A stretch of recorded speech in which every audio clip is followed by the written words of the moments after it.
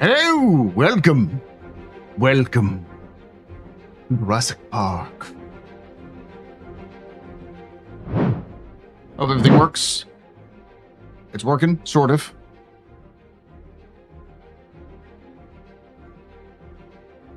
At a restart.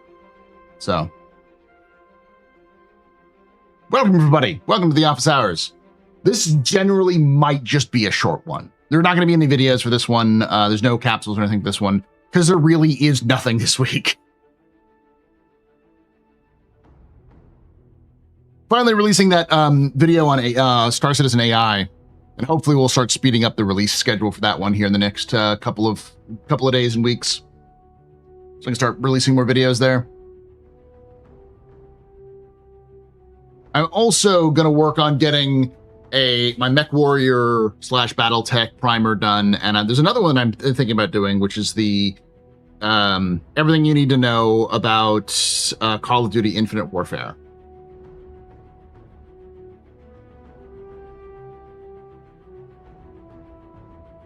Because Call of Duty Infinite Warfare is criminally underrated.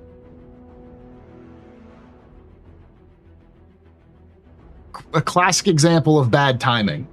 Ironically, it was released like a week after Titanfall 2, both of which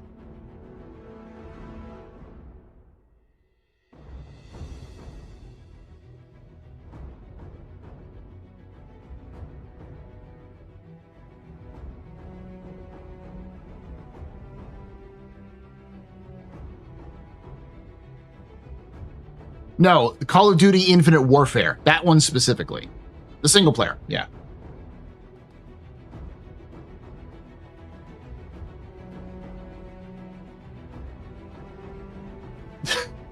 I tell you start streaming while I'm in the gym. Well, now I'm going to be the voice in your ear while you're streaming, while you're working out.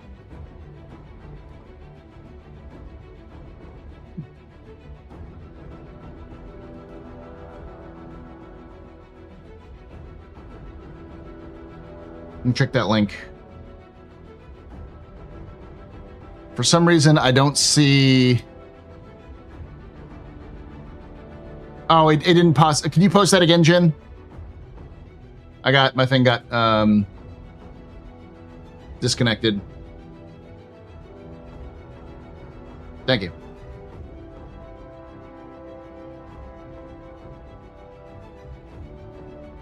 The fact that y'all don't even know which Call of Duty I'm talking about tells me.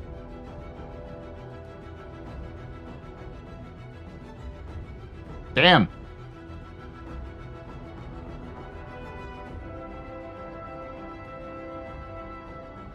Damn.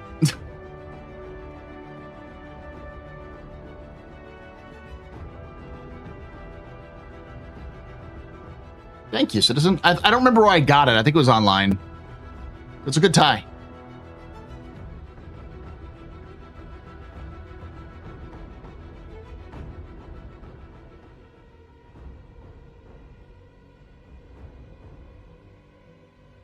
Yeah, the one that tried to capitalize on Jon Snow but failed. Ironically, like Titanfall 2, because that was released a week afterwards, it released at a bad time for the Call of Duty fan base, because the Call of Duty fan base was mad that they weren't doing boots on the ground shit, and they were tired of all this, like, enhanced movement, thing. But Infinite Warfare, the single-player campaign, was actually really good, and has its own fans, and is sort of becoming re-remembered as being a lost gem. 2016 was a year where sci-fi games went to die.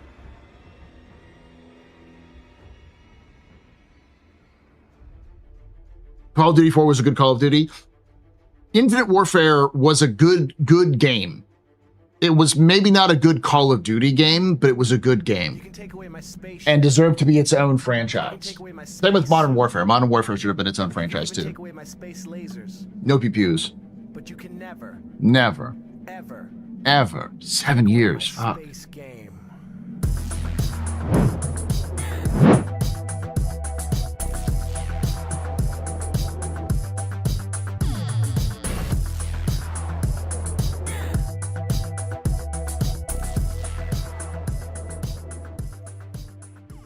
Jenantanak just resubscribed for 80 months, closing in on 7 years. 7 years or 80 months of support there, Jen. You're very important, Papa. Very impressed, Mr. Very pedestrian. This is your fault. There's no drinking. Shots, cheers, chat. Oh, shots, cheers.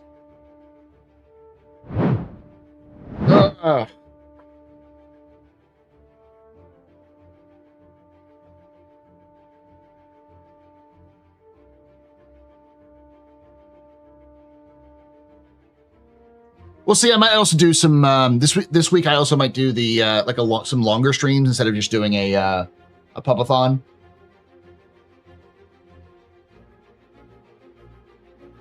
Game broke, CIG bad, CR greedy, line go up, game performance goes down. There's more nuance to that, but generally that is the vibe as it stands.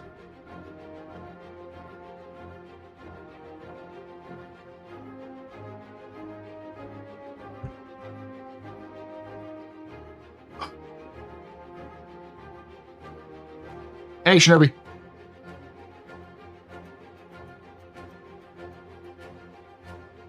Hey, Bob. How's it going, bud? Yeah, the basic thing. I was, for those of you who were wondering, I was going to do a video on something I've been learning about from CIG. Because this is no reason to not talk about the people I've talked to inside of CIG and what they're saying. But I find that it's probably not a good idea, generally speaking, because none of you would believe me anyways. And it would just get a lot of people mad at me for no reason to rush, and it wouldn't do anything. It wouldn't change anything.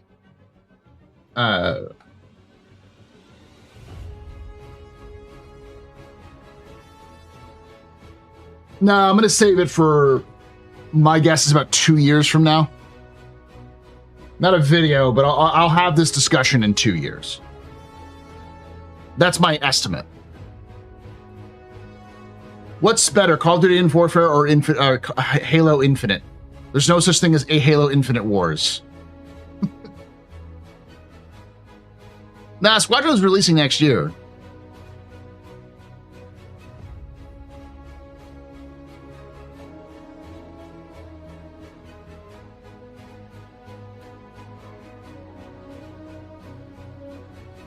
It's releasing next year, whether we like it or not. Just Infinite, gotcha. Because there's Halo Wars, and Halo Wars 2. Call of Duty Infinite Warfare is miles better than Halo Infinite campaign. Halo Infinite is fine, but like Call of Duty Infinite Warfare is a far better experience. It's heavily inspired by Wing Commander. It was clearly like what Squadron 42 would have been if it had been released in 2016. Because it was also released in 2016. Call of Duty Infinite Warfare was.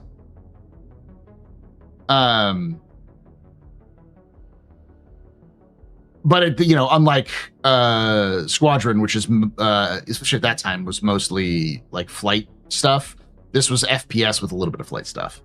That was the one with Jon Snow, yeah. I'm gonna do a complete history video on it, a everything you need to know, like I did with a Titanfall video.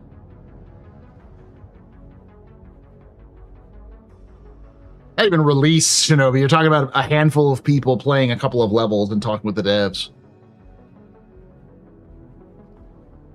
It took a while, but I found a place that is running TSG regularly, and I'm almost done collecting Tailwind helmets. Nice, bud.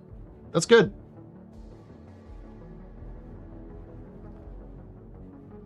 Is that the game 2042 tried to be? No. It's hard to describe for people who haven't played it, but Call of Duty Infinite Warfare is so not a Call of Duty game that it's hard to like pinpoint. It has similar Call of Duty like gunplay, but the best way to describe Call of Duty Infinite Warfare is it's Titanfall without mechs. Take away my spaceship. You can take away my space suit. Suit. You can even take away my space lasers. No pew-pews. But you can never, never, ever, ever take away my space game. No, Advanced Warfare is different.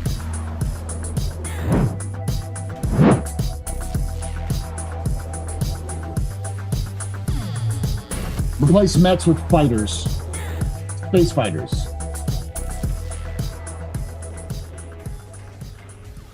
Hi _prince _of_. Just resubscribed for 20 months. Huzzah. Thank you so much there, High Prince of Dragoon. You're very important, Pepper. Very impressive. This is any pedestrian. You rock. Pass some cheers in chat, y'all. Shout some cheers. Oh, you do press the button for it. Yeah, it's a different scene. Would you say Call of Duty Infinite Warfare was Mass Effect meets Top Gun meets The Expanse? Kind of. So, I'm going to give you the breakdown, and this is a good way of looking at a good. I'll reflect on this with like Squadron 42 as a good example. Call of Duty announced Infinite Warfare.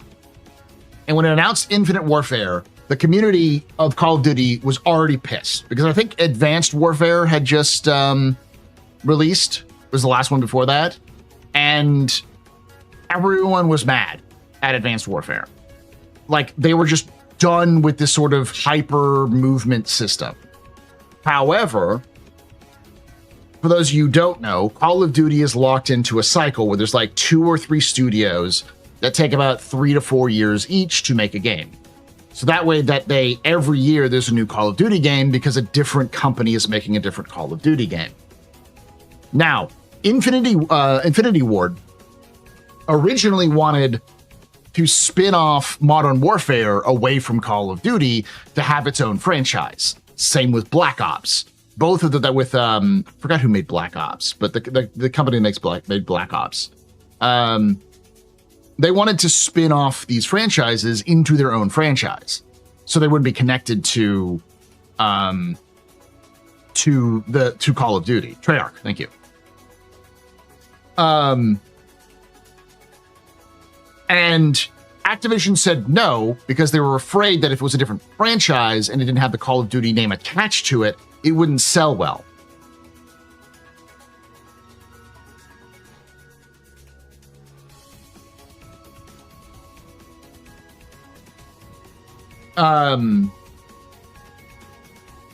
And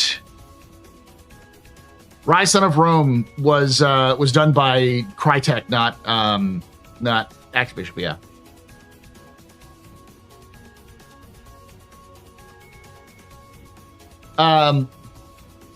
But because they didn't spin off these franchises, that's actually the reason why the original founders of Infinity Ward left Infinity Ward. Part of the reason why they left to Infinity Ward and founded Respawn, which is the company that made Titanfall and the Star Wars Jedi, Fallen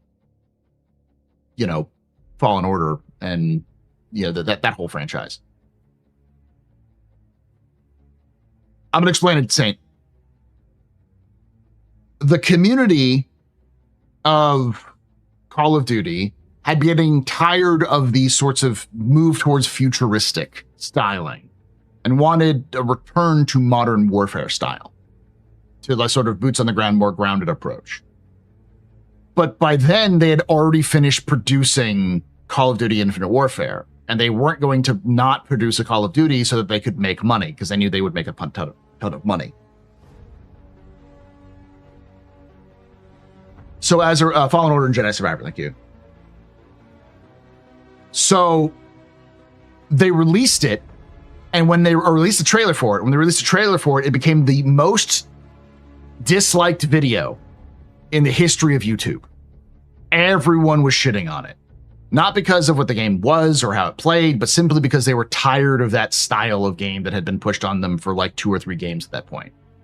Like Black Ops 3 was at that, and then they did Advanced Warfare, and then they did this. So, smelling blood in the water, EA released Battlefield, was poised to release Battlefield 1, and they really emphasized they were the grounded version in comparison, and they did really well as a result. And in order to try to cut the legs off of Activision entirely, EA said, well, let's use Titanfall, because Titanfall is made by the same people who are making The same people who used to run the company that's making Advanced Warfare, or not Advanced Warfare, I'm sorry, Infinite Warfare.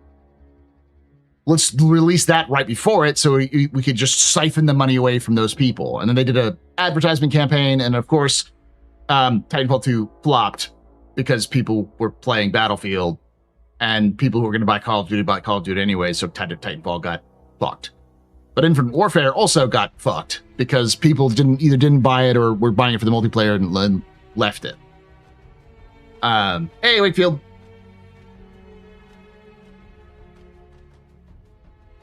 And there's a lesson here, which CIG won't learn with Squadron, which is understanding customer sentiment.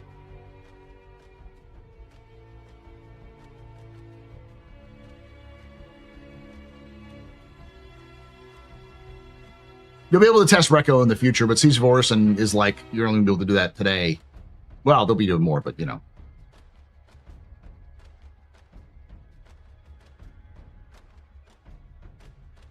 EA's Medal of Honor reboot was way back in like 2003. This is what we're talking about with what I'm talking about here is 2016. And like, let's look at the current wider gaming community's appetite for science fiction.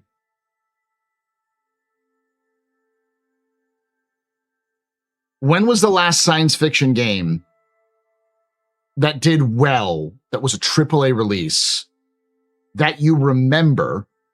Because remember, what matters is perception. It's not reality, it's just perception, because perception is reality. Anybody in this chat, when was the last time you saw a well-regarded science fiction game?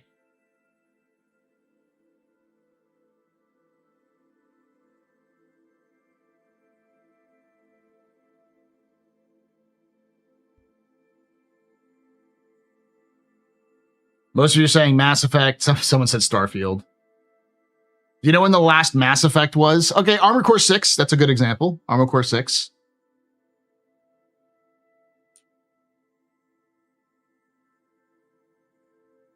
That was released in 2023. That was 3 years ago.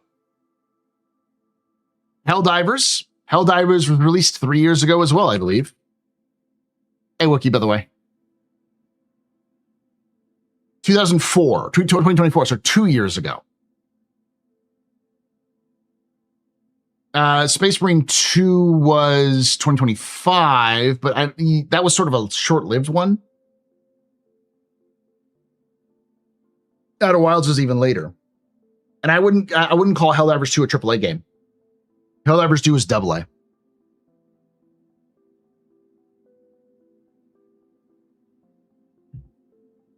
Star Fox is probably the most recent one, but that's it's also locked service, and that's just releasing today, right?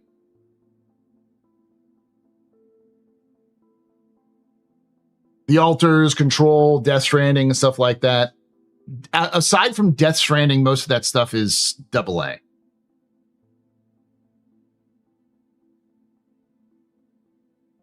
Probably have to define what you mean by sci-fi. I mean, I'm just saying just very broadly, science fiction AAA.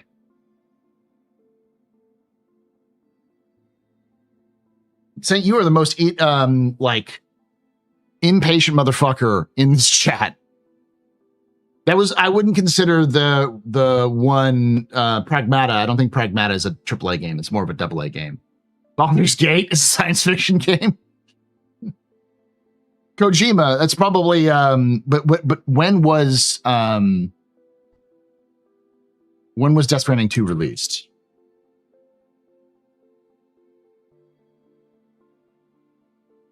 $2025. Okay, so that was last year.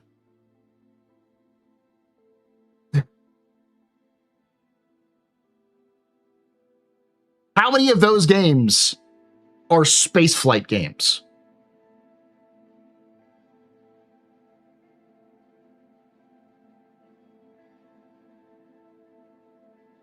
Star Fox is the only one that I can think of. And Star Wars Squadrons was a AA game. I don't think I would consider that a AAA game.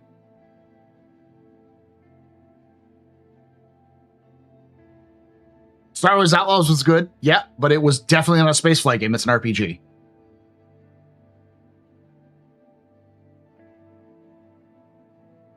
And Star Fox is a remake of Star Fox 64. I don't think many people would consider Star Wars Outlaws a spaceflight game. It's mostly an RPG.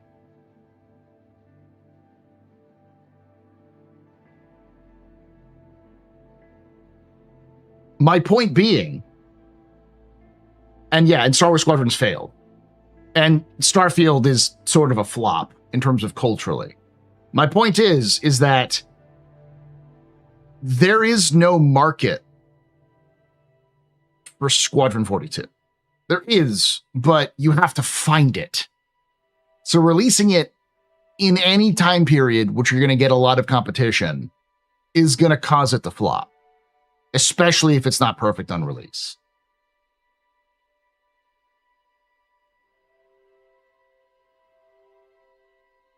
KSP2, flop.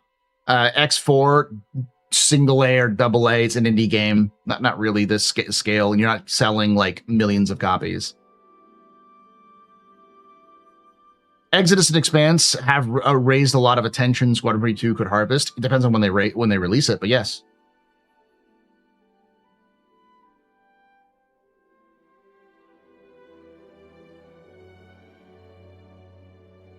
They're on Flight. Those are RPGs. Those are Mass Effect style RPGs. Yes. The thing that makes Squadron 42 unique is also the thing that is a big weakness for Squadron 42.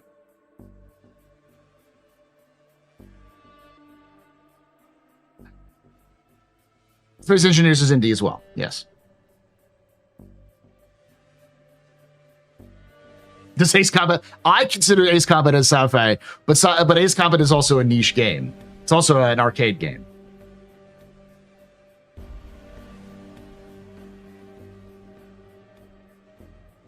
I'm not Chris Roberts, but or is that weakness Chris Roberts? No, its weakness is that it's a spaceflight game in a time when nobody cares about spaceflight.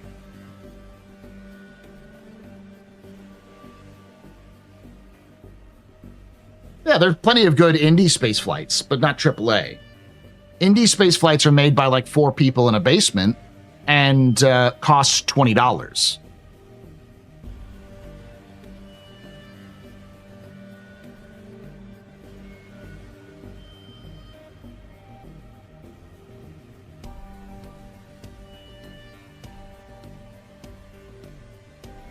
The TIE Fighter was probably the last space flight. Yeah, and that was 30 years ago, guys.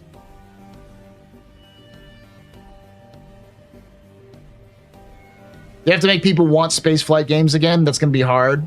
Trying to sell RTS in 2026. Yes. What makes something AAA? The money put into it. Put into it. Generally speaking, yes. The money, the money, and the quality. Because when you're looking at a game that has high value in terms of like it looks really good and has a lot of money put into it, it's expected to receive more money back. We're just talking about. We're talking about lore videos and other lore videos. There's a lore video that's releasing soon, like tomorrow, for everybody who's not Patreons or current members on YouTube. On the Astro Historian, on the history of artificial intelligence in Star Citizen. But I was also talking about how I was going to be doing Call of Duty Infinite Warfare lore video. You can take away my spaceship. You can take away my space suit. You can even take away my space lasers. No PTU. But you can never, ever take away my space game.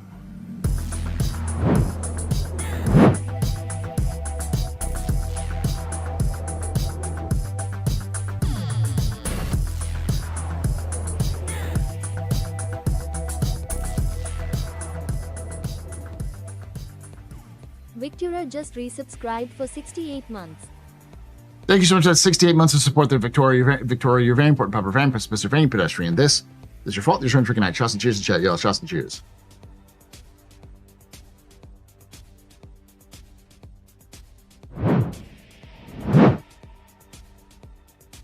Waiting for the flight model to get out of purgatory someday caused me to find a HunterNet Starfighter and Eve Frontier for various reasons. Both super nice, and Eve Frontier, or niche, I'm guessing you're trying to say.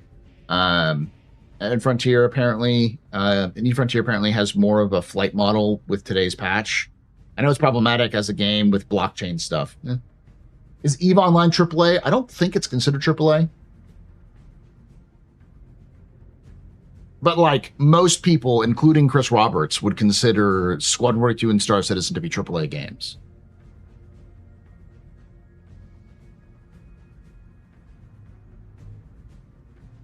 First hour of Squadron 42 is a ship gunner, according to the latest slice we saw. So the amount of actual flight time in the game will be part of the popularity factor, assuming heavy flight, of course.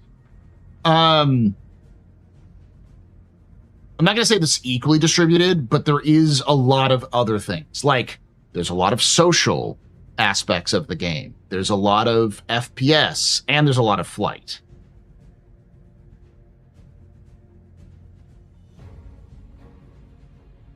No one in the gaming community at large knows what Squad 42 is. It is not AAA. Just popularity doesn't describe AAA. There's plenty of failed AAAs that were AAA titles that failed along the way.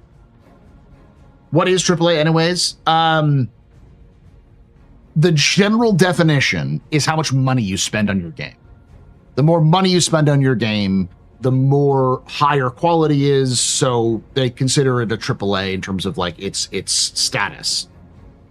So you have like indies, AA, and AAA. Indies are sort of like the small niche games, $5 to $20. AAs are somewhere between like 30 and 40, like 40 and like $30 and $50 on sale per sale, and $60 plus is AAA.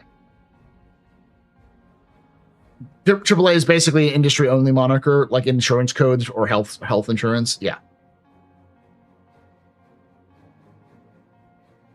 The idea is you put in more money, you get better results, but you also need to get more money out of it.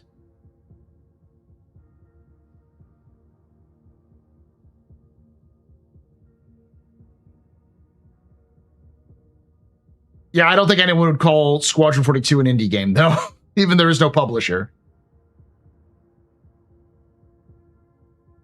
It has Henry Cavill, but it's kind of a joystick game. Yeah. Social aspects to Squadron 42? You mean just dialogue? Or do we have to see Fable-esque life sim stuff? Not. I wouldn't say there's like life sim stuff to Squadron, but there is dialogue and relationships that you can form with the people on board the Stanton.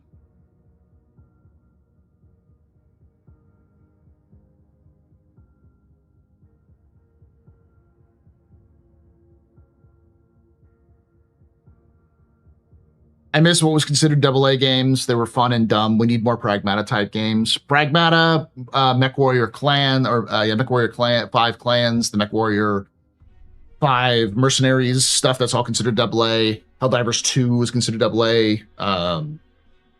Dark Tide. Deep Rock Galactic. So yeah.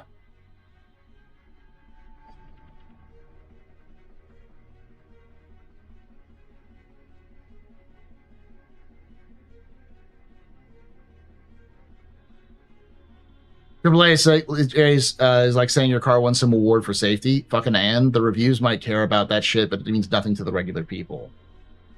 It will matter in terms of attention, because most people, unless they are really, really told or they're very much into a specific genre, don't give a fuck about indie games. Like, just go on Steam. Steam summer sale's going on right now. Take a look at all of the games that are on sale.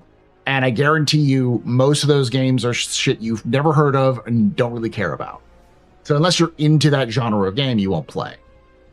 AAs are usually done with like a bit more attention. They get a little bit more advertising because they're a little bit more expensive, so they need to get more eyes.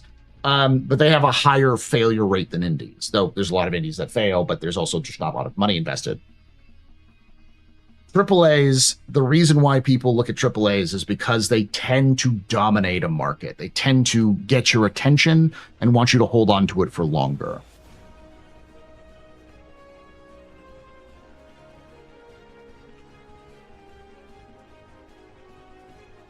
Yes, I'm going to go, like I said, Call of Duty Infinite Warfare is actually a good game to get. If you can get it for, if you can get it for $20, get it for $20 because that'll get you a good, solid Squadron-esque experience.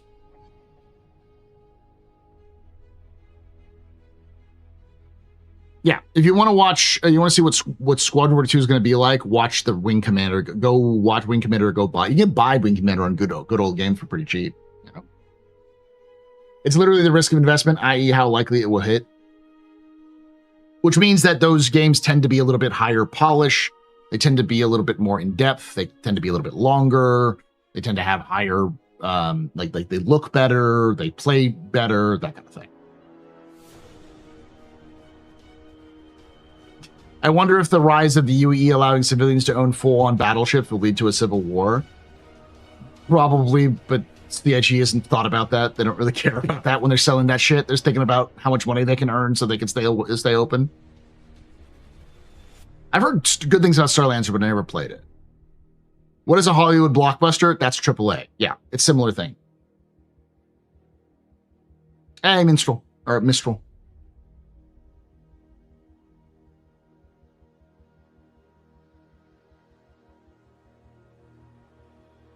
Massive budget, cutting edge graphics, celebrity voiceovers, hundreds or even thousands of devs. Star Citizen does qualify as AAA. Yeah. You can take away my space suit. You can even take away my space lasers. No PPUs. But you can never, ever take away my space game.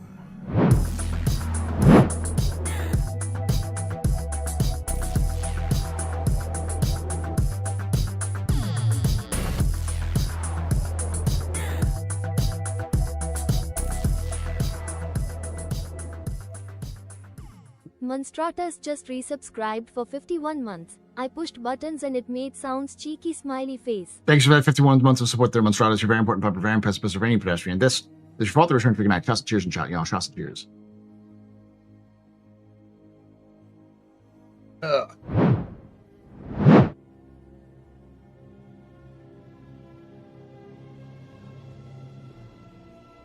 If I ever graduated college without debt and bought a javelin, I would have named it Ivar Messer.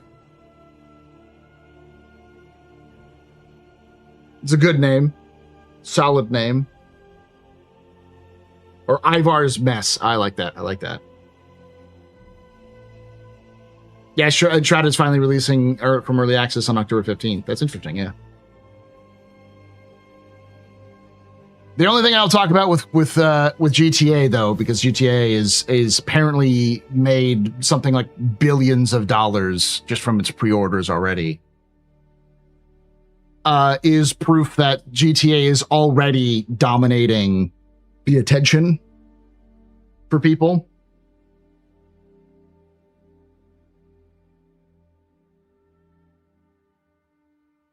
And there's a reason. I've been saying for like over a year now that Squadron 42 can't release near GTA. They can release probably a little early than GTA, but now that everyone else is releasing early, I would heavily avoid that time.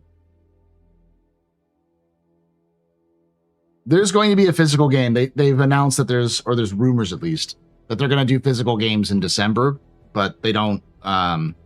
they're going to sell the physical copies that they're going to sell with just the codes is going to be in November.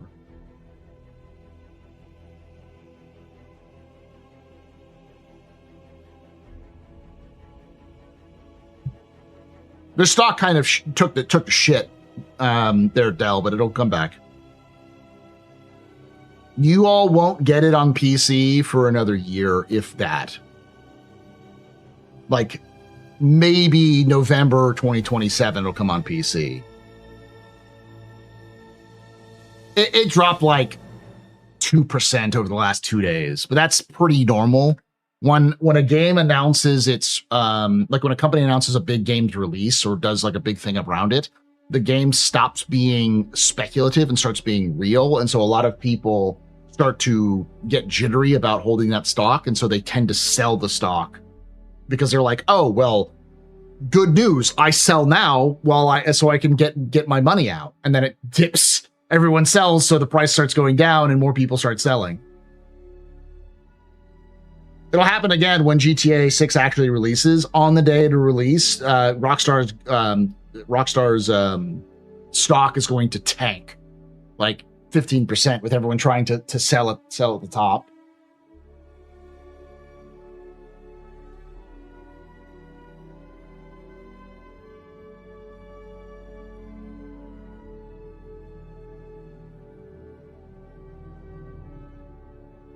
I don't blame CR for fear surrounding GTA 6. I do blame him for having an OC in game. It is kind of cringe that he put himself in the game the way he did.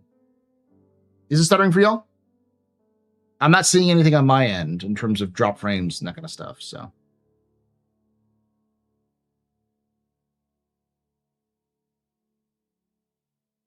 Okay.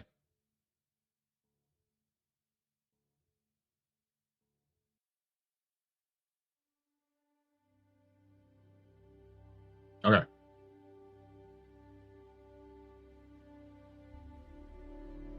But it's proof that Chris Roberts is fucking insane if he thinks he can take on GTA. It's like, that's just dumb. Absolutely insane.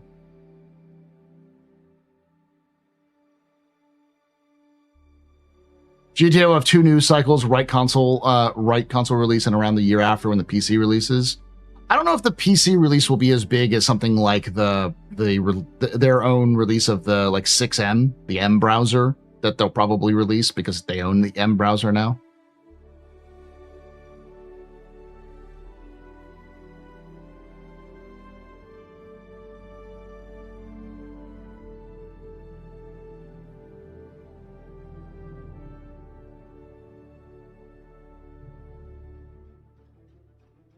No, it's his dream game. I would probably be that kind of nostalgic, like the dream, you know.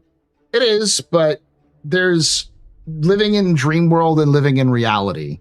And when you own a company of over 1,000 people that you're responsible for, and making hundreds of millions of dollars a year, you kind of have a responsibility to not live in fantasy land, to actually do something.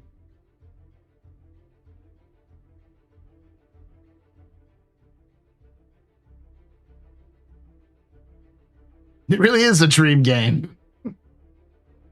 Literally and figuratively.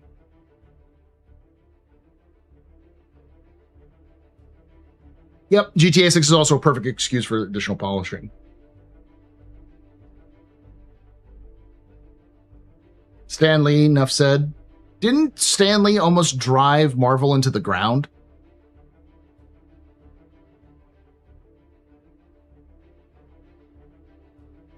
If I recall correctly, Kojima and Peter Jackson have self-inserted themselves in their projects. Well, Chris has self-inserted himself in every Wing Commander game. The self-insert isn't really that much of an issue because it's usually just sort of like a cameo. It's just a little weird that in the Star Citizen lore, Chris Roberts is the guy who invents quantum drive. That's a little Mary Sue-ish.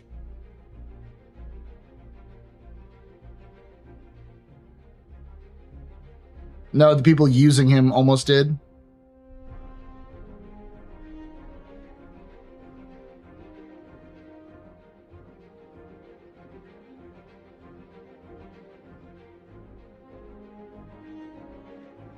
Stephen King wrote himself in the Dark Tower series. Yeah, but he's not like the guy who he's not. He didn't. Stephen King isn't like the turtle. He isn't like the creator of the universe himself.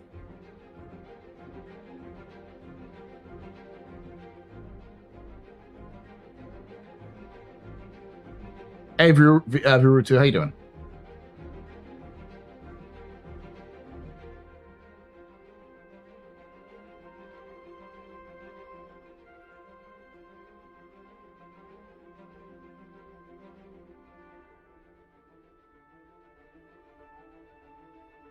No, in the lore of Star Citizen, he found Robert Space Industries, the literal RSI. And while he didn't build it himself, he found the guy, Dr. Childress, who actually invented the Q drive, and then used Chris Roberts in-game used his vast wealth to fund Dr. Robert Childress's project and created the quantum drive. So in Chris Roberts' universe, he wrote himself as Elon Musk.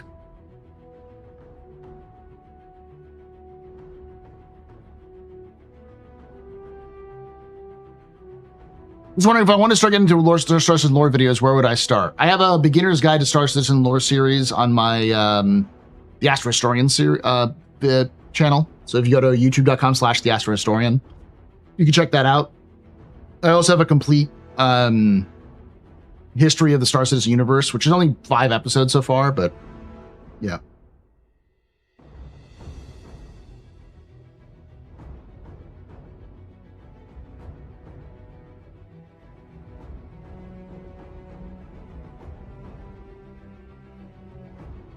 Hey, I'm glad you're here. You can watch the bots. Can you finish the game though? So no, Chris is a cameo in Squadron 42, but he's sort of like a side character.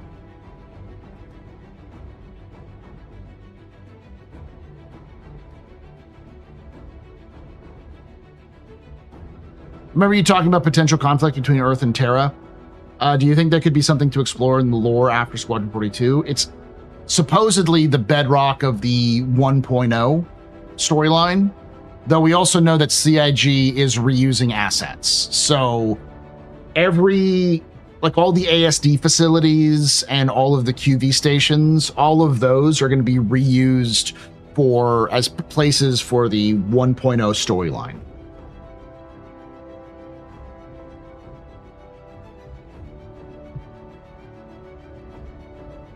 I am not happy about that revelation, because that's what Jared said apparently on the last Star Citizen Live. It was sort of an offhanded mention, so could be taken out of context, but it sounds like they're reusing those locations. I'm interested in languages in Star Citizen. Do you know if humans learned the Tavaran language in school? No, almost certainly not.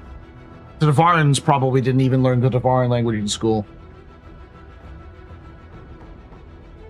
Probably had to be taught by their parents and stuff. Yeah, that's what I'm worried about. It basically tells me the story is going to be 1.0 and it sounds mid. The story is going to be for 1.0 and it sounds mid. I'm hoping that perhaps with the return of Recco Battaglia, for those who don't know, the first return of the first mission giver, we're going to actually start to see some more story-based, actual plots and stuff like that.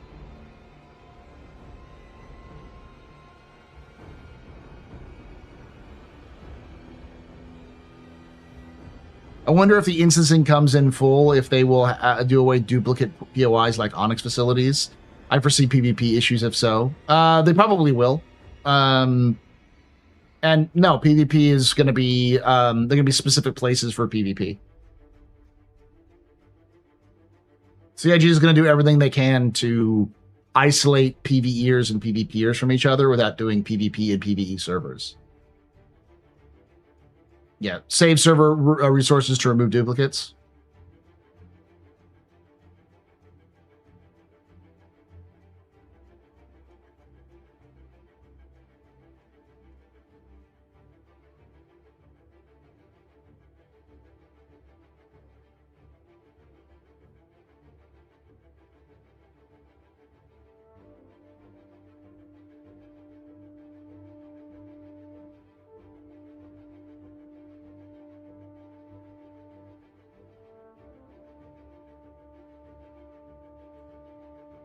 If there's only one Onyx facility, what stopped me from hanging outside and jumping people when they come out of the out of instance? Don't know. I don't know how they're dealing with it.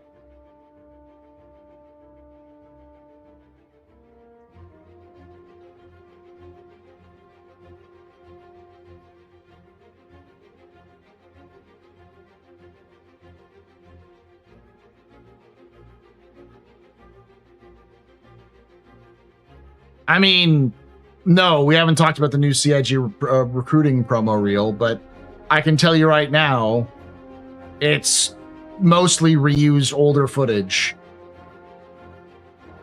Here, I'll pull it up. It's only like a minute and 50 seconds or something like that.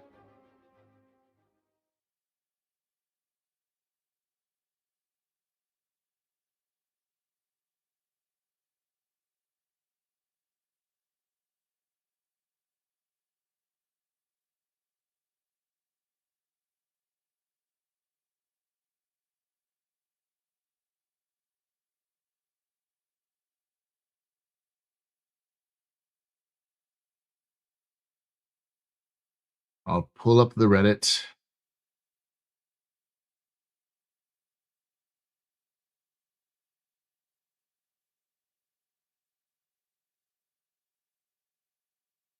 Here you go, chat. We'll watch it together. You'll be very disappointed that it's not very crazy. Hey, Dunzel. Did everybody have a good time today?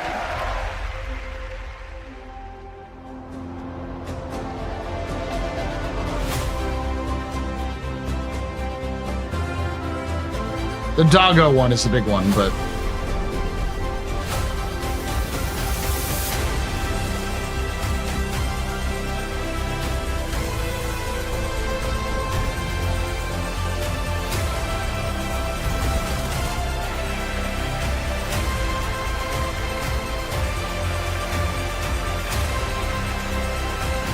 Is there a recruiting video?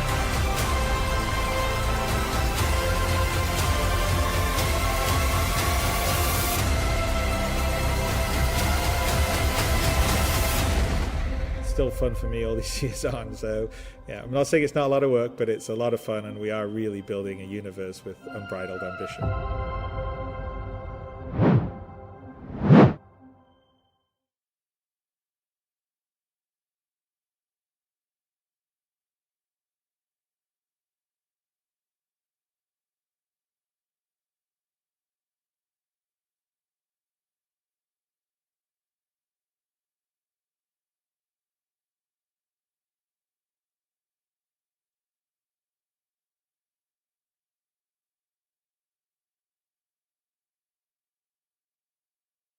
Did you miss what surprise?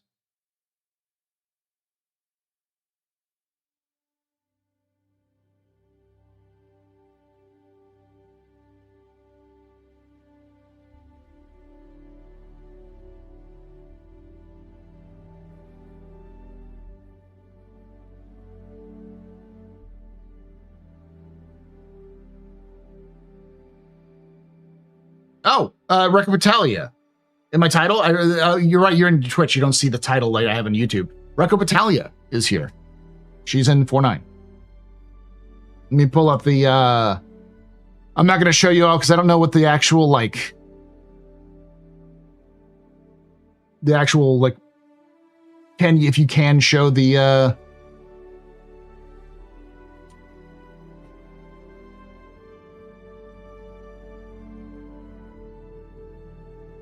If you can show all of the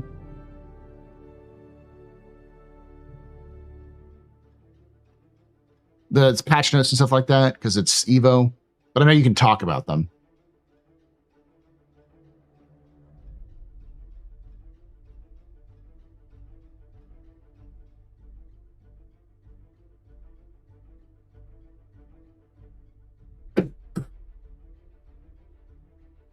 Okay.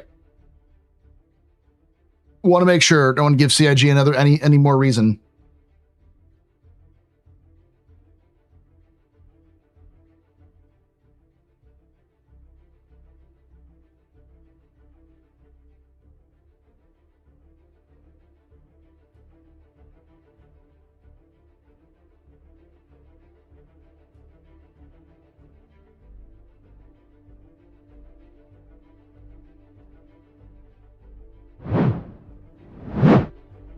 So,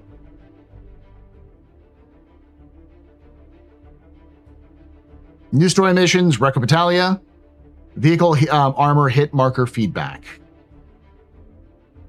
So, there's some issues. For instance, destroy narcotics missions disabled temporarily due to structural refactor. Ship battles, missions, locations, escort hangars doors are not opening for the ship that needs to be escorted. Main menu, social, friends, and UI. Clicking add friends list while in main menu will make your UI uninteractable. Escort ships. It does not quantum travel away or go to the hangar after neutralizing the AI ships in the mission location. Siege of Orison version 2 instancing missions. Server error causes platforms to despawn at Siege of Orison. With this issue of the server error does happen, you will need to leave and create a new instance, potentially reforming the party with a new leader. Shuttle from Solanki to Heartmoor has no collision. Shuttle from Arrival Center to Solanki has no collision after leaving the transport at Solanki. There's an invisible wall at the center of the medical hub, blocking players from going back to the elevator and clinic rooms in the upper platforms of Solanki. The client will stall freeze within a few seconds the moment the second force field turns green from standby. Because of these issues, we will only be focusing on the first island of Siege of Orison tonight. Multi-system PTU locations inventory. There's a chance the primary residence does not contain their items. Recopy your account if you need to. All right, so the new stuff that's coming in. Recopitalia. Added a weapon racks and specific loot configurations for QV station interior. Added loot placements and weapon racks to the Battaglia Outlaw asteroid. Added minimap to the Battaglia Outlaw asteroid bases. Fixed missing ledge grab markers to assist on the Battaglia Outlaw asteroid mission bases, cargo room, and central hub. Fixed mission lever. So this is probably a old one. So we can find or this is a newer one. See if we can find the older one.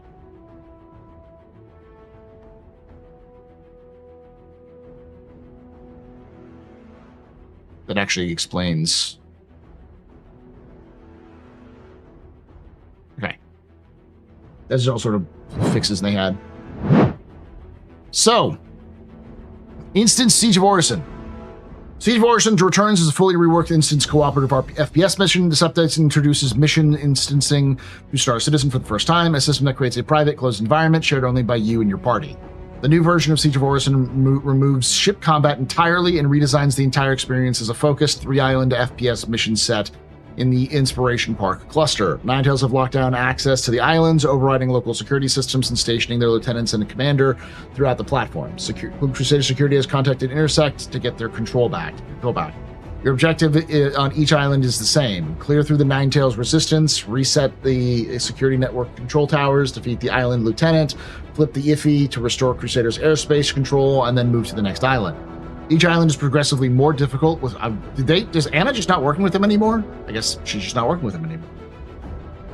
Each island is progressively more difficult, with the final island accumulating in a boss fight against Mendo Ren.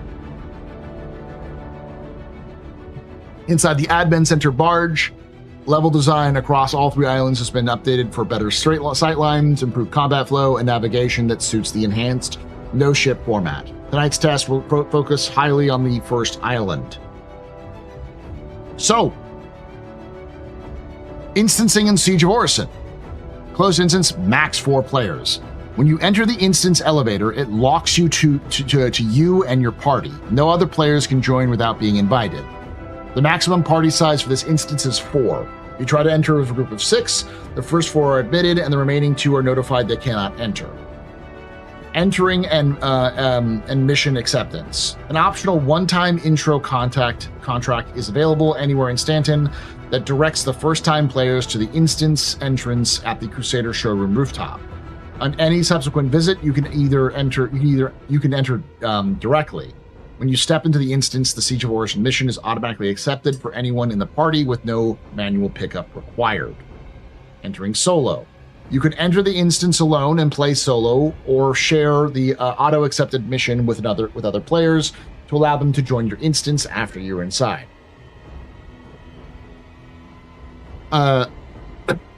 Entrance location. Take the elevator to the Crusader showroom rooftop in Orison. From there, board the shuttle to the instance transit platform and enter the instance via the elevator on the platform. The transit platform serves as a staging area between islands throughout the mission. And then, new mission giver, Recopitalia. In tonight's build, we will have a new narrative story missions from Recco Battaglia available. You'll be able to play all 3 chapters, for which the first one will be available from by default. Though Chapter 2 and 3 are available once you've gained enough reputation by completing other repeatable contracts Battaglia is offering. To ensure you get experience of all these missions in a reasonable time frame, we've lowered the reputation requirements for the later missions. You will be able to see and accept these missions in Mobiglass while in Nyx.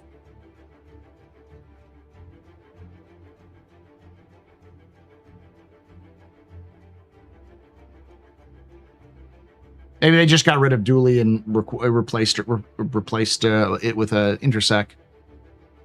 Question: do they still plan on running Xenothreat event? I don't think so, because there's no 483. I think Xenothreat is canceled. I think 482 and 481 were such 481 and 482 were such shit shows that they're just abandoning that idea altogether.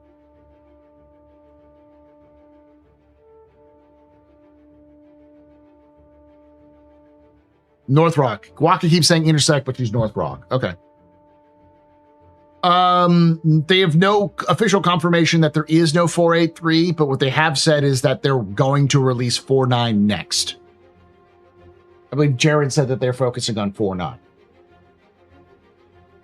So there's no what they haven't said officially that 483 is canceled, but there is no. What about Xenothreat? It was shit anyways, but wasn't the Ox supposed to be released? What Ox?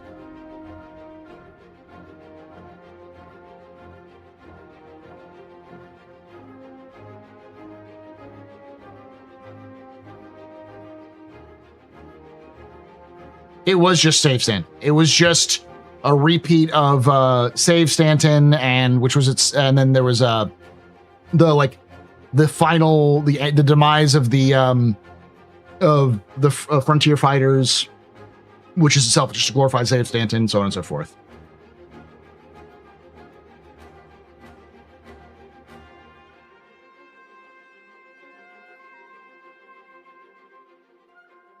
It's okay. Resource Drive 3.0 is in 4.9. What? That's the first time I've heard of that.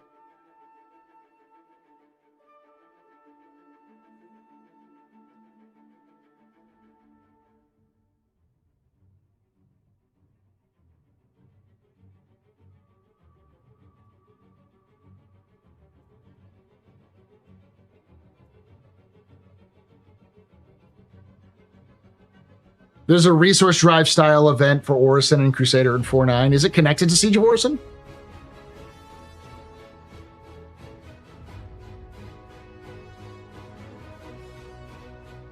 That would suck if there's no Xenothreat, since there's supposed to be blueprints in the rewards. Well, the fact of the matter is that you couldn't ever achieve those rewards because Xenothreat was physically impossible to complete. At least in PTU, it was physically impossible to complete.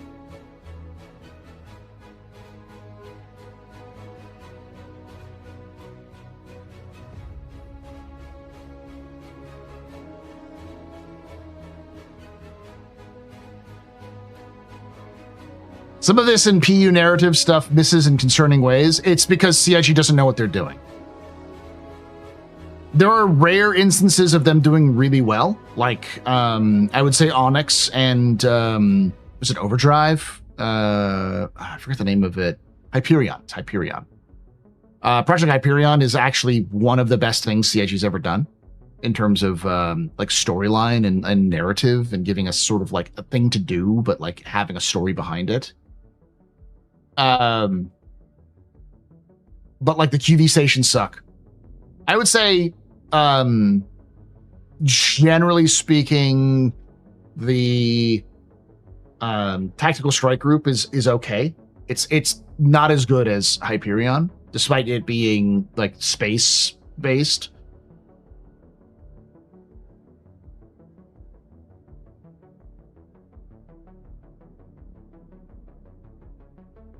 I will say Siege of Orison ups the ante from Hyperion story-wise anyways. Interesting to know.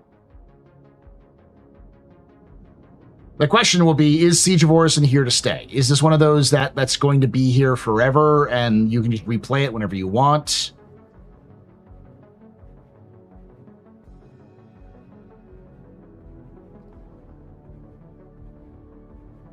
Those are going to be a permanent dungeon? Sounds dumb, but okay.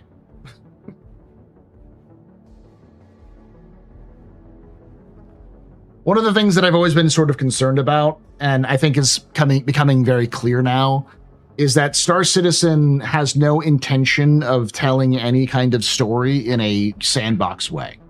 They're going to tell you some very straightforward, very boilerplate, get to the point sort of story.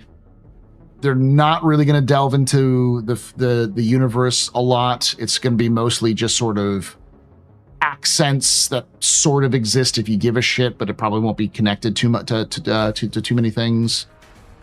So you'll be able to play through the 1.0 story with a couple of cutscenes, and then some events, and then the mission givers will be kind of cool.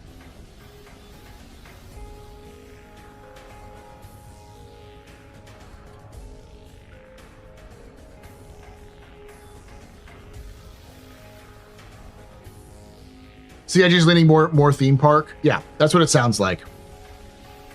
They're getting rid of the sandbox elements of stuff.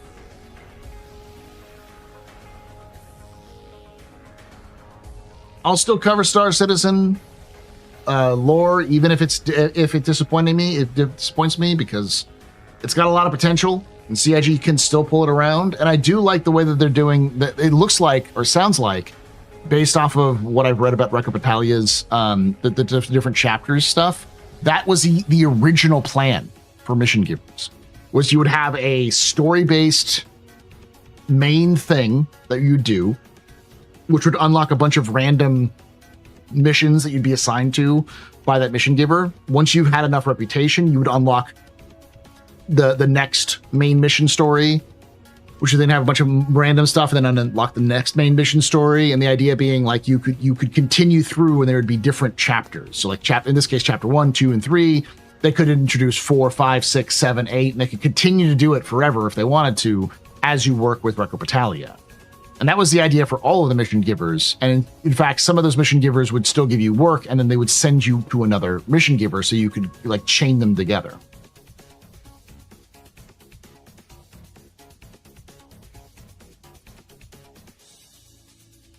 Man alive, the Hopian people actually thinking that Squadron 42 will be playable and available for backers within 7 days of October event is insane. I try not to be surprised by my fellow Star Citizen folks, but there's a fascinating plot.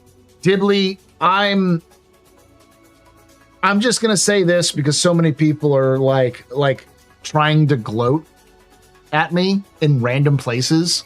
They're like, well, I bet you wish you didn't make that video. No, I would have made it anyways, because I wouldn't have been able to go to this event. And no, this event in October is not the release event, guys. If CIG honestly would release the game like a week after that, they would be dumb. Squadron 42 would fail. It would fail spectacularly, and the game would die. Flying to Manchester is expensive as fucking US, and in October, I don't even know if there's gonna be gas in the US. Like what the fuck's the price of like basic food stuff's going to be like in October? I don't fucking know. No, you're good. You're good, Dibley. You're legitimately, I'm with you. I agree 100%. But I've had people like try to like do weird like gloats at me like, yo, I knew it was going to happen. No. And I 100%, I have intentionally not brought it up. So I'm glad you brought it up, because I'm like, I don't want to bring it up because people will be like, well, you're just jealous. It's like, guys, I don't care. I really don't care. I'm glad folks are going to have a good time. I hope they enjoy the studio. I hope they enjoy the game. But it's cheaper for me to stay home. I have a job to do because this is my second job, as it were, a hobby that makes me money. Well, kind of. It pays for shit. And I would get more. I get more out of making the complete history of Squadron 42 lore video and releasing it on October 9th than I do going there. The goat of gloat. I'm loving the people who now think it's coming at SitCon time. You know, November the 19th, the same day as CitizenCon, same day as GTA. Man. Fuck. The reason why I'm also a little concerned about people believing this is that when it ends up not being true and is delayed until 2027, there's going to be a lot of folks who are going to get mad.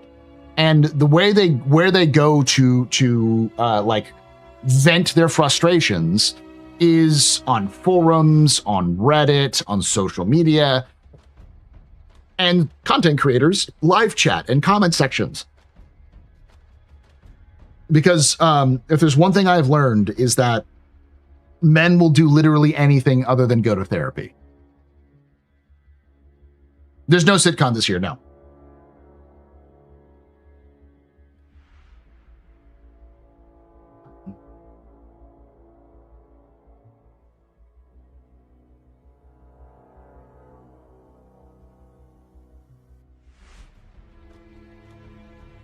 Which is why I always worry about it. Because I know Jin, we had this conversation on Discord, and Jin was like, why do you care? And it's like, because I don't want it to deal with people's like trauma dumping on me. Because I know people will trauma dump on me. The moment they announce the delay to 2027, people will be like, oh, Paul, you were right. I was like, what the fuck do you think I made the video?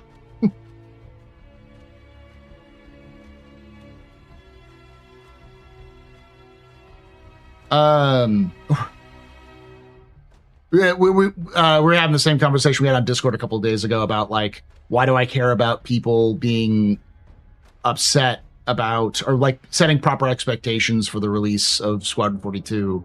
It's like, because I don't want to be trauma dumped on.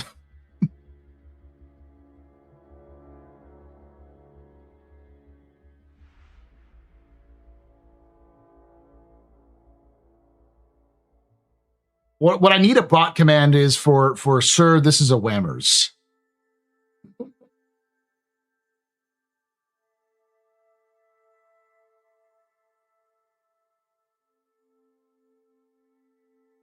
That's also an excellent choice. There's supposed to have been some data mines and Gamescom tags in 4.9. I wonder if that'll show there. Yeah, apparently they're like in-game posters. I don't know if CIG is going to have an actual booth there. I would expect they would.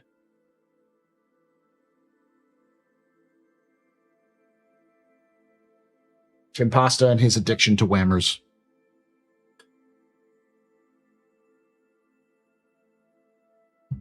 In my opinion, it's such a sad truth that PC gaming releases have tiptoe around GTA 6 PlayStation release. Well, it's PlayStation and Xbox.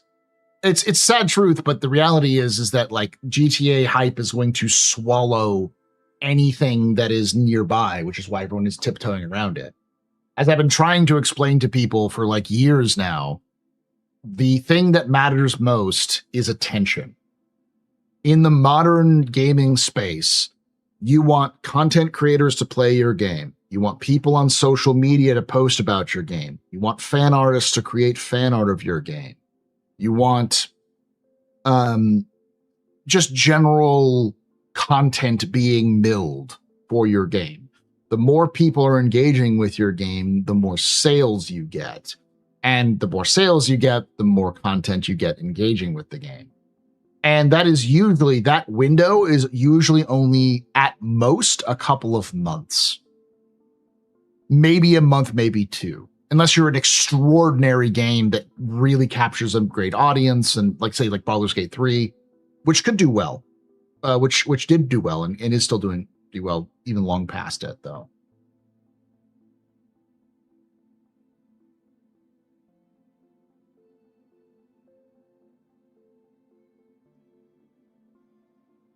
I have a feeling it's a code they're giving to people who show up on the floor. I agree. I think that's definitely what it is. It's one of these codes. So that you can get like the special thing for it.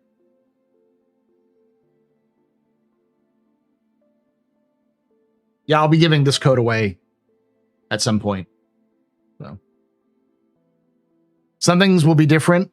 Last GTA was 2013. Yeah, and since then, GTA 5 has become the best-selling game of all time. GTA went from being a big game, like I would say like an Elder Scrolls title, where it was big and people enjoyed it, but you know, it had its fan base and most of the gaming community would be like, yeah, this is neat, to being a cultural event. The closest thing I can think of close to GTA 6's release was the Halo 3 release, where like world GDP dropped on the day of Halo 3's release because so many people just didn't go to work. They just played.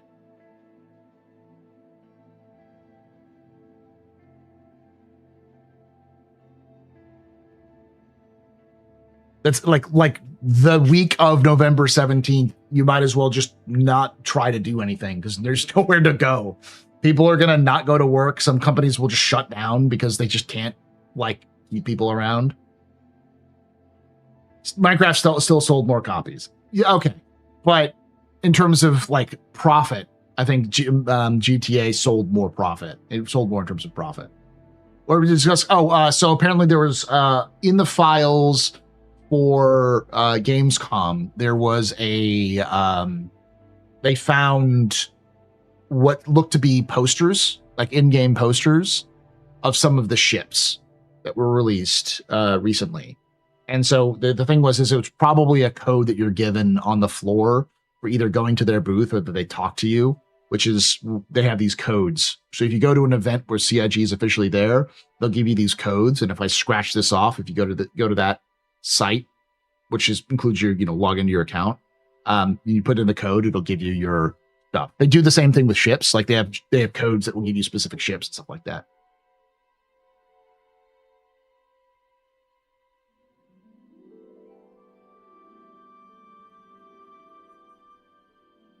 Yeah, GTA is overhyped. It's never going to live up to the full hype. Absolutely true. But it'll make billions of dollars on release.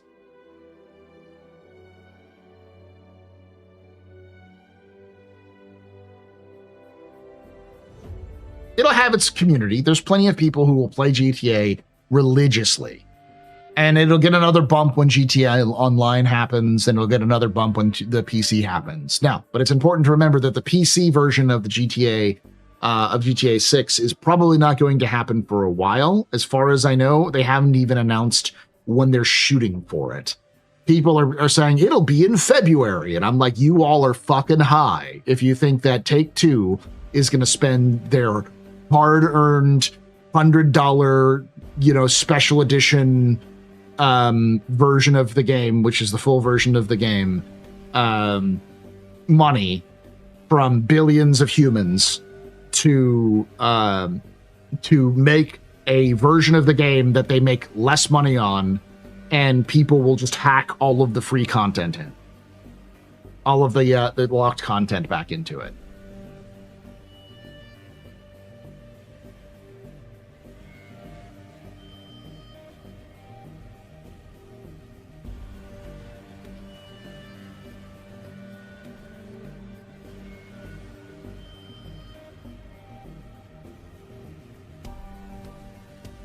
It'll make billions upon release and billions over the decades via shark cards. Yep.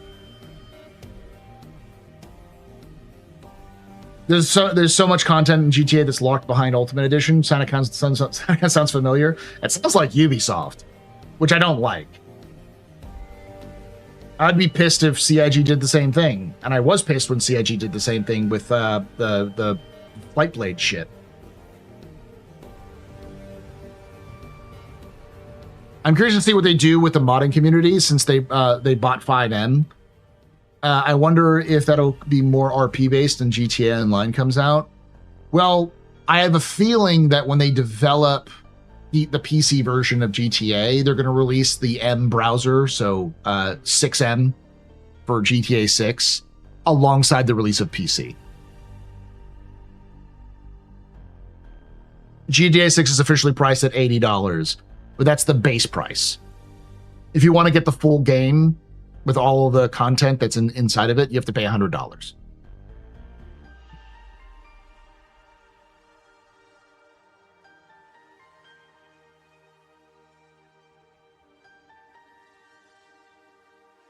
I mean, until I see actual gameplay, I'll reserve my judgment on GTA 6.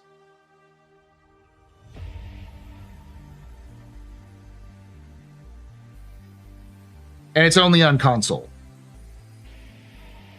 How many versions do you think Squadron 42 will have? 3. Nope. Nintendo was selling $80 copies of like Mario Kart World for a while. I'll be right back.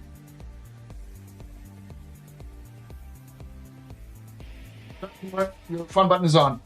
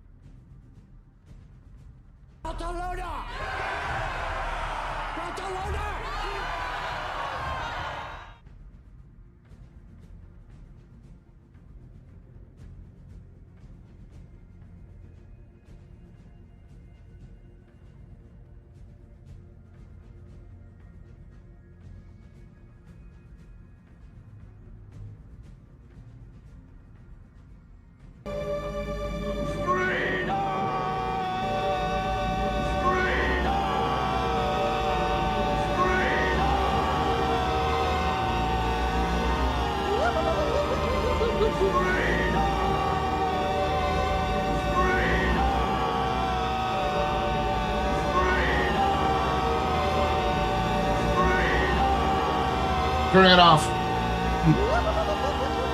3, 2, 1.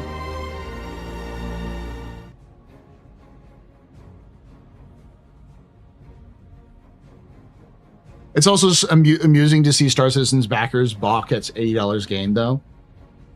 I think there's a difference, generally speaking, between a Star Citizen backer spending $300 on a spaceship versus someone paying $80 for a single player game.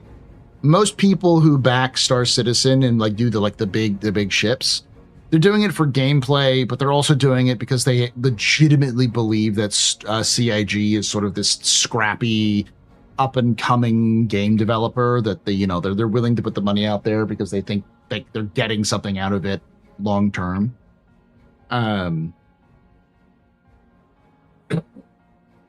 So there's like a mentality difference because like Rockstar doesn't need your fucking money. Yeah, hopium.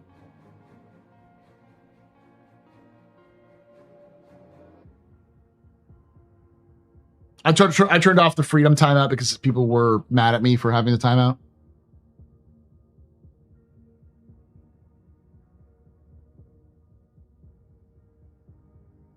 A little sad, but yeah. I remember playing $70 on PC games in the 90s. Let me put it this way, and this is the conversation. Whenever I've seen this conversation go, I've always found the conversation to be unproductive because when people say, "Well, things are more expensive now, inflation is happening, so if you actually looked at inflation, games should be like $200." The problem is that if you actually looked at inflation, people should be making far more money. Like minimum wage should be like $30 in the United States. The reality is no one's being paid what they deserve because of lots of different problems in the world, not just the United States.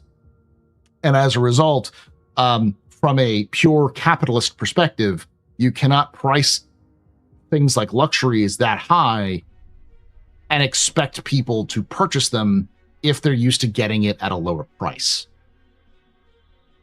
You have to price your products based off of the general belief of what it's worth. So people will pay $80 for GTA because it's GTA. They'll justify it however they want to. Utility is a thing that's invented. It's a thing that differs from person to person. But if it makes you happy to buy a game at $80, you can buy a game at $80.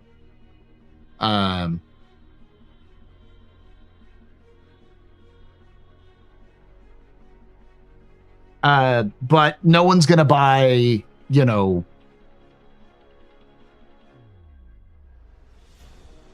Gears of War E-Day for $100. You know, no one's going to buy Call of Duty 17 for $80. Some people might, but like you're not going to get enough people to jump on that. Skull and Bones for 100. Yeah.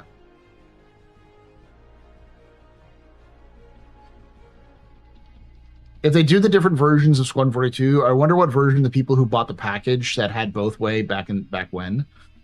If they were smart, they would make every package that was sold before they stopped selling the reorder packages. They would make all of those packages like special editions, you know, rather than like the limited edition. But they're not going to. You're just going to get the bare basic bones, the bitch basic bones one, and then be like, hey, here's $15 to upgrade your package to the new one.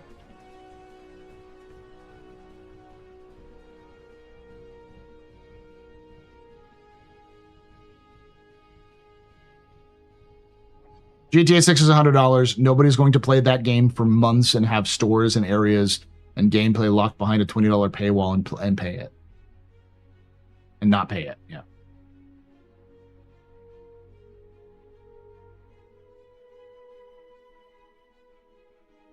I'm an old man. I get way more hours out of $15 EA games these days rather than buying a game that's probably won't be great for $80.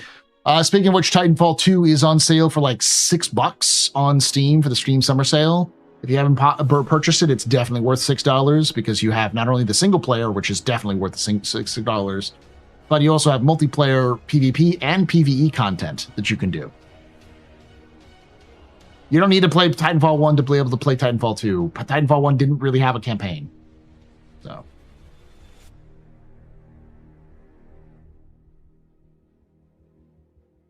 You can beat the campaign in like 6 hours. It's a pretty short campaign, but it's probably one of the best FPS campaigns ever created. It really is an amazing campaign. Okay, I'll get it just because I've been hearing you talk about it for almost 2 years. Good. Good.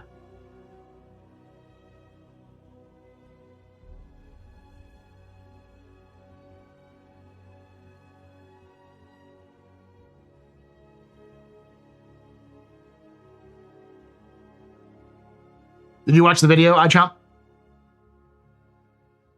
I thought I did well. Hey, Black Intellect. I think folks that think $80 is too high would refuse to buy it until they lower the price instead of complaining and buying it anyways. It undermines the argument. Yeah, but you know how gamers are. They're not good at boycotting.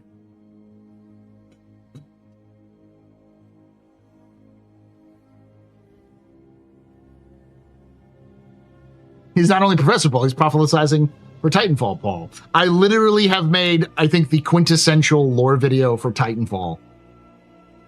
It's one of the most watched Titanfall video, like lore videos out there. It's still one of those big ones. Like one of the bigger ones. It's still getting views.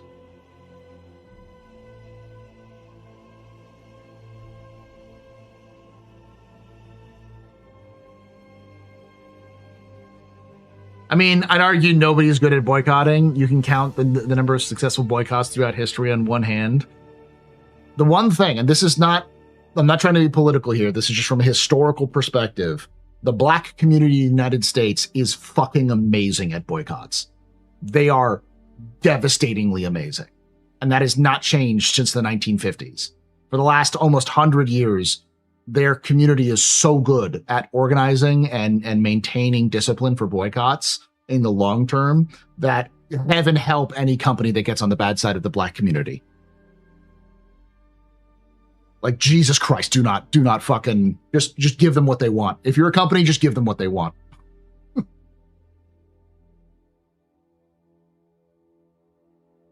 Yeah.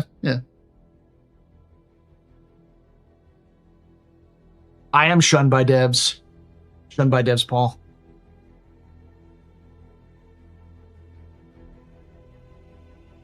I remember hearing about the Titanfall 2 release was sandwiched between two big games that made Titanfall 2 underperform. I'm not going to go over it again because so many people have heard me say this story so many damn times, but it was between Battlefield fucking 1 which was released like a couple of weeks before Titanfall 2. One of the last great battlefields to have released since like Battlefield 4. And Infinite Warfare. Call of Duty Infinite Warfare.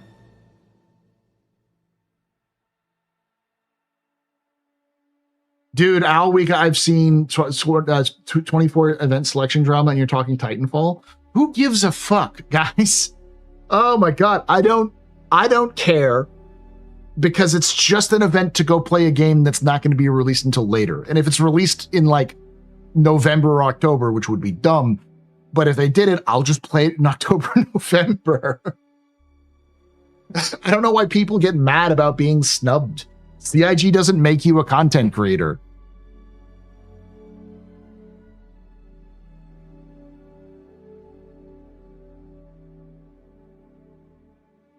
This event truly does not concern anyone who's not in the room. Yeah.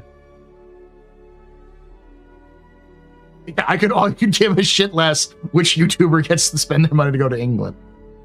Wasn't surprised. Rekka Battaglia is back, baby. I'm definitely interested in playing the Rekka Battaglia missions to see what the story is.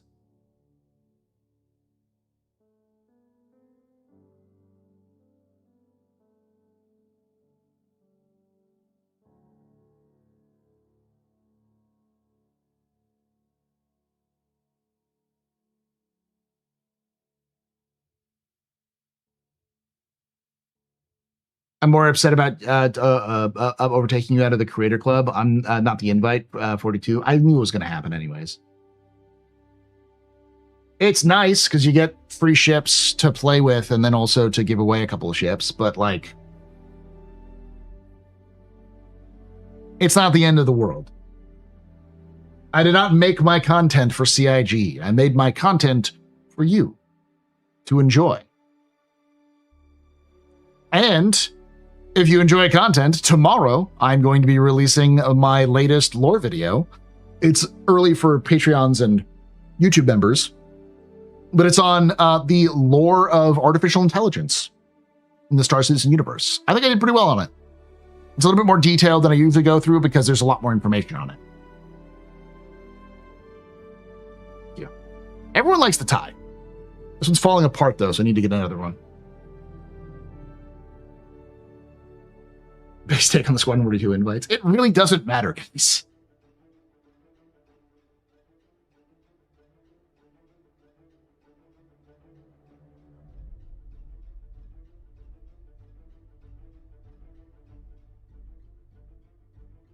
Of course I was Symphony of Steel. I leaked from CIG inside sources. What pisses me off more about that is that the community believes that like I did so, like people like were telling me like, don't tell anyone. And I told people like, guys, these people specifically talked to me, not in confidence, but in like, hey, I'm going to tell you this information. And like, we're going to do so in a secret way that can't be traced or as secret as possible. I wasn't just like talking to these people over Discord. To give you context, I'm still part of the CoD. Because I don't leak an CoD, because I have an NDA. It doesn't matter, dude.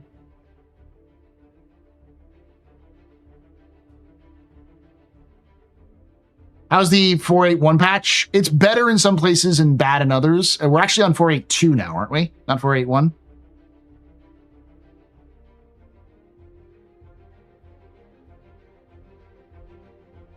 I've thought about doing a vid per panel of the patches loading screen, just a short.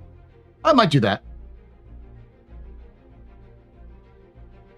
I believe in you, Paul, but I'm a mod, so I'm also biased. Yes.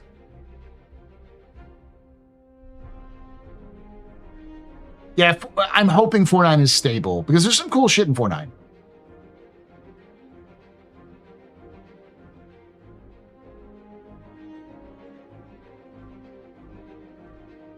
I don't want to make this about, like, me and CIG, because it doesn't matter. There are probably people in chat right now who work for CIG, who don't give a fuck. Like,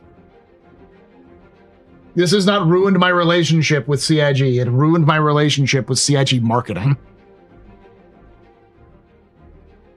Stability equals playability?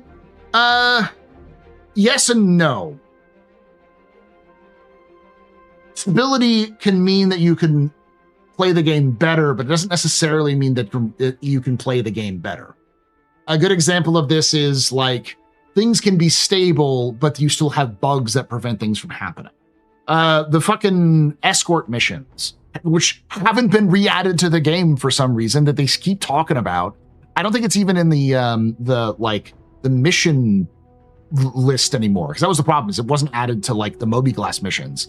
They were still like doing hotfixes for it. It's like, how the fuck do you know it's hotfixed? Because I've never seen him play.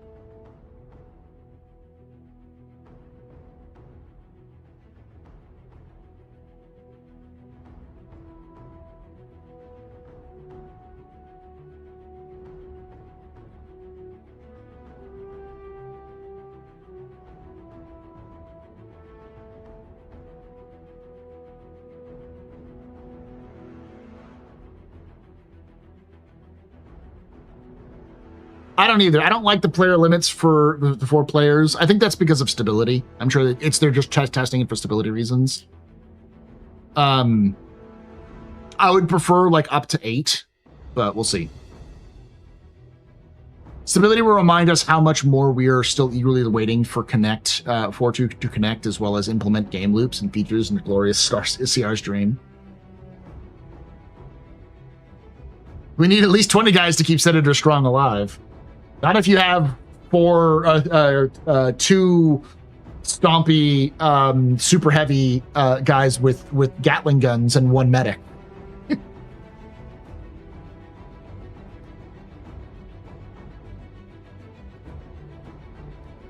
I might go up to 5 or 6, but I don't see them going beyond that. It's a dungeon, not a raid. I'm not happy it's a dungeon, though.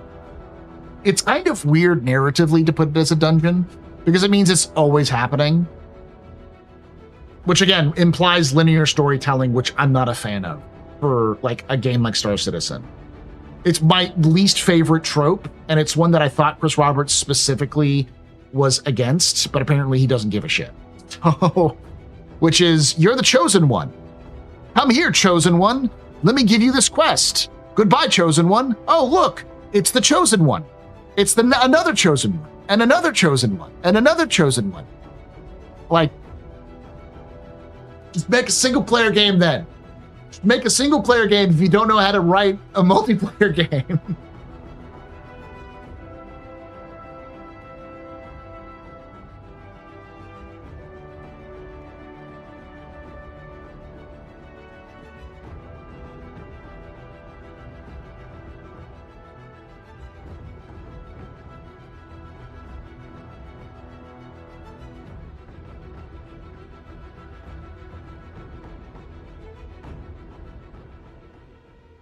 The Onyx facilities were a little bit better than that. They weren't like everyone was the citizen. It was more of a, hey, my client wants an information. I'm hiring you because I've heard good things. Can you go do these things for me? You know, you could easily play that off as being being more of a like just doing something for somebody, you know, because like it's not as obvious.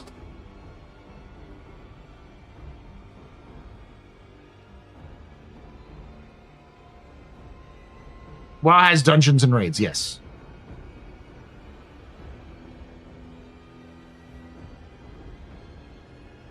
The player need to be contractor number 135. Yeah, it's like, because you could redo this thing, but it's like, in theory, yeah, many different clients, because he never explains the client. Many different clients could be asking to do it, or maybe the client's asking for you to run it multiple times because this is science. And they want to see if there's different results, you know? Thank you, Crystal King. I need to cut it. It's getting too long. Hey, Waka. Well, science indeed. Are you pushing the button? We're talking about Recco. I'm hoping they'll get more than 3 chapters with Recco, but I'm interested to see that. It's natural. This is natural gray. I wouldn't dye myself with this fading out like line here. That's actually kind of the problem, is that you can see through, because it's, I think a lot of my hair is now completely white and see through.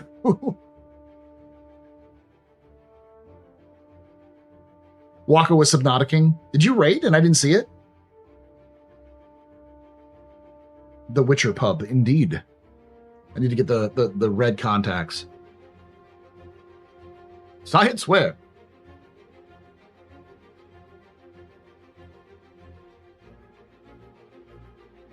Oh, is it yellow? Yellow with like the cat slit?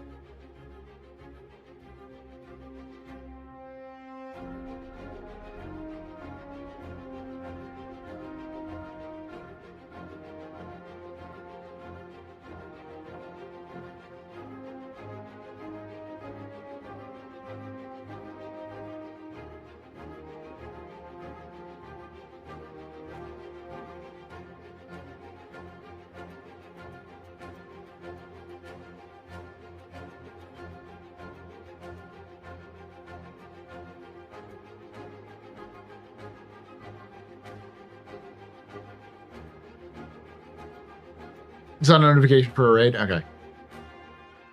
Mine's more pepper than salt. Yours is almost snow-like. I used to have salt and pepper hair, but like you can kind of see it in my beard, like what my hair used to color. It's more like a dark brown. Now it's all gray.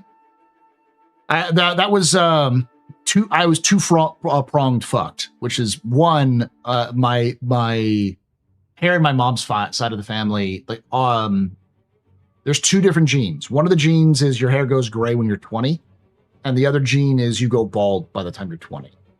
And I got the gray hair, gray-white hair gene. And on top of that, my dad's side tends to go wispy gray real quick. So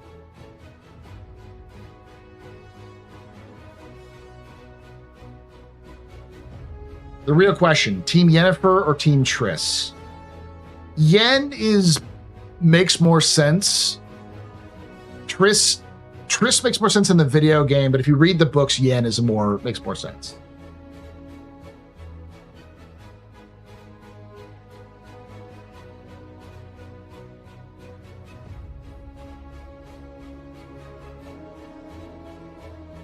People have asked, why don't I diet? And the answer is, one, no one believes it's real. It is definitely real. And two, my wife likes it gray. So both are awful. Well, I mean, yeah, anyone getting involved with Geralt is awful because Geralt is like fucked. People forget that Witcher is a Polish series of books, and so it's just super mega depressing. Anything east of Germany is going to be, like, written or created east of Germany is going to be mega depressing. East of Germany, west of China. North of Iran. Iran and India. Eastern Europe and the general Russian area. Iron Curtain PTSD. Nah, man, it's just history there sucks. Being in Poland means living in a place where everyone tries to invade for you.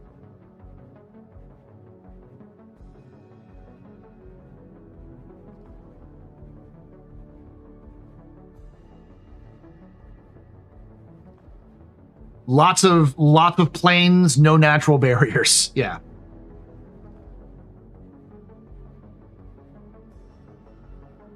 Which I find funny because, to a degree, Korea has similar landscape, especially the southern portions of Korea. Northern is just mountains. And it's always been sort of like an invasion route between Japan and China.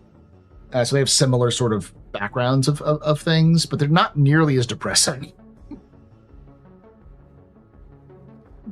Fortnite as a surprise is that it works. It's because it's got Reiko Battaglia. They're bringing back mission givers. Shoot. You can even take away my space lasers. No PPUs. But you can never ever take take away my space game.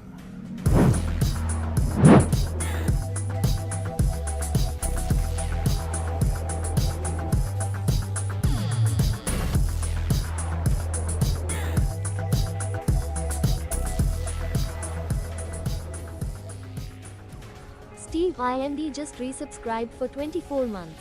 Thanks for that 24 months. 2 years of support there, Steve. You're very important, Papa, very impressive, Mr. Very pedestrian. This is your fault. There's on Drinking Nights, Stocks and Cheers and JL, Shots and Views.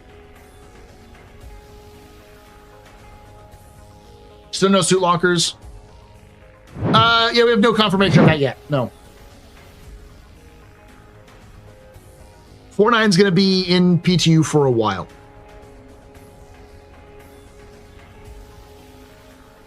We're up to today. We're doing the office hours. We've kind of gone over the patch notes, and the big stuff, which is that they're testing out instancing, and they're testing out they're bringing back Record Battalia. So, well, I will at least admit those 2 hot fixes they did made the game normal for me after 4.8 being unbearable to play. I was lucky enough to miss all of those problems that were happening with 4.8. I think I had encountered it a couple times, and then I just kind of like rolled with it and moved on and came back, and it was fine. Suit lockers and ASOP should be configurable from Mobiglass. Changed my mind. And loadouts. Probably.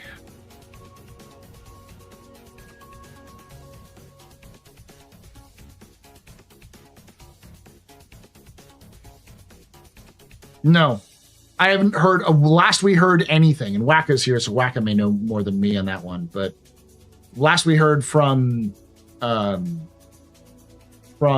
Jared was that they were skipping 4.8.3 to 4.9. He never said explicitly that they were skipping 4.8.3. He simply said, as we move on to, we're going to focus on 4.9. That may have been just a sort of a, hey, yeah, we're going to really focus our time and attention on 4.9 because we know, but from the rest of the context, it sounded like 4.8 has been such a shit show of a patch that they're just kind of pushing on to 4.9 because they need to get more stuff in. Sushi time, sushi shit is the bomb. This is gonna get me in trouble, but I'm not much of a seafood fan, so I can't eat sushi.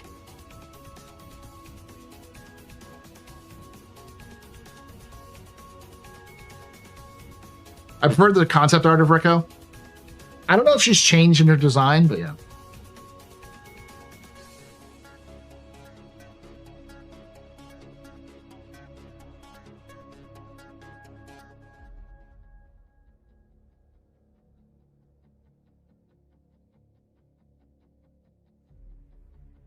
My country is 100% sea line, so EU, Paul. I grew up on the west coast of the United States. I grew up in the San Francisco Bay Area, which is famous for its own sushi. And, you know, large numbers of Japanese Americans who've been here since, like, the fucking 1890s. So, yeah. I know. Trust me. Well, stream's over, folks.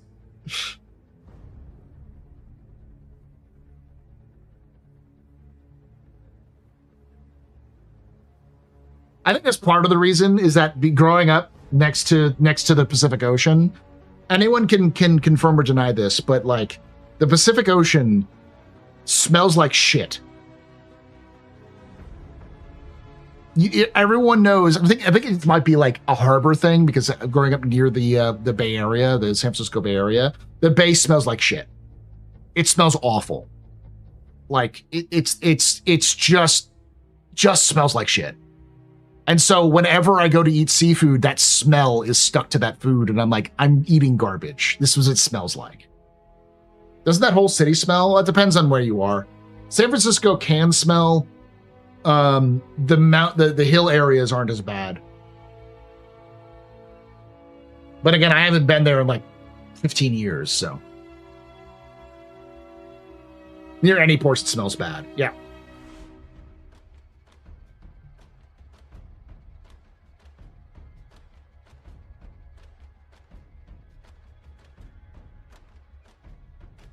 New Jersey, that's a smell.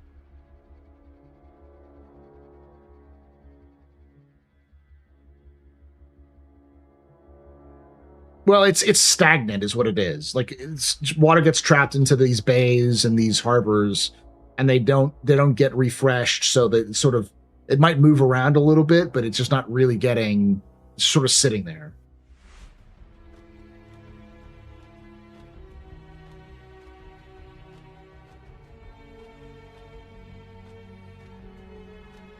Texas beaches, come on, it's a refinery. We don't get fresh here. Yeah. Yep.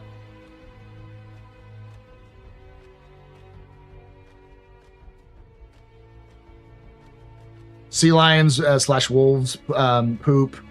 Plus, there's like a bunch of like invasive stuff that's come from the bilges of various ships in the east. That's fucked up a lot of the harbor and stuff.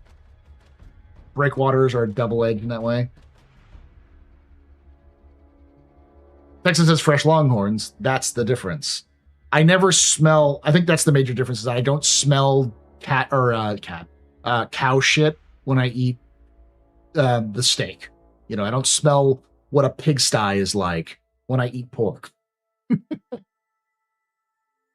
Having lived near and around those places, I don't have that same.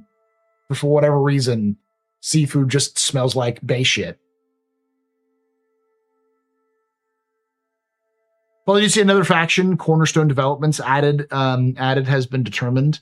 Their lore is designing and building fortified prefabs, a style which has come known as Hinoism. Hinoism is an old style. That's specifically a style that was famous a while ago, and it is the backbone of the Castra of Sherman. So if they're rebuilding Hinoism style, it just means that they're rebuilding UEE military style. It's very what's been described as? It's been described as brutalist. It's brutalist but functional and heavily designed for specifically combat. It's like if you had had someone built a military base, and then that was your style of build. It was specifically for like surviving combat and fortifications and that kind of stuff. And then you built buildings like that. So a skyscraper built like a fortress.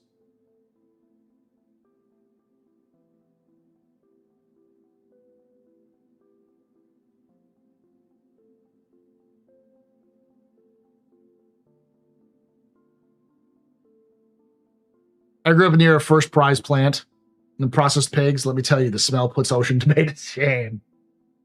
I think the one thing, I think there's some theory to that for my smell affecting me there is because I don't mind eating crawdads because rivers don't smell as bad as the ocean does.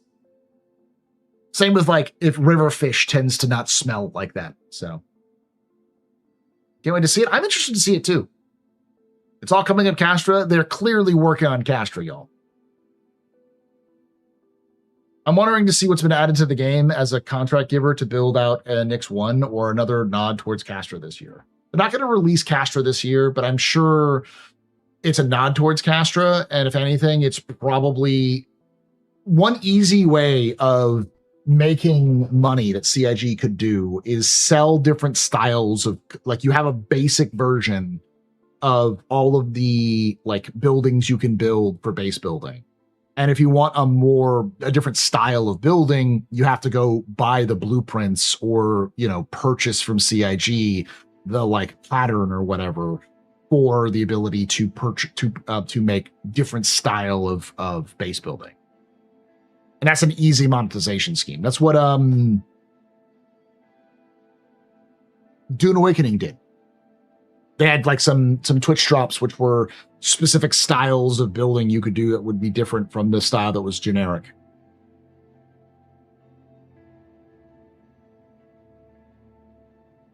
Hey, Paul. My take on Squadron 42, starts in Squadron 42. The P has been in a good place since Squadron 42 releases. Hence, RSI has a new strike team to concentrate on the fixing bugs for the first hour of gameplay experience. This is all leading up to the release of Squadron 42. Your thoughts? Probably not. because CIG specifically doesn't want just the first hour of the gameplay to be a good experience. They want it to be instanced. They want to have cutscenes, and they want to have a story told. So it would not be they would not be able to do that until those teams working on Squadron are finished. And I can tell you right now, those teams are not finished on Squadron. The teams that are responsible for those things are not finished on Squadron.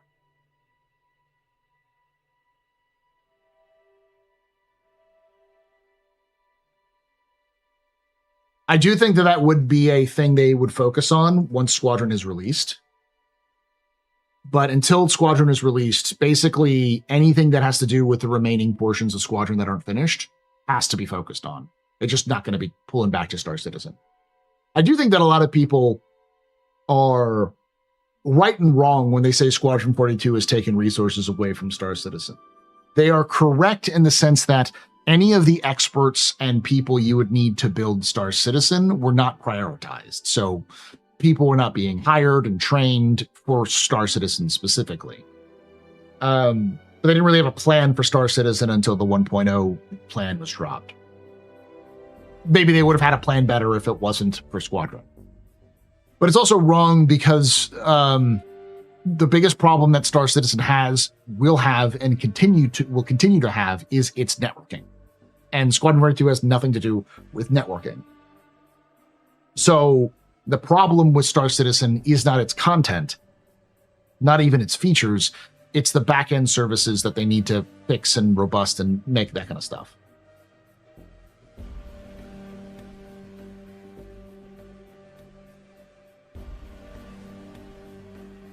Gumbo's great. I grew up with a Louisiana father, though, so he loved his shrimp po' boys. Not a big fan of crawfish. Though he ate the crawfish. It was gumbo and shrimp po' boy.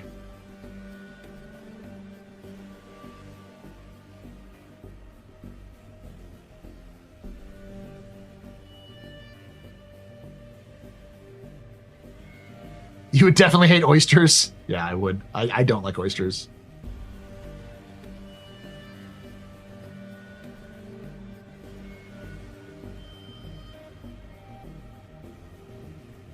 I agree with that. If the back end worked well, there would be so much that you do already you could do for many hours without wishing for more. Yeah. Astro Story and cooking video when? Brother, it is out already for members and Patreons. It'll be out for everybody else. Oh, wait. We're talking about cooking video. Yeah, funny that you say that. I am actually going to be doing a complete all of the history of all of the food and drinks of Squad 42 and Star Citizen soon. That's my next big plan, is to do that one, to go through and do all of the story of like Caramels, Big Bennies, God, what else? Pips, all of the like the food, down to like the nutrition they give you and all that kind of thing. Factor sponsorship? Nah. But the thing is that I know that that's gonna perform like ass, because nobody gives a shit about food and drink of the Star Citizen. So it will I'll release that to Patreons and members probably this month, or next month, like in July. And then I'll be releasing it to everybody else in like August, September, October.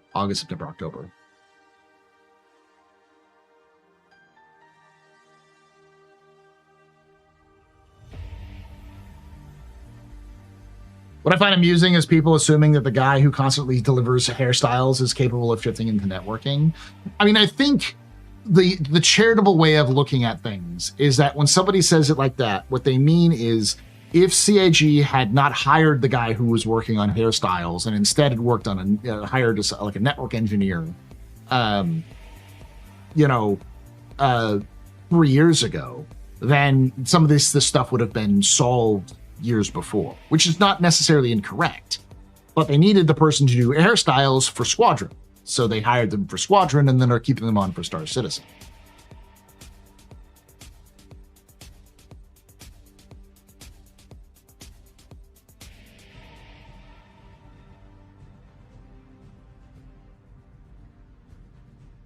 Does brisket exist in Star Citizen? Do cows? Brisket does exist, but it would be grazer brisket. The space cow, the grazers. Listen, there's some Bungie talent that's free now. If they are willing to take a pay cut and move to Manchester. CIG is hiring like 50-something positions, but like 38, like 40 of those. So like most of them are all senior level everything, and it's all at Manchester.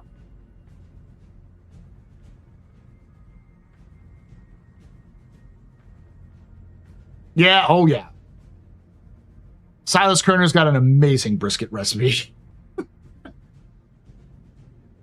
I would fully expect there to be a lore piece at some point about Bremen barbecue. Bremen barbecue. It's an alliteration. CIG loves alliterations, and Bremen would be the place that would do the best barbecue. Steak and eggs from a single animal. You know it.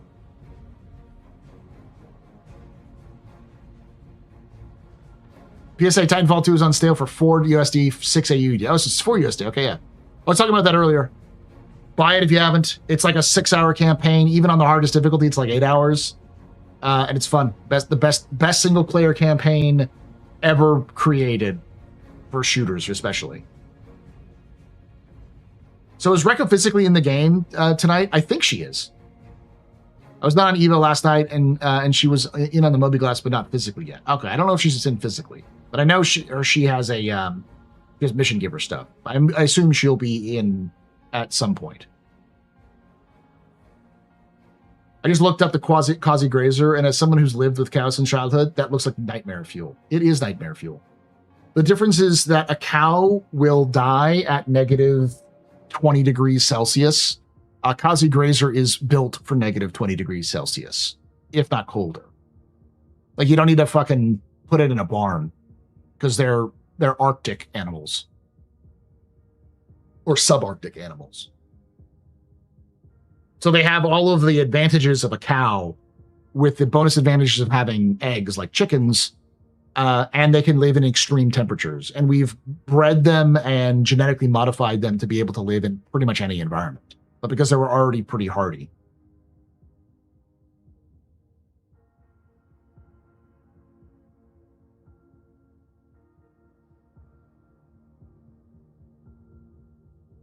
Pump the brakes there, baby. I don't know if we're going to be doing any ranching anytime soon. As I've said before, take a look at 1.0 and expect at most what you see on the 1.0 roadmap. Not everything that's on the 1.0 not everything on that 1.0 roadmap is going to make it to 1.0. Do you think he'll drop Nyx 1 with a bunch of new creatures? They might have some new creatures. CIG's been talking about a bunch of new animals they've been working on in the monthly reports in the last 6 months. So maybe.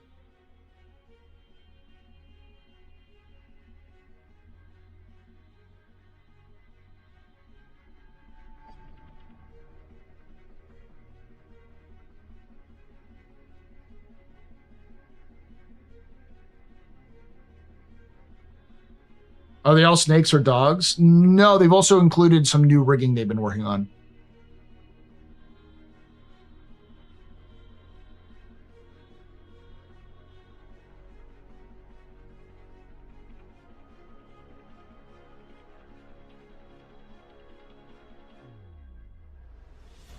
Oh. I would say his cook, but he's the kind of guy who would make his 5-star chef use his recipe. I don't know. I feel like the Kerners and a lot of the founding families of Bremen would probably be manly, frontier enough to cook their own food. But we did see the doggo mocap. For those of you who don't know, the dog is in Squadron. And at one point, it was very funny.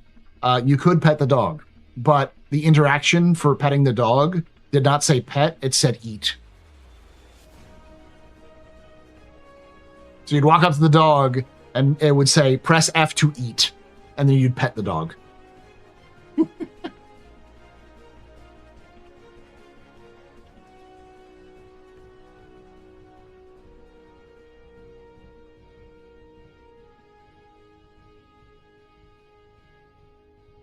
Silas Corner is basically Saxon Hale. Is that a Doctor Who spaceship. reference? Spaceship. You can take away my space suit. Suit. You can even take away my space lasers. No pew-pews. But you can never, Never. ever Ever. take away my space game.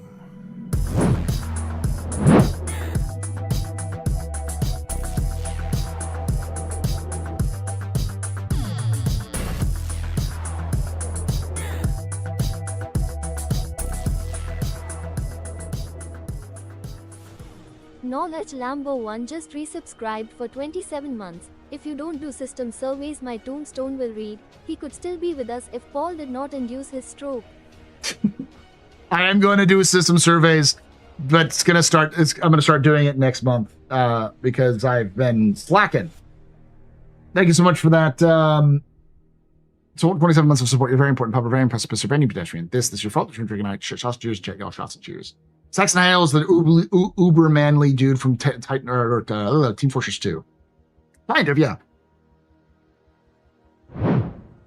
Also CEO.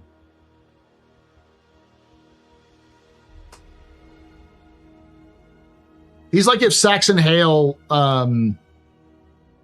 was mixed with Elon Musk in all the good and bad ways.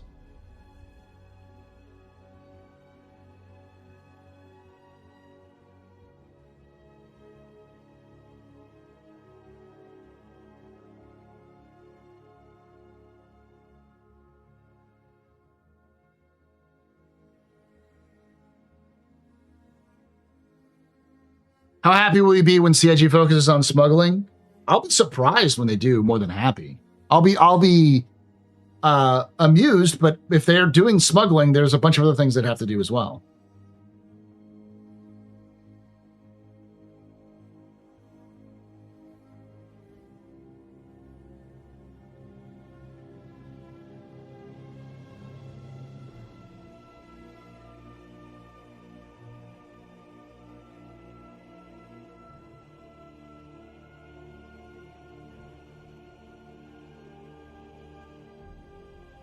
Sorry, that's just an evil name. Fun fact. Who says they're doing smuggling? No one is. But I mean, if at some point they like mention that at some point they say, yes, we're going to focus on smuggling, it means they have scanning in, it means they have interceptions by NPCs in, it means they have like more in like,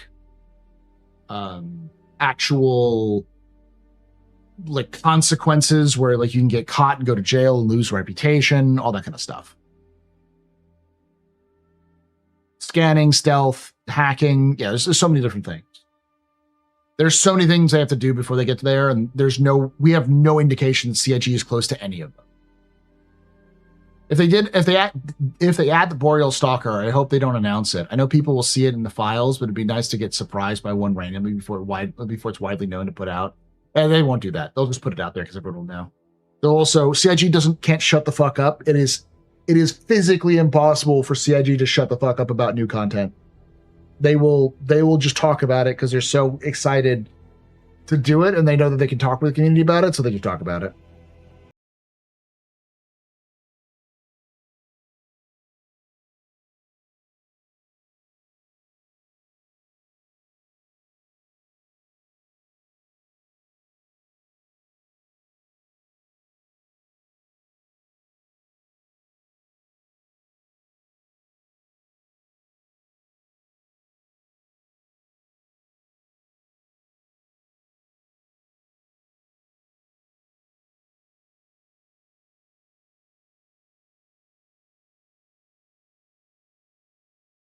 From Locust Stream, my name is Paul, Berserker01, Batman Shelley, your humble host and space bartender here at the Astropub, your space bar at the end of the universe. Sit back, relax, enjoy the show. We got a good one for you.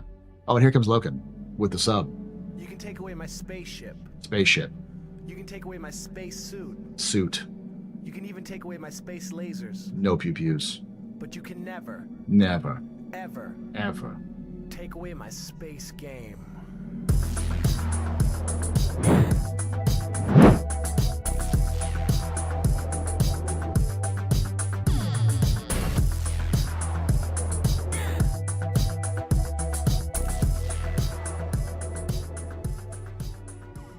Loken Plays just resubscribed for 79 months. Nice. Thank you so much for that 79 months of support there, Loken. You're very important, Papa. Very impressive, Professor. Very pedestrian. This is your father. Look at my trust and cheers in chat, y'all. Trust and cheers. You can take away my space suit. Suit.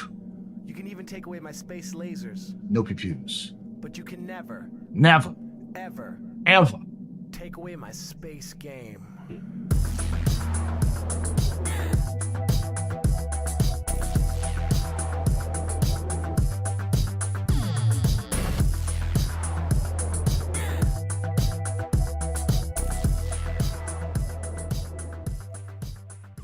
Bunside just resubscribed for 15 months.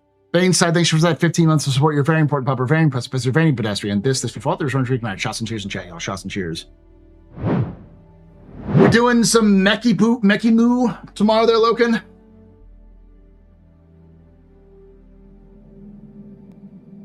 Hey, level 2. Hype train. Thorn, I'll talk to you in a moment. Yeah. Take away my space lasers. No pew-pews. But you can never, Never. ever Ever. take away my space game.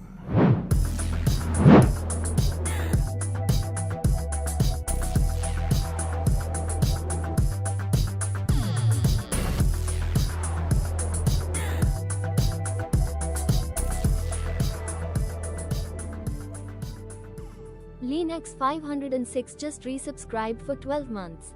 Thank you so much for that 1 year of support there, Linux. You're very important, Papa. Very impressive, Professor. Very pedestrian. This is your father. Turn drinking night. Shots and cheers in chat, y'all. Shots and cheers. Thank you, Hoster, for that 100 biddies. Here we go. Paul, have you heard about the Star Jump Grim is doing? I may be going to that one in September. He told me about it, and I may be going. I gotta see if I can't get some money for it and so I can set aside, because that's one of those things that's actually reachable for me because it's in Ohio, and it's at a reasonable time, like sometime in September. So I might show up. You might see me there.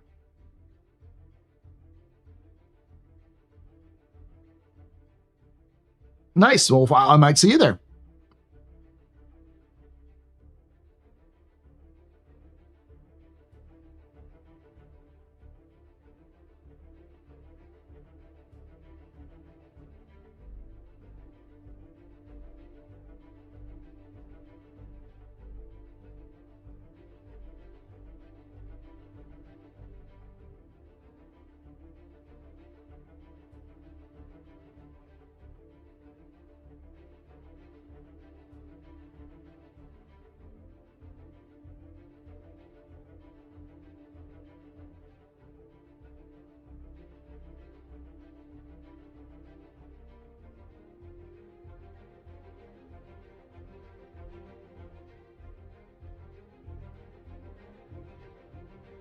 Level 2 hot train.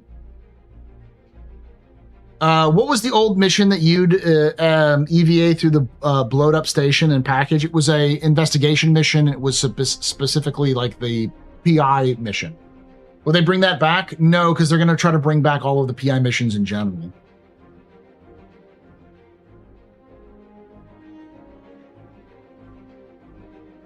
Yeah, I already requested PTO for that weekend in September. Hotel's already booked. Nice. Just need a flight now. I have to know the exact date. I have to look it up and compare it. You can take away my spaceship. Spaceship. You can take away my space suit. Suit. You can even take away my space lasers. It's in Ohio. Never, Never. ever Ever. take away my space game.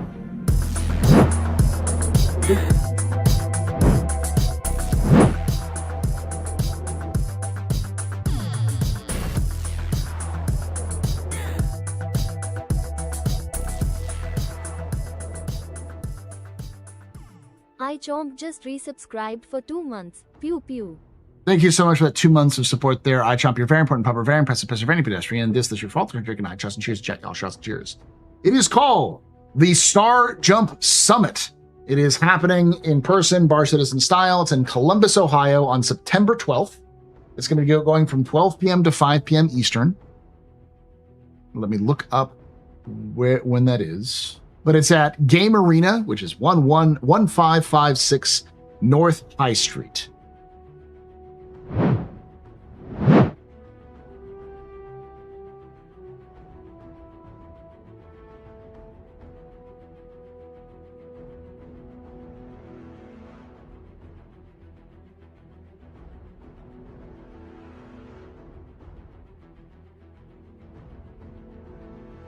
On one hand, I've never been to Ohio.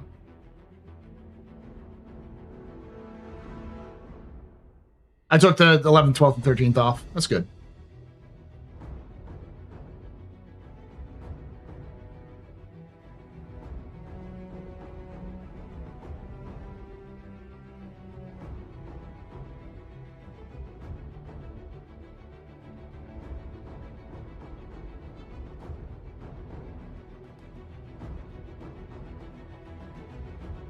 Other hand, there is something in Ohio that makes people want to leave the planet.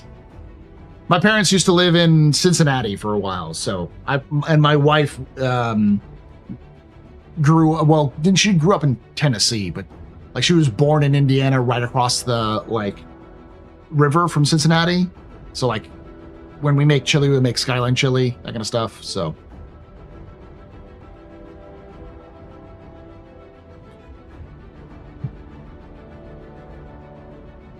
As I say, if I do that, I might have to take that Friday and that Monday off, and I'll drag my wife with me, and then we'll go visit my family and her family. So, the joke are most astronauts are from Ohio, and that's because Ohio is one of the larger states in the union in terms of population. Got a lot of people, and especially around the time the NASA program was happening. I want to say there's a lot of like schools and such there. It's got a lot of cities: Columbus, Cincinnati, Cleveland, Springfield as well. There's like a couple. There's a large number of cities which are pretty large populations. Birthplace of aviation. There's probably lots of engineering colleges there as well.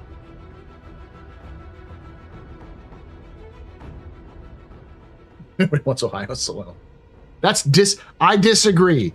Plenty of people want Ohio soil. People fought and died for Ohio a lot. Just people don't want it anymore.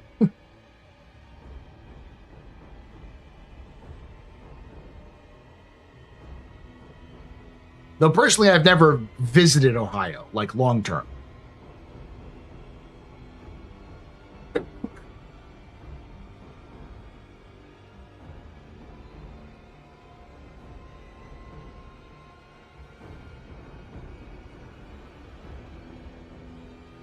Grim invited me out to do to be on the panel for their like content creators, so I'm definitely down to do that. I just need to make it work. Ohio tried to steal North Carolina's claim to fame. Go Kitty Hawk, because they went to Kitty Hawk to specifically fly their plane because of the wind, but they're from Ohio, both Wright brothers.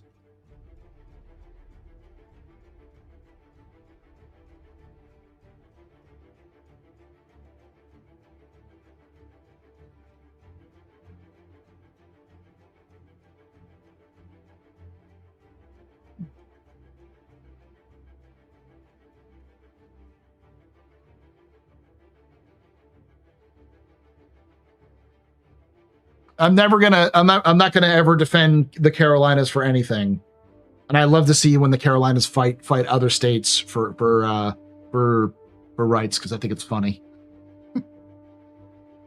To be fair, North Carolina is better than South Carolina, because South Carolina is insufferable. North Carolina is slightly better. I said I'll consider it, but having a thing in California the next week, I'm also trying to figure out getting my Baby Metal concert at the same time. Okay. Not only have I been to North Carolina, my several of my relatives live in North Carolina. Technically, my family lineage goes through North Carolina.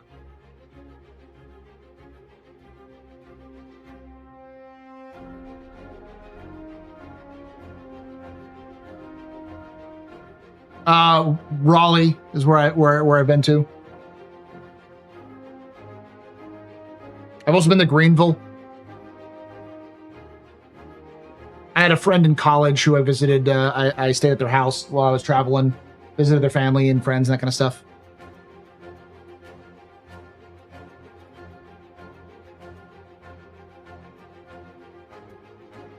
Yeah, Greenville is a huge party city. because the college there is huge party.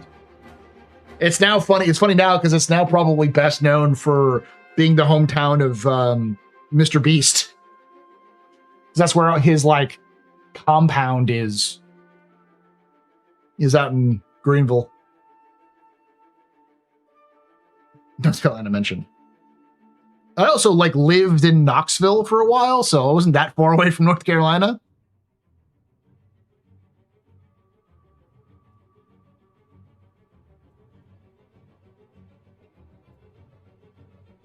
But I will never defend North Carolina against anything because the Carolinas are insufferable at the best of times. North Carolina, again, better than South Carolina, but both are insufferable. They're almost as insufferable as Texans. Ugh.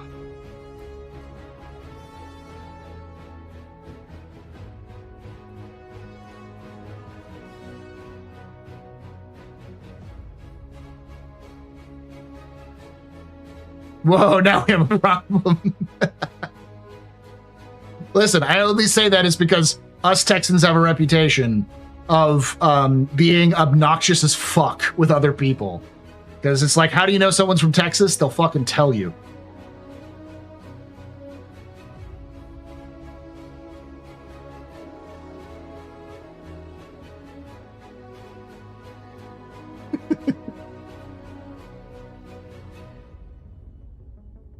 North Carolina is fine. If it wasn't for South Carolina, North Carolina would be so much better. Look at the North Carolina flags, I think.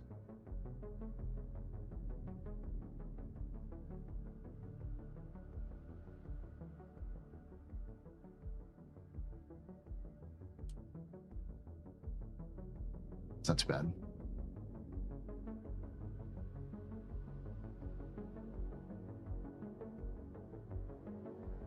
Oh, yeah, yeah.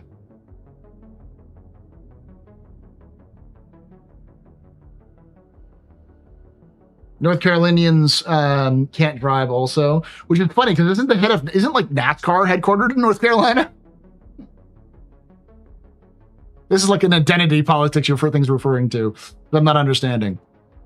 I went to school in Tennessee, in East Tennessee, and there were a lot of folks from South Carolina and North Carolina. And the one thing I can tell you is that the Carolinians tended to stick together, but goddamn are South Carolinians like obnoxious as fuck.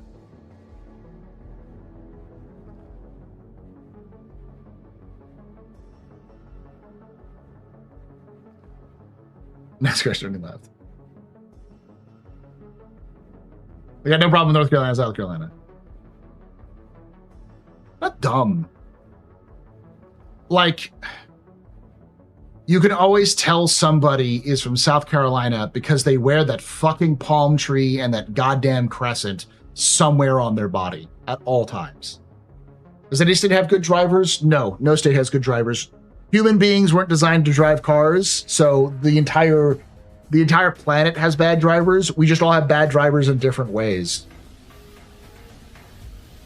From what I've heard, Texans are especially problematic because every Texan has a lead foot, which my mom's from Texas and in fact does have a lead foot. So did my grandmother, who was from Texas. So makes sense. And I know this is true because it was taught to me by a Tennessean, not by a Texan, who's like, if you ever need to go somewhere on the highway and you see a Texas license plate, get behind them because they're going to go 20 miles over the speed limit and you will be able to go faster than like emergency vehicles because they're just putting that fucking foot down.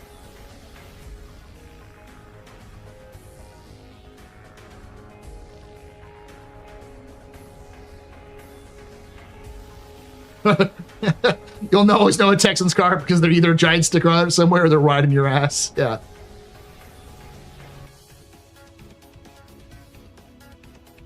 Having grown up in California, Californians don't know how to drive for shit because they're all fucking cowards. That's the best way of putting it. They're all like, oh, I don't know if I'm going the right way. I was going the speed limit. Oh, this is fucking, and I've grown up in California and seen these people. They're fucking annoying. There's a reason why we have actual traffic. It's because people don't know how to fucking drive the goddamn cars. And living in Austin for the last decade of my life, I get to experience native Texan drivers who like to hit the fucking accelerator and don't know what a brake is, and Californian drivers who don't know how to hit the accelerator. That's why we have so many goddamn accidents.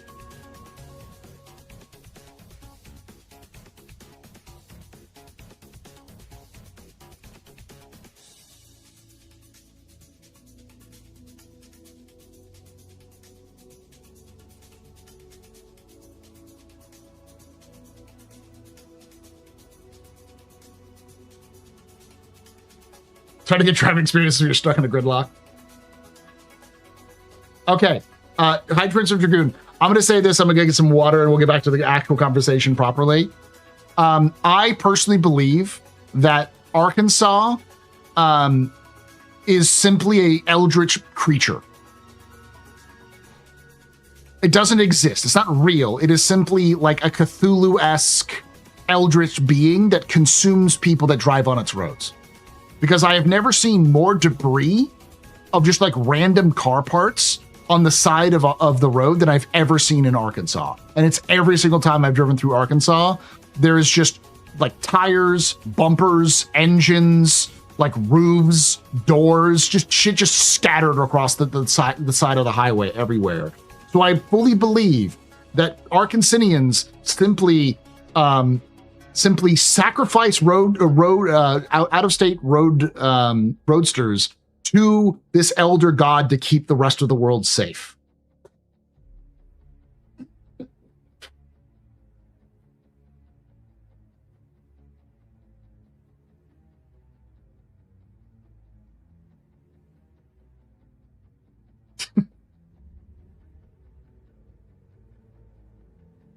Like literally, my wife refuses to have us stop in Texarkana because she's like, if we're already that close to Texas, just keep going.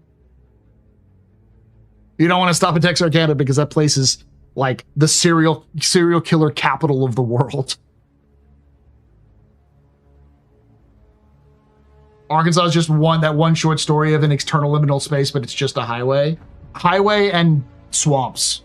Lots of swamps. Well, no one should stop in Texarkana.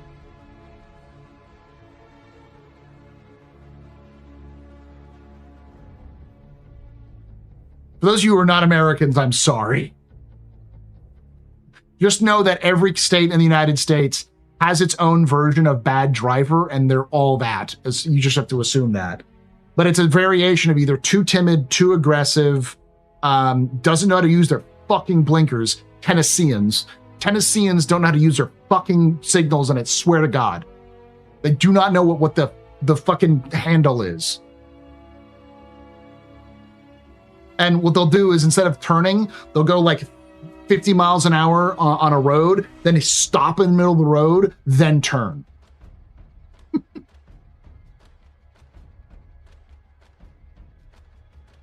God, it always drove me crazy. It's like I had to become a psychic to know when somebody's actually turning left or right because no one uses signals.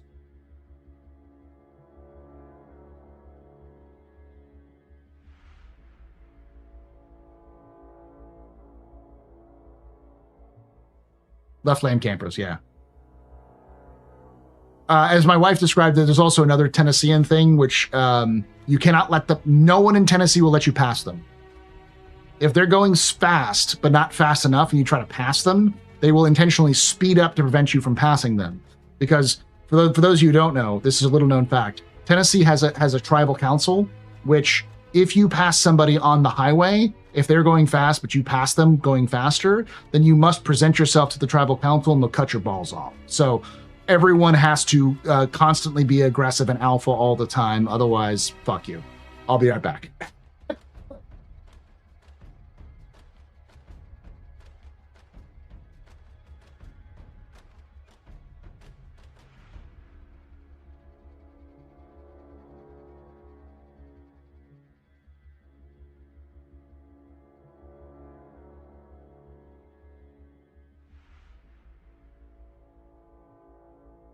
I'm turning on the fun button because you're going to get mad at me if I don't. There, I'll be back.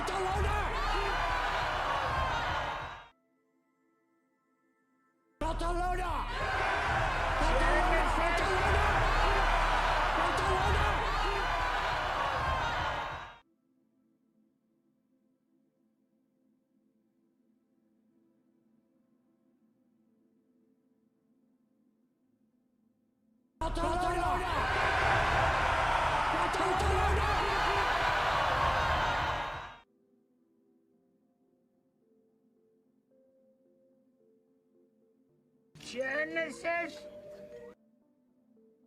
I love democracy.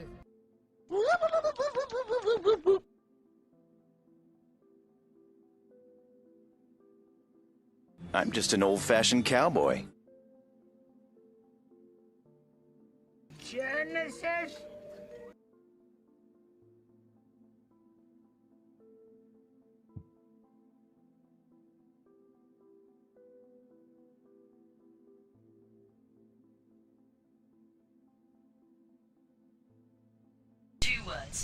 Distress bacon.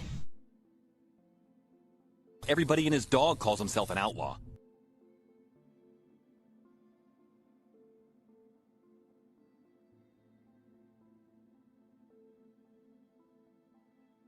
Where's the Genesis clip from? It's from Star Trek.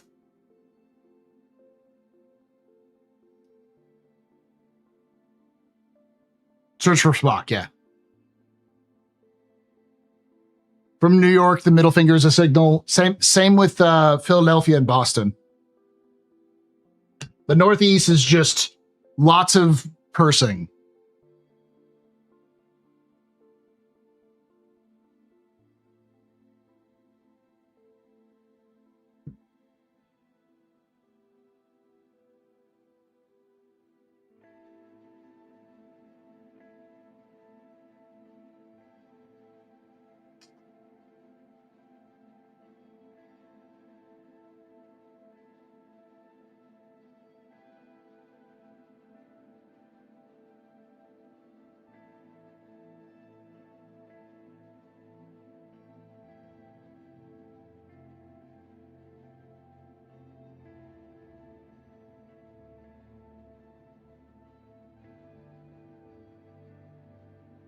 Search for Spock, yeah, it's from a conversation between McCoy and an alien about charting a transport.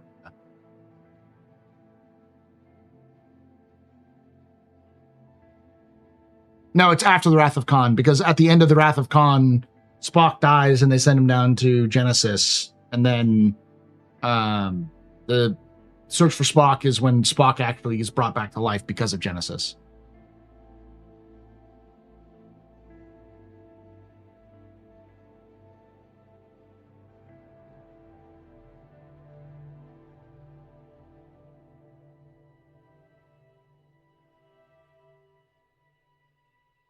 It's funny we're talking about cars because someone else pointed out cars are a big part of the Star Citizen lore for artificial intelligence.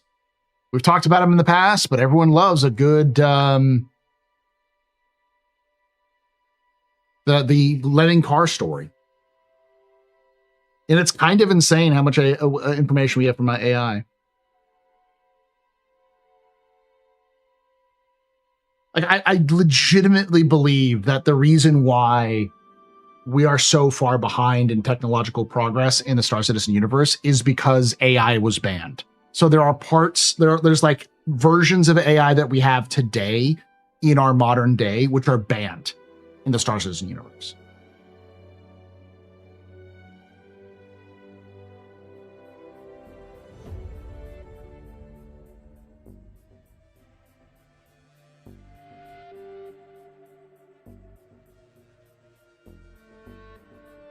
We are getting alarmingly close to the an IRL lemming car incident.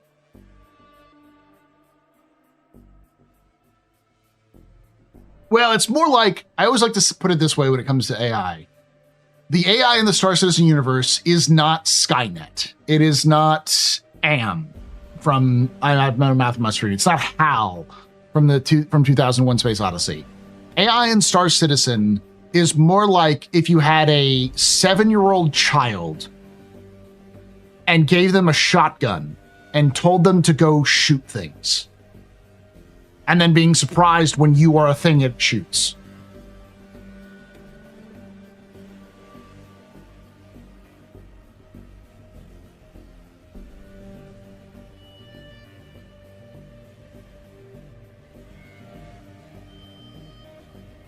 They gave toddler a loaded gun, yeah.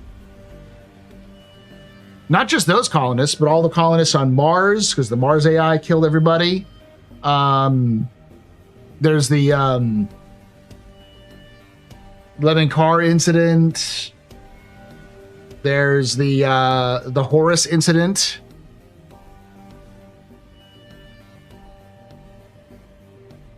AI is only as good as its programming, and instead of doing like what actually needs to be done, which is, you know, slow integration, slow, steady progress and testing, humans are constantly just throwing AI into things that they don't need, it doesn't understand. And I was surprised when it makes mistakes that a human wouldn't, because, you know, it's a child.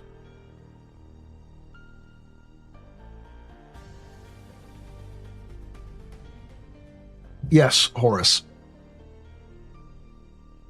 Yeah, I would slow development, not speed it up, because humans would become stupid, just like slavery slowed industrial revolutions. To a degree, but in the case of the Star Citizen universe, there are elements of automation which have been banned that we use today, which has sped up the industrial revolution. It sped up the amount of things we could make.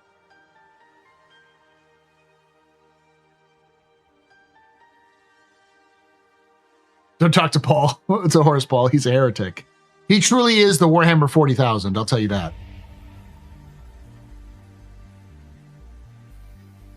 Let's be honest. Humans would make the mistakes as well.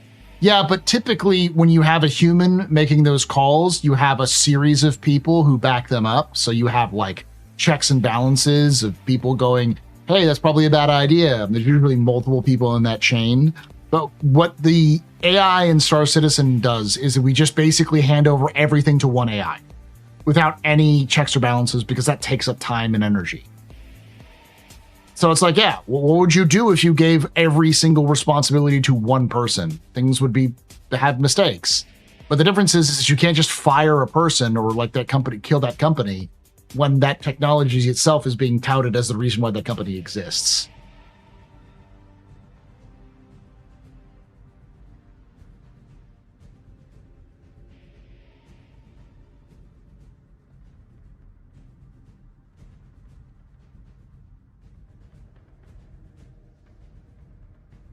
Is that why PDTs are so rare, especially in something like the Hammerhead? Possibly. We have fly-by-wire systems, but like, for instance, in the early 29th century, there was a computer system that Anvil used to eventually make the Anvil, the Anvil Valkyrie.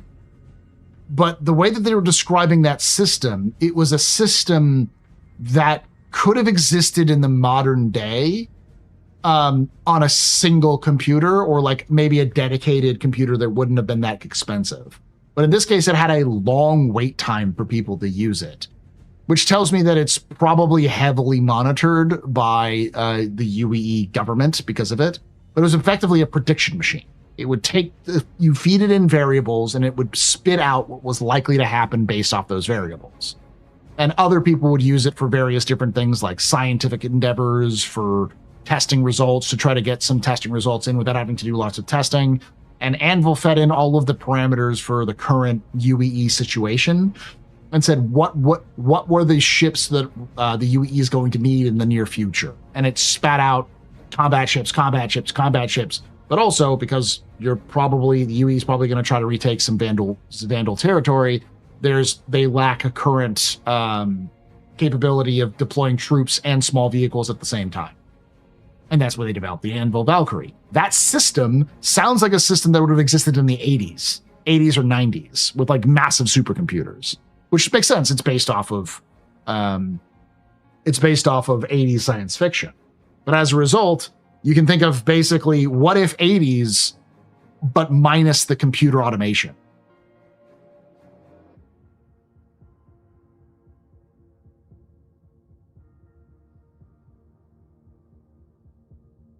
Since when is PDT rare? Polaris, Perseus, Idris, Phoenix, and does the Ironclad have a PDT? I don't think the Ironclad has a PDT.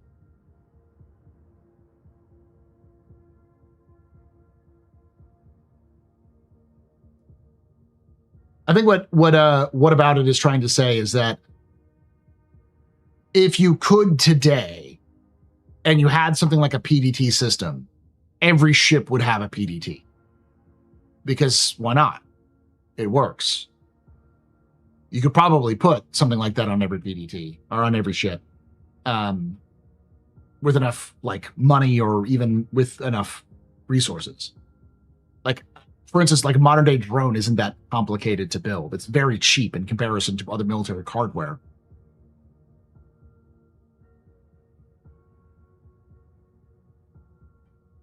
PDT like the current US ships have? Yes, there are ships in Star Citizen that have PDTs. Just like that.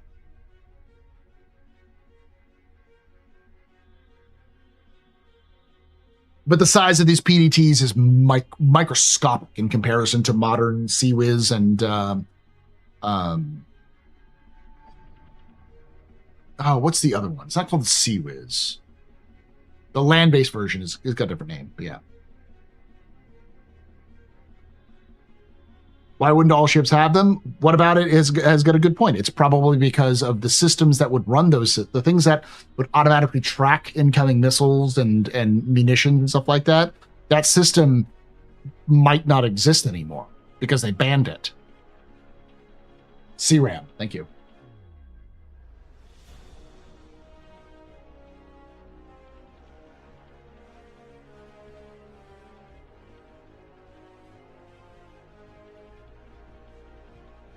Resources and logistics as well. You don't want to put a expensive system on a small ship when that small ship isn't really designed to deal with that problem.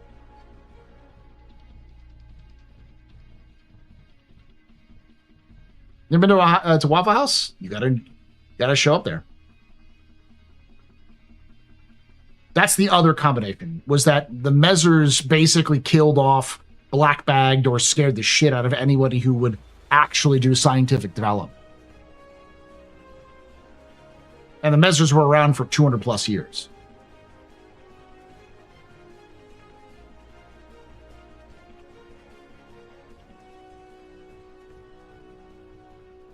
High-powered lasers would probably be the reasonably popular in a fighting vehicle if it had compact high-powered supplies. You're from New York, so no. Oh, well. It's not good. Waffle houses are not known for having great food. They're known for having affordable food and for having a very different atmosphere. It's more affordable than IHOP or Denny's. It's cheaper than IHOP at Denny's. And it's not the same kind of vibe.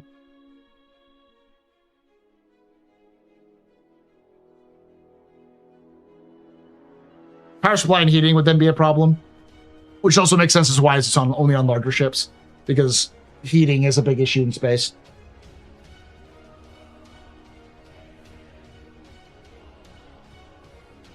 Also, fights, no. It depends on the Waffle House, but yeah.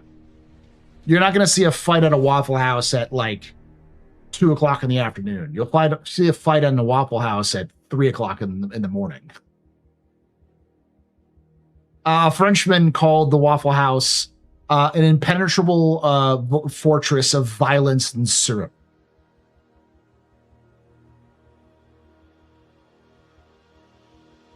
Food at Waffle House is always good. It's not good. It's 3 a.m. good. It's like calling, Jack in the Box good. Jack in the Box is good because it's open at like 4 o'clock in the morning and has a bunch of different things you'd want at 4 o'clock in the morning. It's drunk good, yeah. Yeah, thank you. Cooling.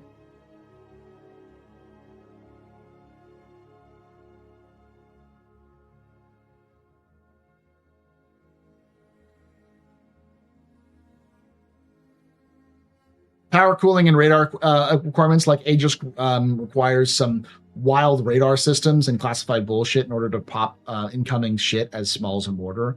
Yeah, which would make sense because that classified shit that's probably dealing with like connecting all of the radar requirements and stuff like that is probably heavily monitored and or heavily like regulated. So there's probably some shit in there that's worse than modern technology.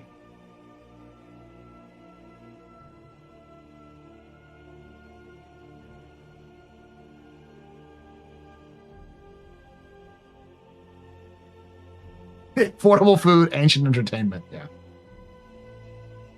I've never been disappointed by Waffle House, but every time I go there, I enjoy a beer, and my DD generously stops there for me.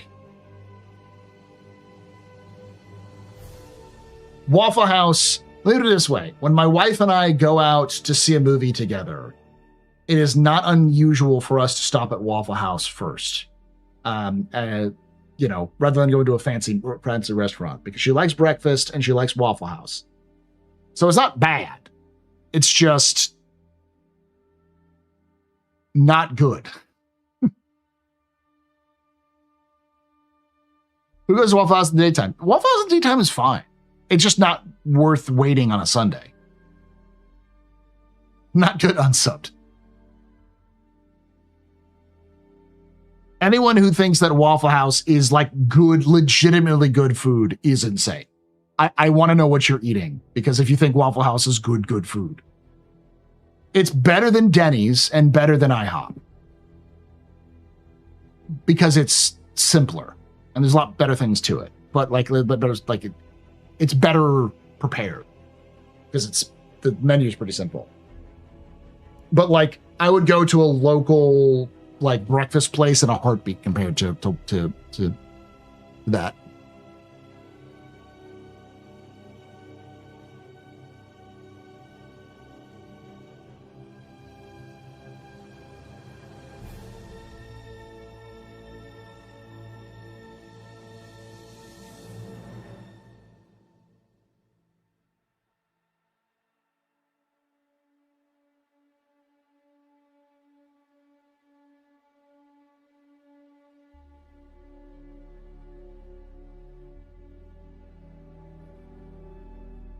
It really depends on what crime your chef committed, to be honest. That is also kind of true.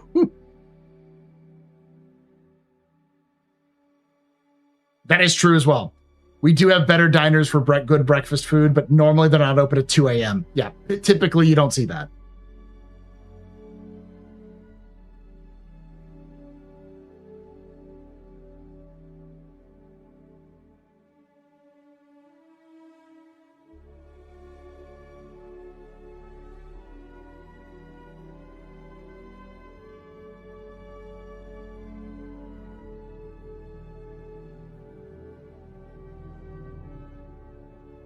The point of the AI discussion, is that the banning of AI has made things slip a little bit.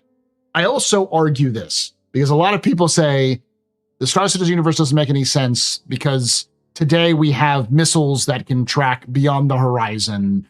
So why wouldn't we fire a missile from beyond the horizon at an enemy and we wouldn't even see them and be able to strike them with that missile?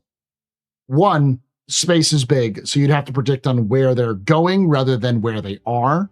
And while you can do that, modern day, you don't have the ability to simply jump from 0 to near light speed in a matter of minutes and do so in short bursts so that you could go long distances.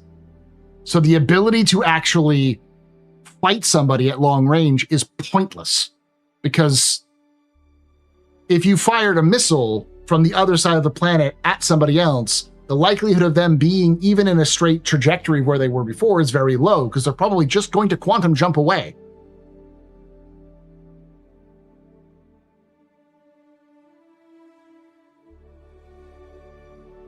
So in a universe with Star Citizen, where you don't have the same level of absolute pinpoint accuracy you do in space, because on Earth we have insane numbers of systems that can track, like, the missile knows where it is because it knows where it isn't, kind of thing. You know, GPS, land navigation.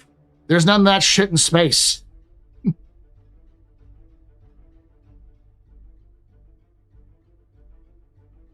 There's none of that shit in space. It's going to be a lot harder to track. You're basing it off of mostly signatures of a ship that can jump to effectively light speed in a second.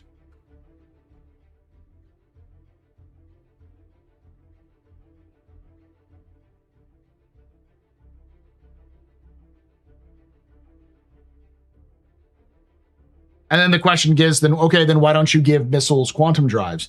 Because missiles are cheap. Putting a quantum drive on a missile is expensive, which would mean that missile would have to be extremely accurate and extremely valuable to do so. And at that point, just build a fucking ship.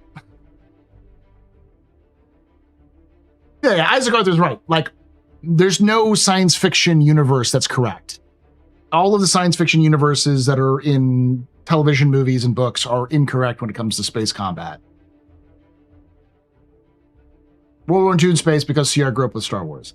But I mean, like, the in-fiction reason for that stuff kind of makes sense.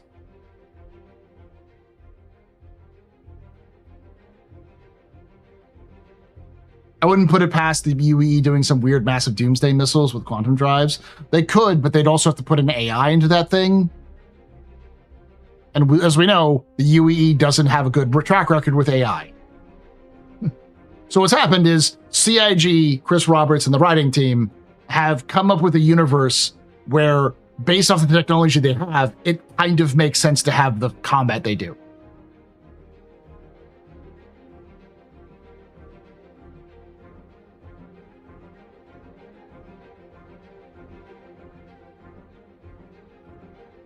Last time the UE gave missiles to AI, they nearly started a war with the Xi'an. Yeah.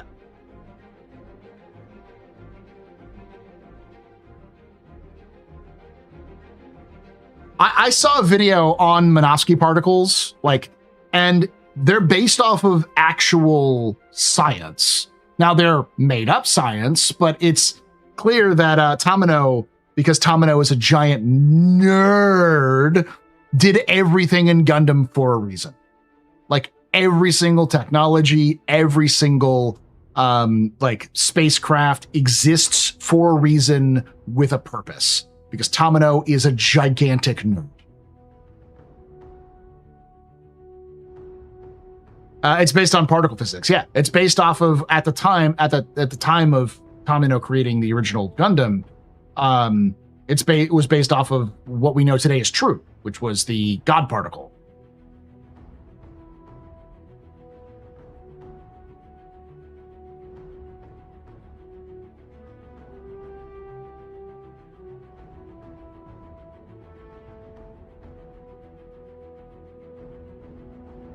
I think Babylon 5 is the closest movement with ships, yeah. Double O Gundam GN drives use similar thing, yeah. It's a common concept.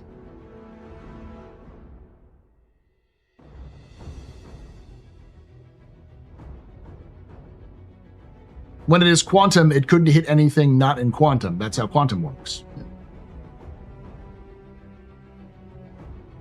Yes, Gamers Nexus drives.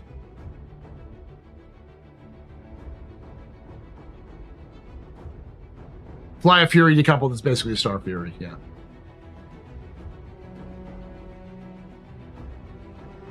Imagine the amount of thrusters a missile would need to fly accurately around in space in order to hit a target accurately. If you look at missiles and torpedoes in Star Citizen, they actually have an insane amount of thrusters on them. They've actually modeled the thrusters, and when they fire, those thrusters do fire for maneuvering.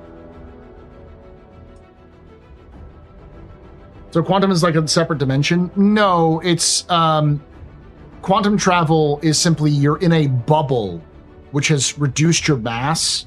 It's a warp bubble. You're not in a separate dimension, you're just going at. So you need somebody going at the similar speeds as you in that warp. And I don't know if you could see somebody unless you're in the same warp bubble. I don't know if you could see somebody in a separate warp bubble going the same speed as you.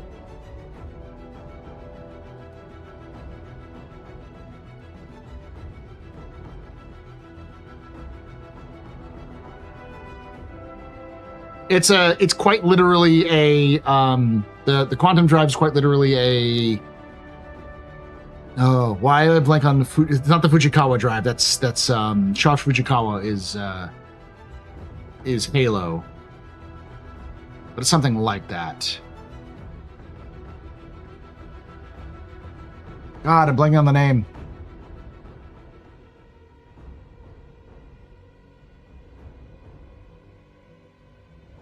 The Alcubierre drive. That's what it is. It's literally an Alcubierre drive.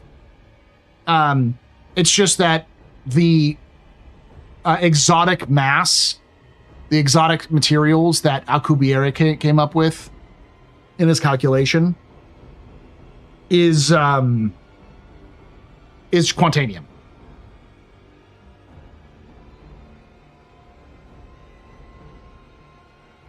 Later, Dibley.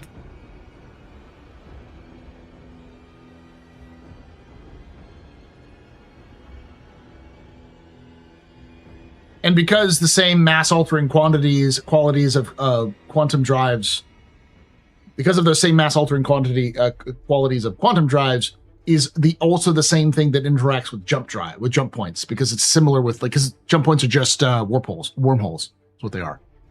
So. And they use the same sort of theoretical mass-altering properties to open and close wormholes. Sorry, Dibley. Enjoy yourself. We're going to wrap this up here soon anyways. Interspace is the weird dimension thing.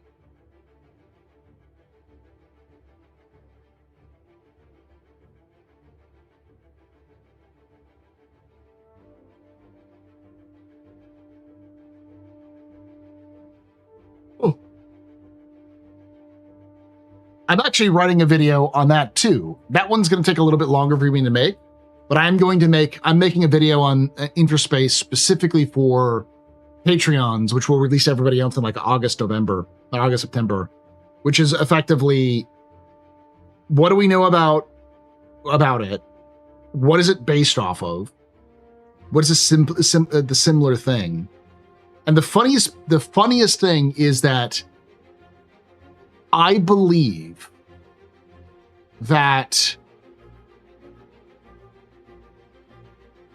the existence of interspace may reflect the ancient idea, well, now ancient idea, the then ancient idea, now kind of less ancient idea of collective unconsciousness, the Jungian idea of collective unconsciousness.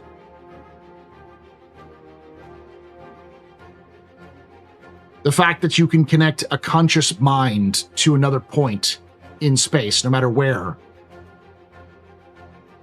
And it also has relevancy to the noosphere idea,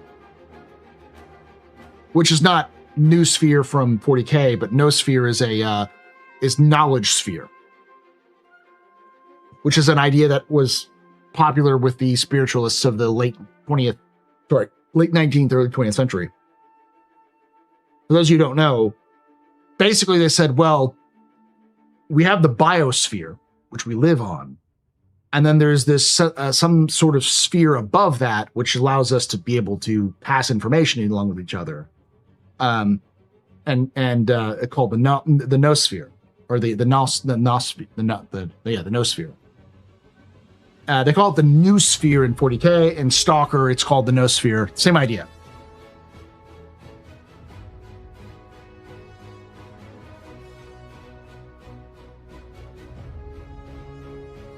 The Kearney Fushida drive, yeah.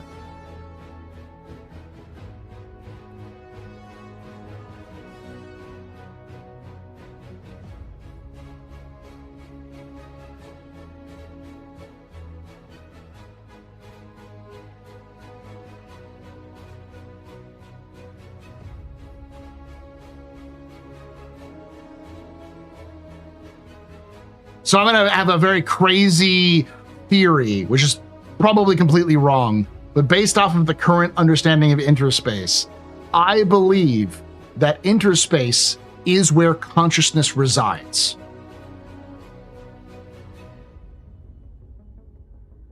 It is the dimension upon which consciousness exists.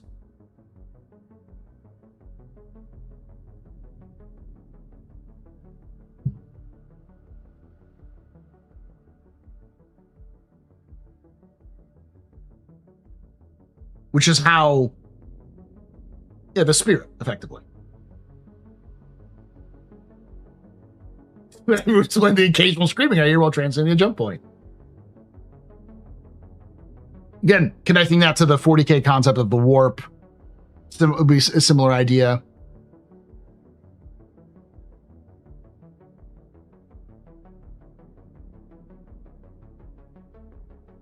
So we can think of our consciousness as coming from interspace, and then we return to interspace at some point, or disintegrate back into interspace.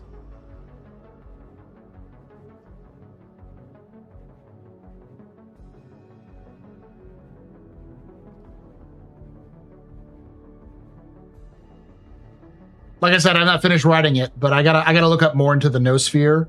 And learn a little bit about that.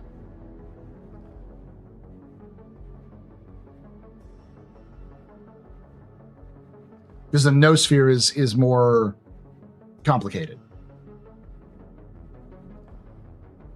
The field's failing occurs in a minute. Just don't be trapped inside of a jump point when a jump point closes. That's all I'm gonna say.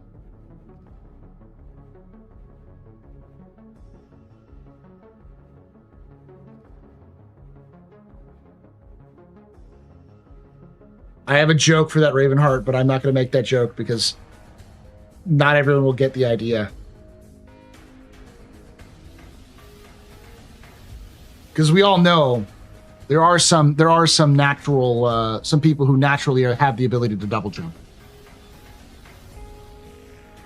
according to the internet.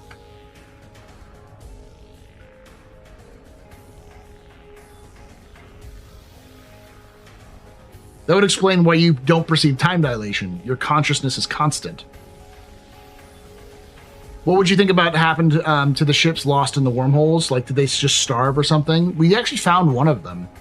They survived for a bit, but they were basically didn't know where they were, and from the early jump points, and sort of just drifted until they ran out of oxygen.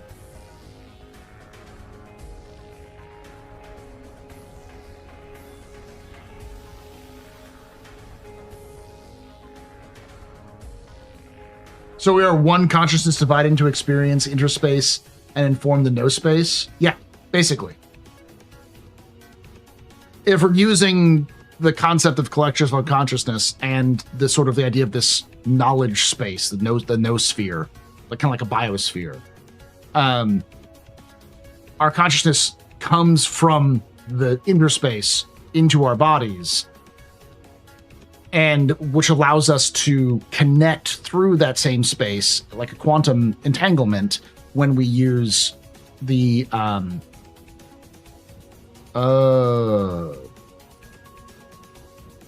always forget the names. The sphere.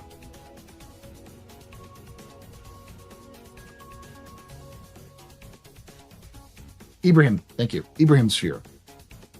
The Ibrahim sphere just simply allows us to reconnect that points, basically because our consciousness just naturally flows through that. That's a cool concept, a conception.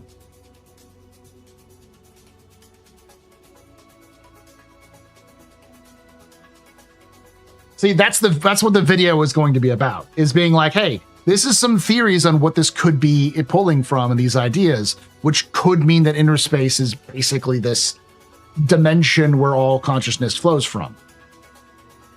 Which is why people have similar beliefs or similar structures, which is entirely wrong from an actual point of view, but from a storytelling point of view, that's a cool idea. Because that can play into some eldritch ideas. Hey, Corbin Dallas, how you doing, bud?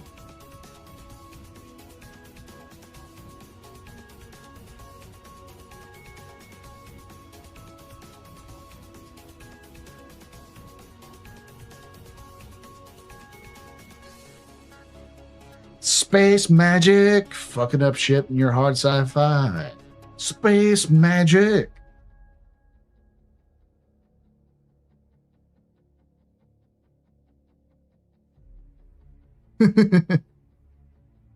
Maybe in this existence aimless, but in the Star Citizen universe, it's different. Okay, but who goes full hedonist to create the warp demons?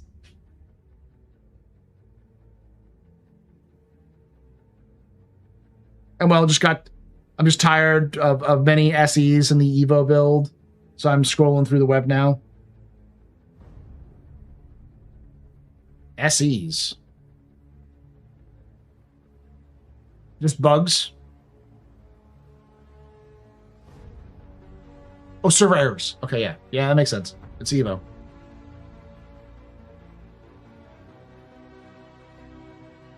How do you wind up with only one imprint into the though? So you're actually multiple imprints, but the thing about it is that you cannot sever an imprint.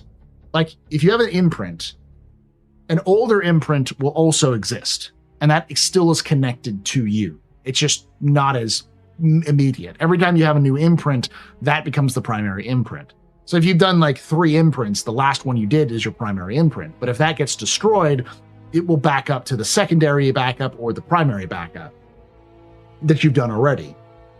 The fact that that works means that, and we also know that you cannot take an imprint and then print somebody new, or even like print a copy of yourself and put your consciousness, that imprint, back into that body. It will not accept it. It will not let you put that imprint back on that body, as long as there is an active connection between the Ibrahim sphere and the person.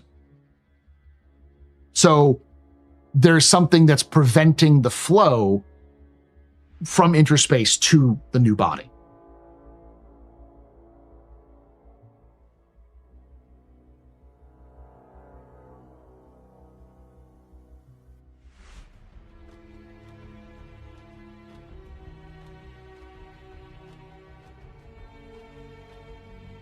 Destiny ghosts are localized Ibrahim spheres? Kinda, yeah.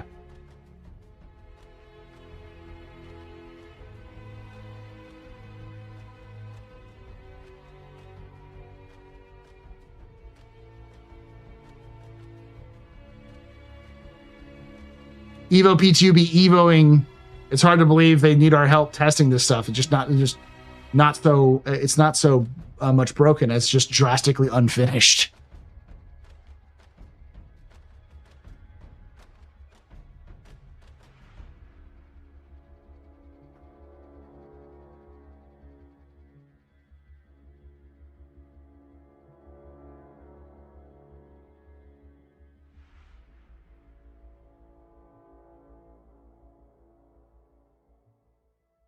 Oh, I was talking about, I'm doing a video that's going to be for Patreons exclusively for at least a month or so, which is on what is interspace in the Star Citizen universe, like what it actually is. And I'm going to be pulling ideas from things like the concept of the noosphere, the knowledge sphere, which is similar to like the biosphere. It's a concept that's explored in 40K, but it's also famously explored in the Stalker series. And also connecting it to like the idea of the collective unconsciousness, the idea that like we all experience similar things and we have these similar drives and motivations behind us because our consciousness comes from, part of our consciousness comes from some wider collective idea. So.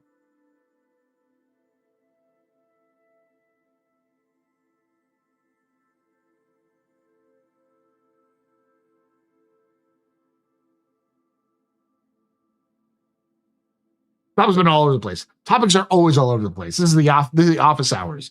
If we're in the doldrums of Star Citizen information, we're gonna do whatever the fuck we can.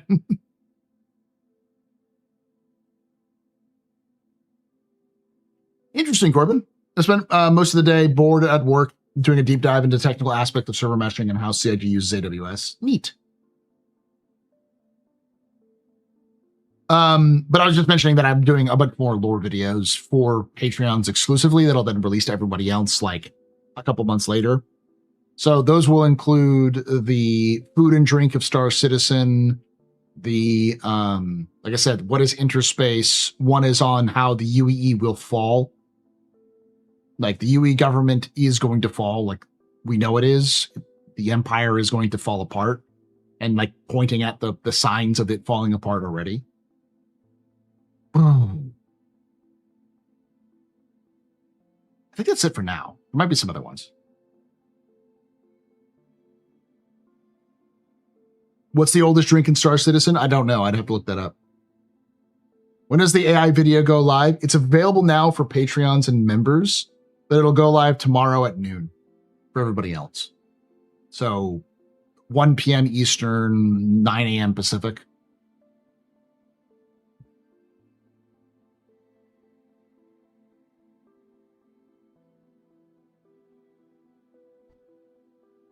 I can't believe they're trying to push this patch without the dynamic territory manager. Crusader server can't handle Evo instances. That's what's what will happen on live.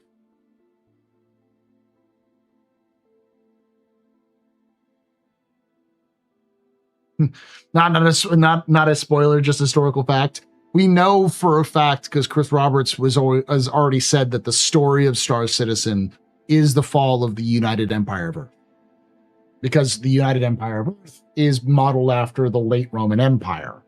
So we know that no matter what we do as players, the UEE is going to fall apart. There is going to be a civil war between the East and the West. There will be a schism between the two, between Terra and Earth. Terra is a different planet in the Star Citizen universe. And the UEE as an empire will fall, especially the West will fall. The question is, how bad is it and what's going to come after it? That's entirely up to the players.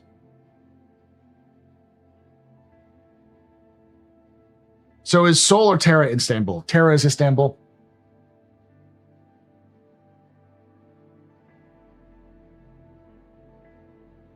Assuming the player base all bands together with all their ships, could they take over Stanton and repel the UEE? Probably not. You posted that twice, but yes, we'll be fighting Neo-Messers at some point. Or Constantinople, Byzantium, whatever the hell you want to call it. That's nobody's business but the Turks. Do, do, do, do.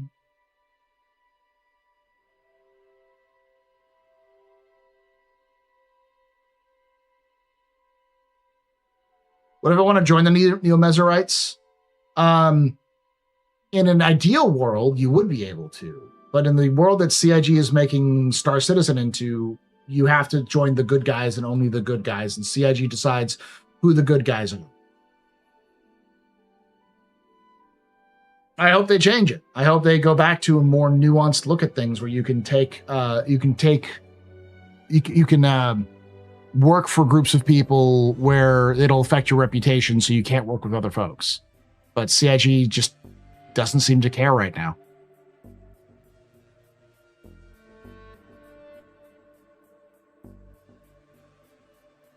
Like, personally, I would love for people to be able to join Xenothreat and the Shattered Blade and all of the bad guys, the Nine Tails. But there should just be a consequence for doing so.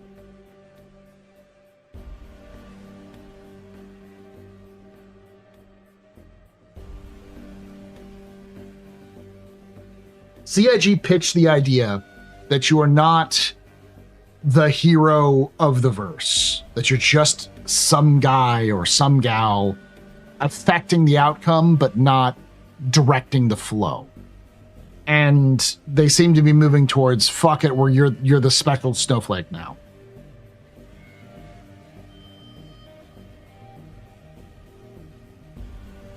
Consequences? The whales won't like that. That's the problem, is that CIG seems to be afraid to piss off people who pay them a lot of money. So they want people to be, people are like, I want to be able to do all of the things and do, you know, Elder Scrolls syndrome.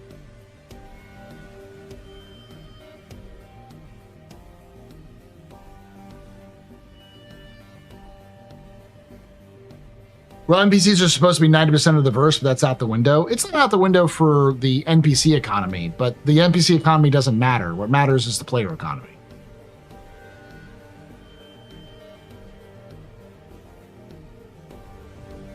I can't wait to personally meet the Imperator after saving her AI research. Yes. Warrior of Light Energy, yep. I hope they move away from it, but CIG seems to be physically incapable of thinking in this sort of direction. Maybe it's because of Squadron, and so once Squadron's out, they'll start to reframe it. Maybe it's because of lack of technology, like lack of actual reputation systems and all the other foundational tech that still isn't in the game. But that all comes down to time, and I don't think CIG is got a lot of time to release 1.0. More than we probably would like, but less than they need. So they'll just default to Hero of Kvatch style. It's speculation, but I assume this comes down from Rich Tyre. I wouldn't be surprised. Rich does seem to have a different view on what Star Citizen is supposed to be compared to what Chris originally pitched.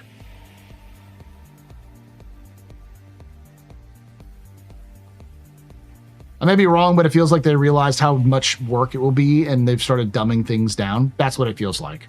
It feels like they realized how complicated it would be and all the systems that would be required to do it, and they're already looking at their own systems right now and seeing them fail left, right, and center. They're like, this would require an insane amount of work and database, and they may not have the money to pay for all of that. Yeah, there are, DJ. Our old friend Recco Battaglia is back. So we're getting 3 chapters of a personalized mission giver, including in between her chapter missions. We're getting like bespoke missions, or not bespoke, but generic missions that she gives you to work up on her reputation. So that's in 4.9. So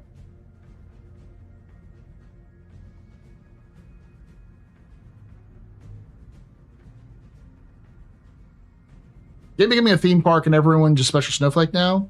Yeah, game's going to get in a direction I'm not a fan of. It feels like that, but that's not necessarily the case. I still have a little bit of hopium that a lot of this is simply the stuff that they're doing right now is more just a lack of technology than it is a lack of desire. Because while it is fairly complicated, I think it's essential to creating a sandbox style world where your actions affect whom you can work with, and those whom you can work with restricts where you can go and who you can interact with.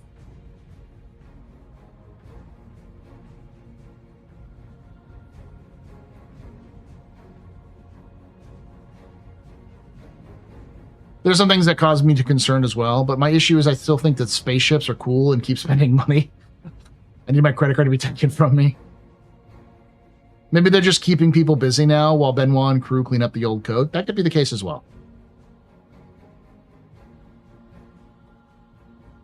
The big thing is that it seemed to be Rich's idea to turn Pyro into this PvP centric org v org gameplay location, which seems like they kind of still want to have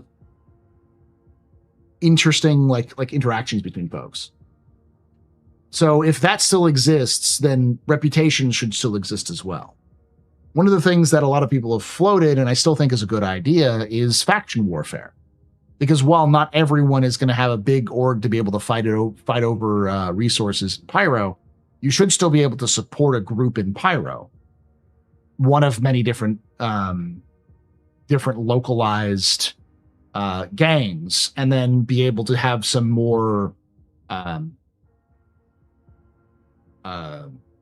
spiraling stories where you can go help them claim a base and, you know, hold on to it while reinforcements arrive and stuff like that.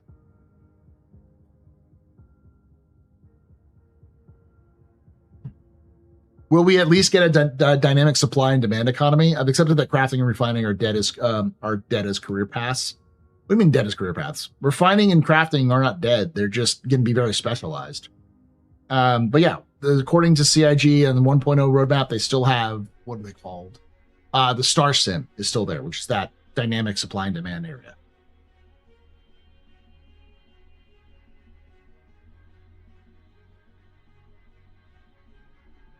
I think it'll be most telling what happens after Squadron 42 releases. If we start seeing real progress in Star Citizen, my full faith will be restored.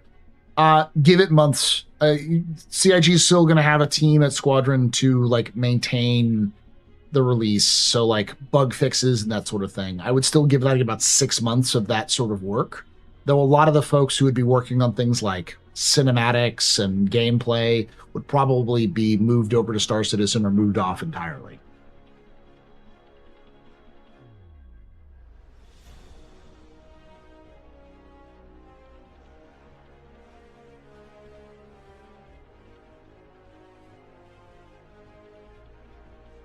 My hopium is that when 1.0 hits, it's a complete reset from terms of what we all did in the alpha.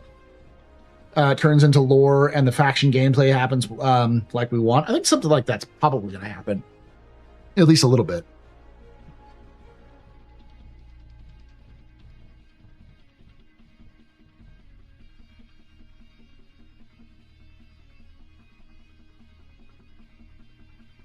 Hey, coffee.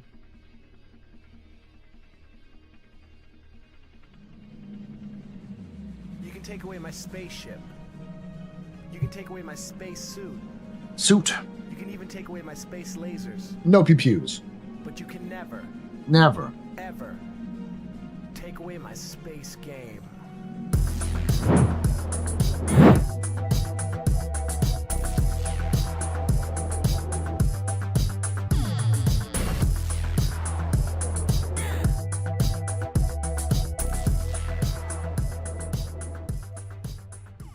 C0FF33 Gaming just resubscribed for 103 months. Thanks for that 103 months there, Coffee Gaming. You're very important, Bubba. Very impressive, Mr. Very pedestrian. You rock. Shots and cheers in chat, y'all. Shots and cheers. I expect there's at least 6 months gap between updates hitting the verse and the launch of Squadron 42.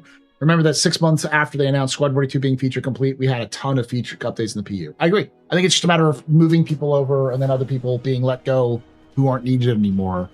And that process is going to take some time to incorporate the new people back into the old teams and then refocus and kind of that sort of thing. But yeah. Billy asks, what's good? I'm new. Would you recommend Star Citizen to someone who doesn't have a huge amount of time to invest in the game itself? I'm on the fence of buying Star Citizen starter pack. I would say hold off on buying a Star Citizen starter pack. The game's not in a good place right now, A. And B, we're heading into July where they may be doing what's called their Foundation Festival, where they may be doing a free flight, where you can play the game for free and try it yourself. Star Citizen's one of those games that I would highly recommend taking advantage of their free weekends and free weeks that they do, because it's a game that is not for everyone, and you really have to experience it to really understand it.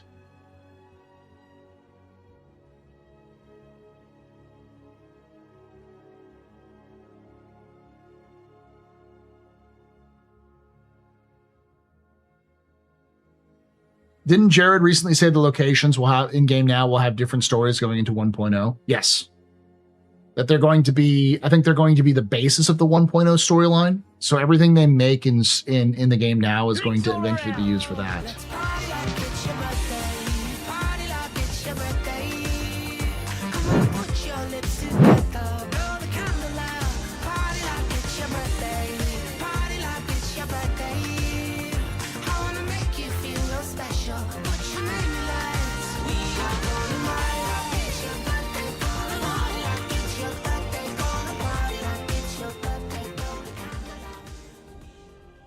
DJ Knight just got a sub from C0FF33 Gaming. C0FF33 Gaming gifted a tier 1 sub to DJ Knight. Thank you for gifting that sub to DJ Knight. 53 gift subs in the channel. You're very important, puppers. Very impressive. This is very pedestrian. You rock. Shots and cheers in chat, y'all. Shots and cheers.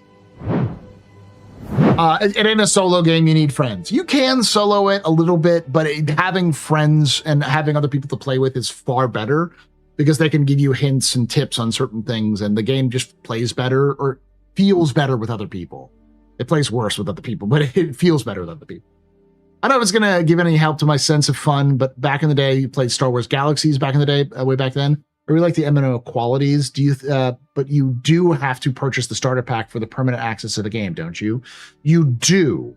But if you, and it's fairly cheap right now at $45. But I would definitely suggest trying it out for free because Star Citizen is trying to achieve something close to the Star Wars Galaxy experience. However, it is still an alpha. It has been an alpha for over a decade now. The first release of the actual Persistent Universe was 2015. It is nowhere near release. There are new things that have been added every year for the last 10 years, so it's a lot bigger. There are 3 different systems in the game, multiple planets, moons, and so on and so forth. But there's lots of bugs, inefficient. No PPUs. But you can never, ever take away my space game.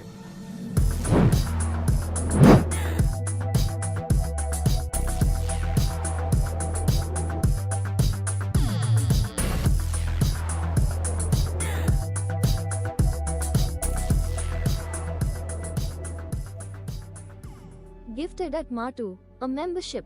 At Macho Game HQ celebrates 2 months of membership. Thank you for that. Woohoo. Thank you so much for that 2 months of membership on YouTube there, Mature Gamer. You're very important, but very impressive, very pedestrian. This is your fault. There's from Good Night. Shots and cheers in chat, y'all. Shots and cheers. So basically what I'm trying to say, Billy, is that it's a game that is not for everyone right now. And while they do have a 30-day money-back guarantee, so you can get your game refunded if you need to, which is nice. Most people, including myself, would much rather you understand what you're getting into before purchasing it, because there's a lot of really cool videos done by really good content creators, done by CIG themselves. And because we have all sorts of ways of like getting around the bugs and stuff like that, and things like editing, we can clip out some of those things.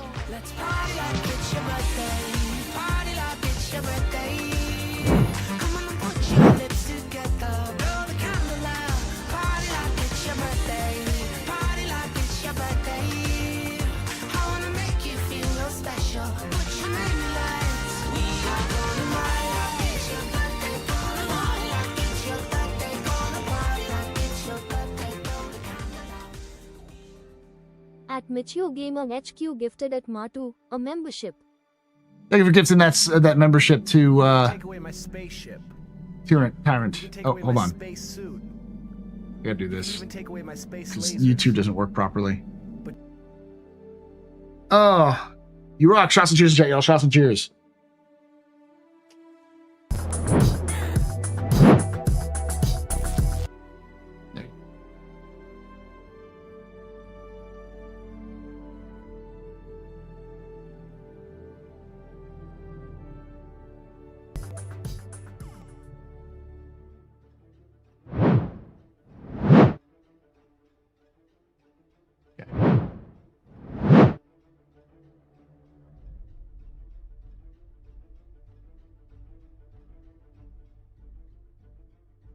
I feel bad for the devs because they really did put themselves into a situation of repairing a highway that's constantly falling apart. That is a problem. There's a lot of elements to Star Citizen that you kind of have to, like, I've always said the smartest people who played Star Citizen bought a starter pack back in 2012 for like $25 and then fucked off and will show up at 1.0 being like, oh yeah, I remember this game. I have a starter pack. Vanduuls, did they have friendly factions towards humans or any other species? Or are they hostile to anything, including themselves? They are sometimes friendly to the Banu. There are certain tribes that will trade with the Banu pretty regularly. And a lot of them are generally... Jesus Christ.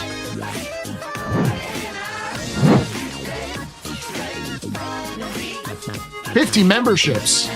Holy fuck.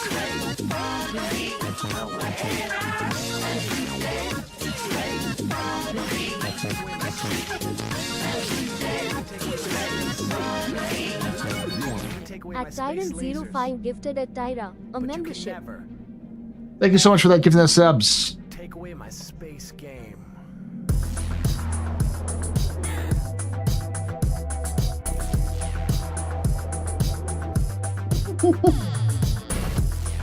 Jesus.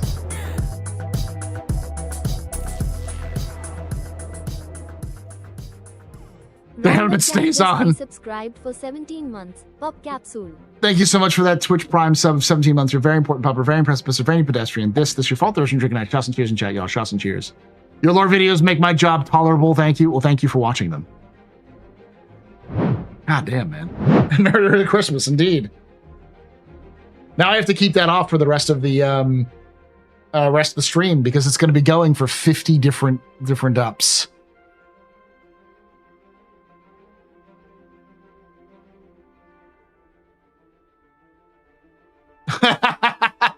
Let me know if you want more subs. I'll come on Discord. Oh God. So they can interrupt you for every 5 minutes and we try talking about stuff.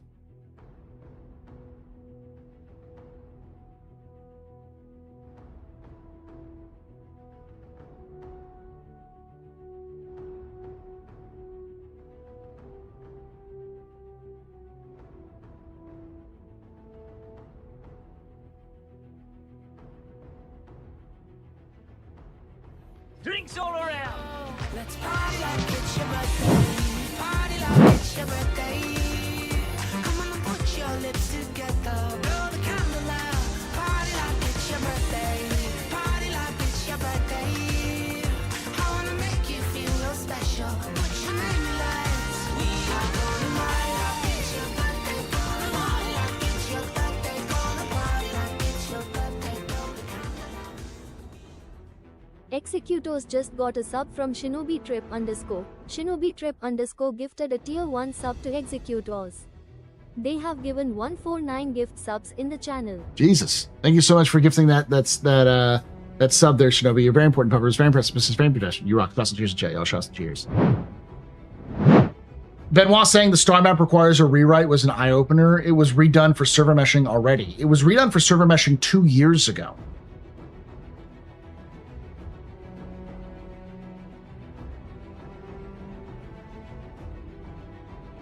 That's the fucked up part.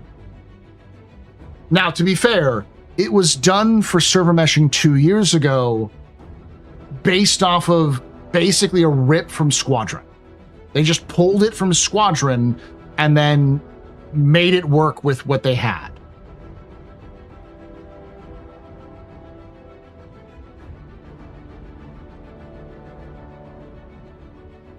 The star map was just cosmetically redone, no? Yeah, I don't think it was that much different. It was ported to the new system they're using for the Mobi-Glass, but not all the Mobi-Glasses uses the same system anymore.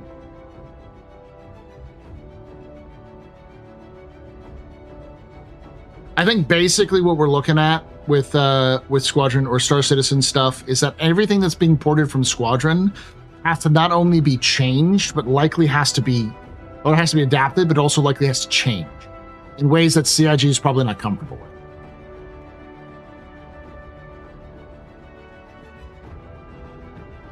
I'm sorry, Star Map and MFD suck absolute ass. I hope they get better sooner than soon. This is where I'm gonna explain something that I hope is not seen as me being negative, but more of me analyzing the problem.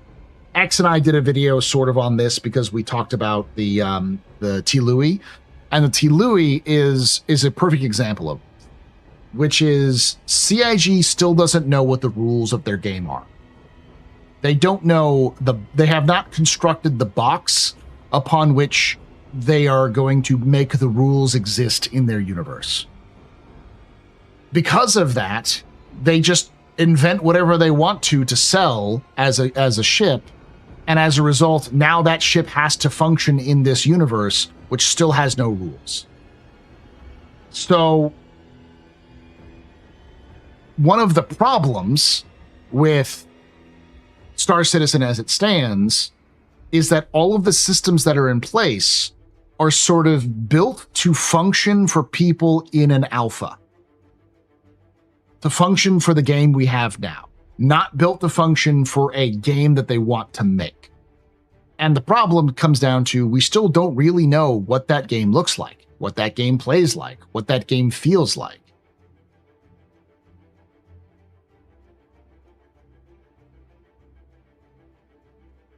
It's also because CR's impulsive changing his mind. That's part of it. It's part of the thing that I've been saying for a while now. When Jared says something like, "We're not afraid of a better idea," that to me just doesn't say we're not afraid of the better idea. It's a nice way of saying we don't have standards. We don't have an idea of what we want to do.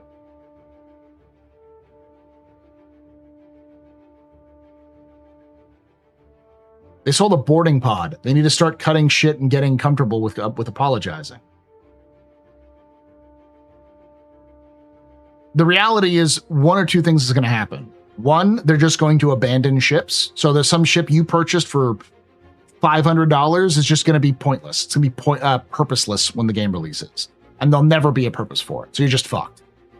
Or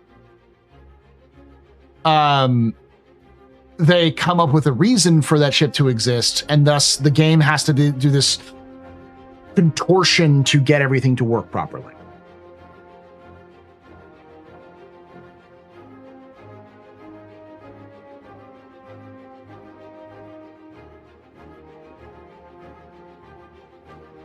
We're still figuring this out, which tells me they had no plan.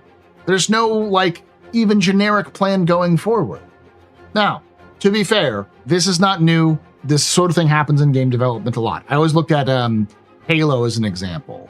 Halo originally started as an RTS, then morphed into a third-person shooter. In fact, it was showed off in Macworld in 1999 or 2000 in one of the Macintosh, one of the Apple conventions that was going on as a third-person shooter. And then it eventually morphed from a third-person shooter to a first-person shooter. The difference is that in all of those stages, the aesthetic generally stayed the same. The location generally stayed the same. They generally had the same sort of technological existence in terms of the lore and stuff, but also meant that the gameplay was fairly the same. With Star Citizen, there can be some drastic changes to the game to completely change the game's style, but it still has to be the same general event. What's the surprise in the PTU? Recco Battaglia, baby. Recco Battaglia's got a 3-mission story. So you've got a mission giver back, and she has kind of general missions in between those main missions to build up your reputation with her so you can do all of the 3 missions. Was not something that was, I think, pointed in the 4.9 PTU or the 4.9 roadmap, so it was neat.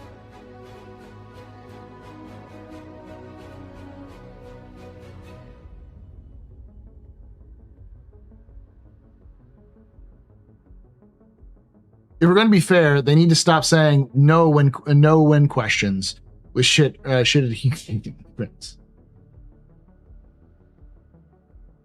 Hoplight's another example. Yeah. Good or bad, Paul gives the realistic perspective. The problem comes down to, I don't see from a distance. Like, for instance, let's take any game that is currently being released or is released. Look at GTA 6.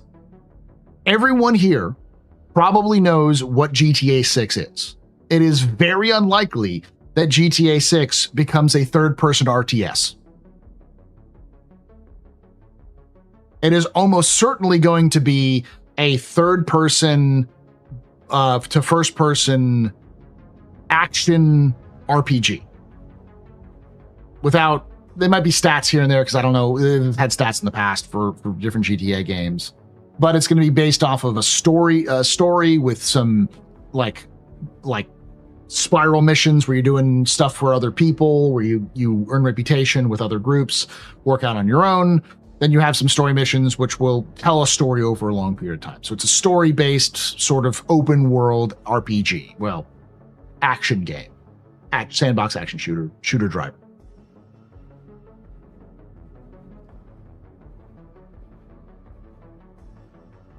Ace Combat 8 is likely going to be an arcade fighter plane game, right? Because it's an arcade fighter plane game. It always has been. So when I say those things, you can identify and figure out what the mechanics might be. There might be some changes generation to generation with some of these games, but generally they're the same. The problem with Star Citizen is that nobody knows what game it is. People will say, oh, it's an MMO. In the sense that it holds a lot of people, yeah. But it's nothing like WoW. It's nothing like a traditional MMO. Oh, it's a spaceflight game, but you also have FPS elements. Large portions of FPS elements. And whereas CIG says, that's the point. I say, that's bad.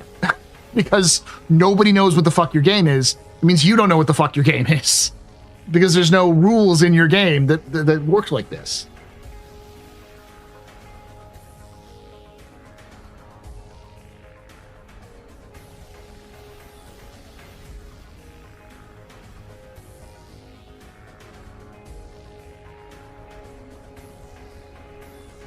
And part of that is Chris's fault, because Chris is just like, I like this element from this game. I like this element from this game. I like this element. Let's put them together, which is fine.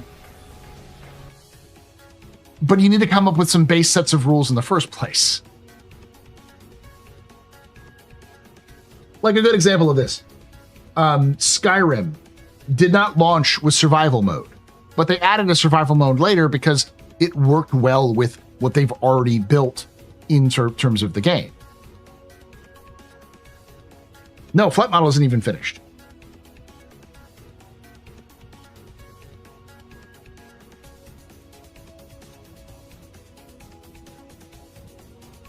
In what game, baby?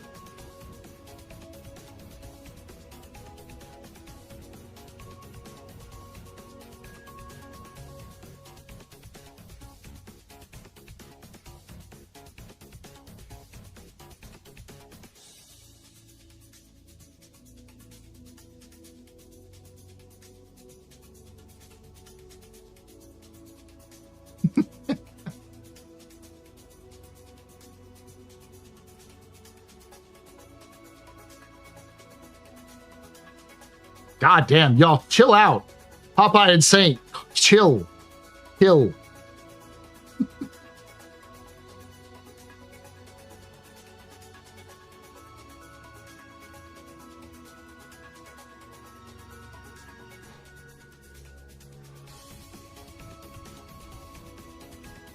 Yeah.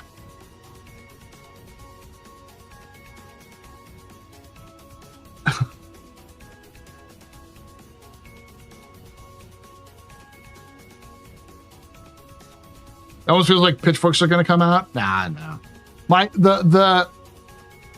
The point I'm trying to make is, I guarantee you, nobody at CIG has an actual plan for what Star Citizen's going to be.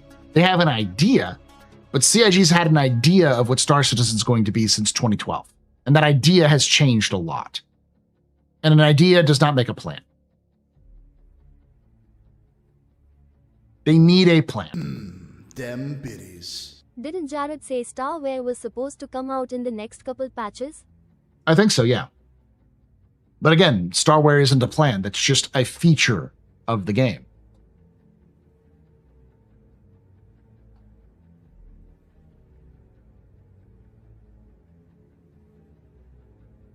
That is my biggest concern when it comes to Star Citizen. Is a lot of ideas, not a lot of actual concrete things. Yeah, not fashion wears the end game. I won't deny that. But it's still a feature, a vital feature, like fishing, that you need in an MMO, but it's a feature, not the actual game. So, Paul, based on your sources, just talking with the devs, has Elliot's team or any team ever done a thought exercise on what a complete content piece is? This is the ArcCorp segment. I've never asked anybody that specifically, but I can tell you right now, first off, I have no idea. But I don't think that has happened. And if it has happened, it has been very modular, like within small groups, either team or like management as a whole.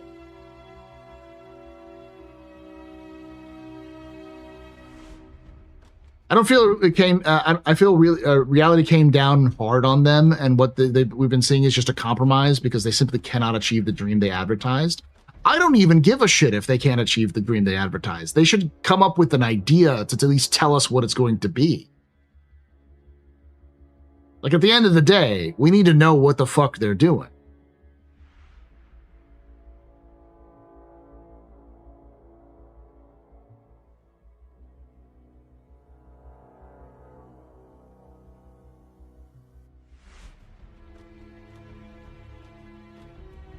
Because it's really hard to suggest people, hey, come play this game that none of us have any fucking idea will play like. Like, in this conversation already, one person said they're adding instancing specifically to kill out PvP and they're going to remove PvP from the game entirely. Another person has said that the game is going to be a survival crafter.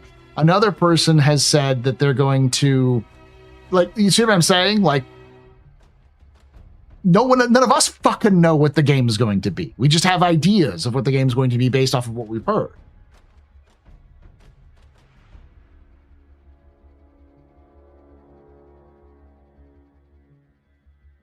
Well, you were supposed to be able to walk around on your ship, even with the original pitch, and you were able to walk around on some planets and space stations, but that was like the extent of it.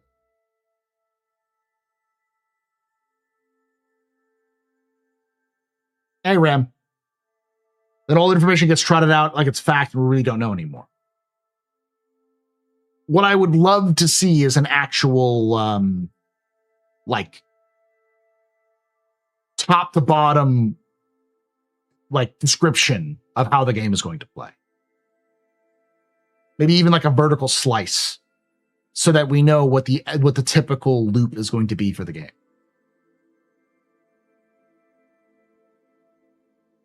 And before anyone says, well, what about mining? What about combat? What about, those are all different loops. Those loops can all be the same loops. It's just replace the action that's being done. That's it. One is shoot person. The other is deliver package. That action is not as what matters as much as the loop is.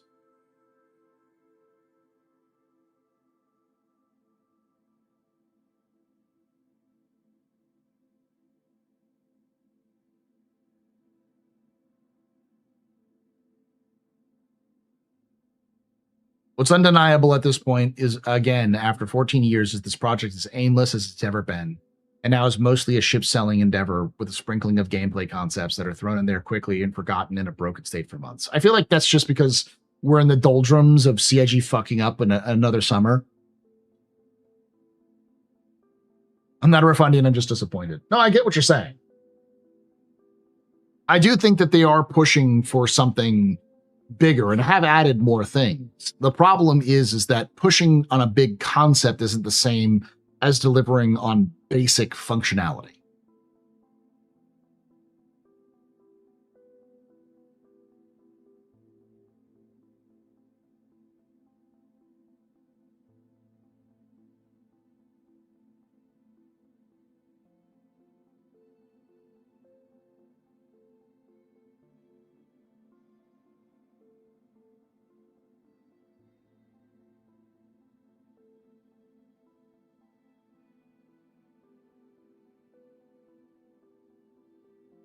Man, it's just been getting steadily worse last few years, just slapping stuff onto a broken foundation with no forward momentum. I don't know where you're getting that.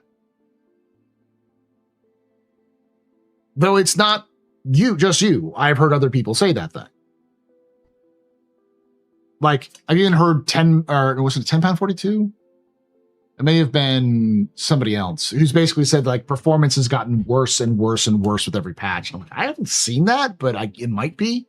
Maybe because I have a better rig, maybe because I'm just lucky. I don't know.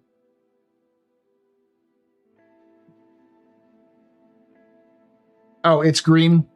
So I am now invisible. You cannot see me.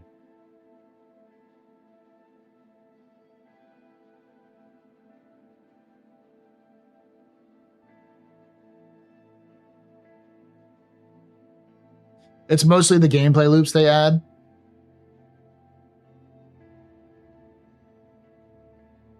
Did you mean client or server performance? I think, or server performance. I think performance has been, server performance has been dropping. I agree though, Rhett. I don't think they've really thought about it. I think they're still just going on an imagined tool.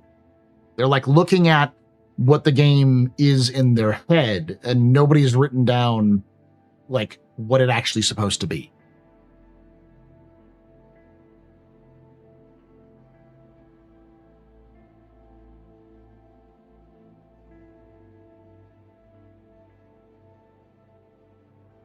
Didn't they say a lot of the server issues were caused by the Idris, but the main priority was to keep the game, keep that in game, even if it messes up the servers? Yes, I also think that that's probably a good excuse, but it's probably not the only thing that was causing problems.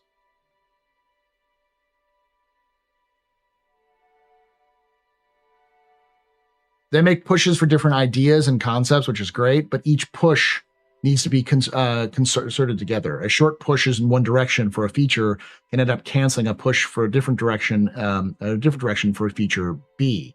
There's no overall objective, just vision. Exactly, that's the problem. There's just no... The left hand doesn't know what the right hand is saying. It feels like nobody is talking to each other, and everyone's just doing what they're told.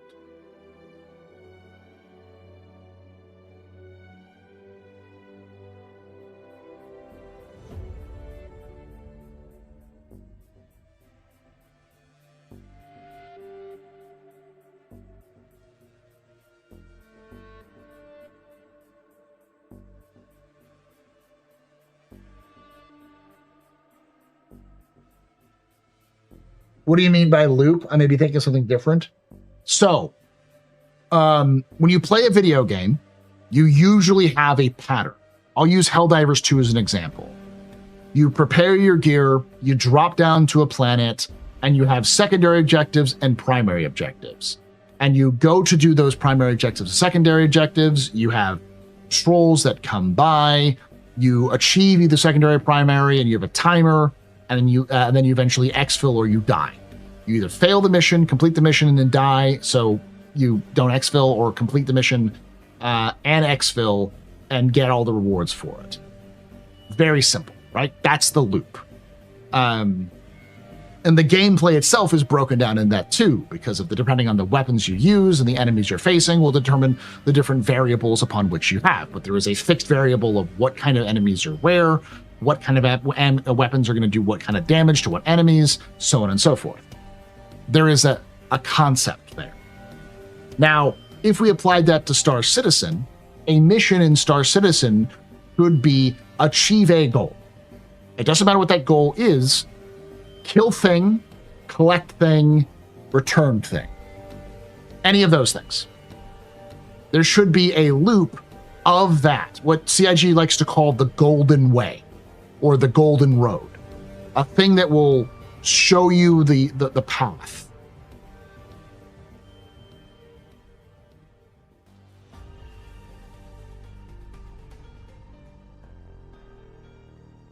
So with Star Citizen, this is just an example, not what CIG is doing.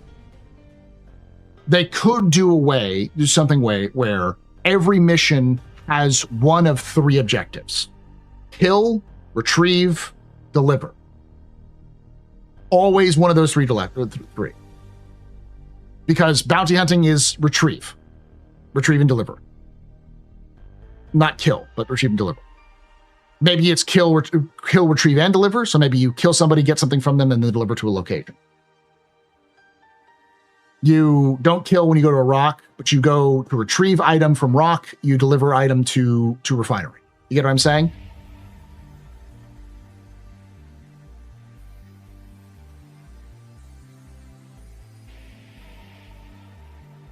No, we're talking about how Star Citizen feels very aimless in terms of game development, because it doesn't feel like it doesn't really feel like there's any sort of coherent vision or there's a vision, but there's no coherent plan on what the actual game's going to be.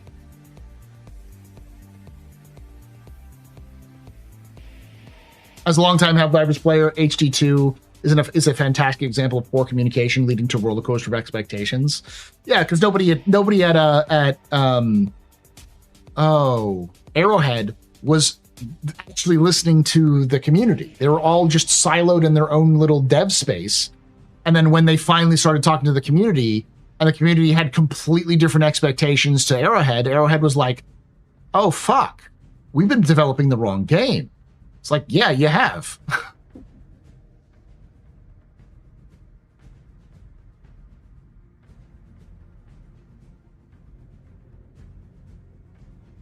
There was a Substack describing the inner workings at CIG over the last few years, and it was pure chaos, mostly having to do with the complete lack of competent direction from the top and level, entry level.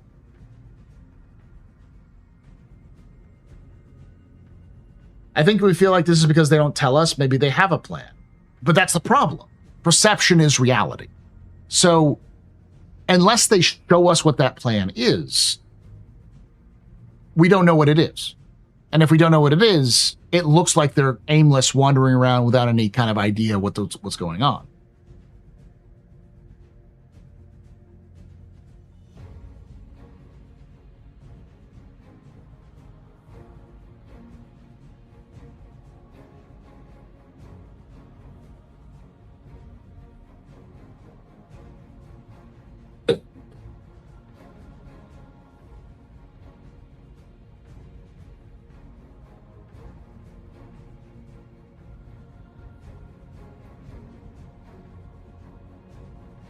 Maybe that's the point. Stop corporate espionage by looking the fool. No, that's putting too much conspiratorial thinking into CIG.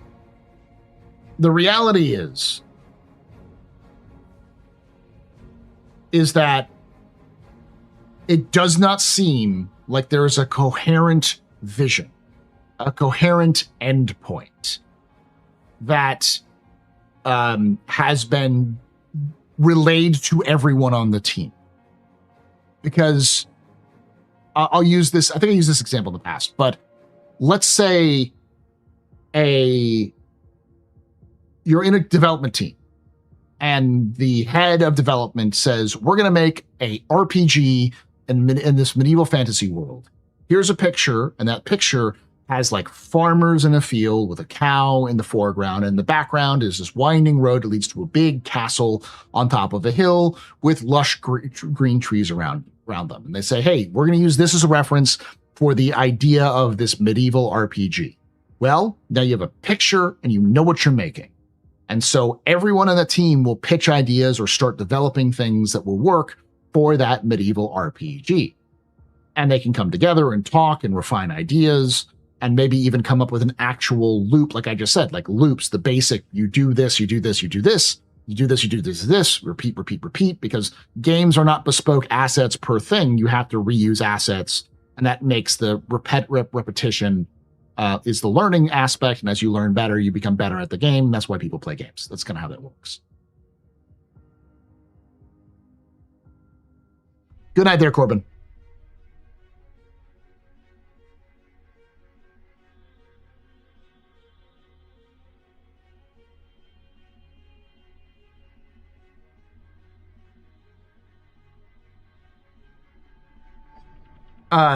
But I don't think anyone at CIG has that picture. Chris has not walked around with the picture of the space game that he wants and handed it to every single person in the team. So the lowest employee is waiting on their manager to tell them what to do. And the manager is waiting on the director to tell them what to do. And the director is waiting on Chris to tell them what to do. So you have a game of telephone, and if Chris forgets that this thing is being worked on, that team just will go off of whatever the fuck they have, which may not actually function.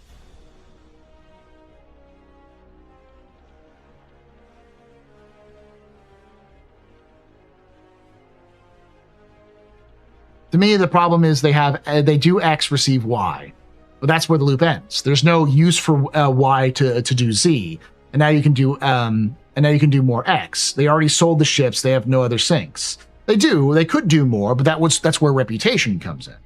And they don't have reputation working yet.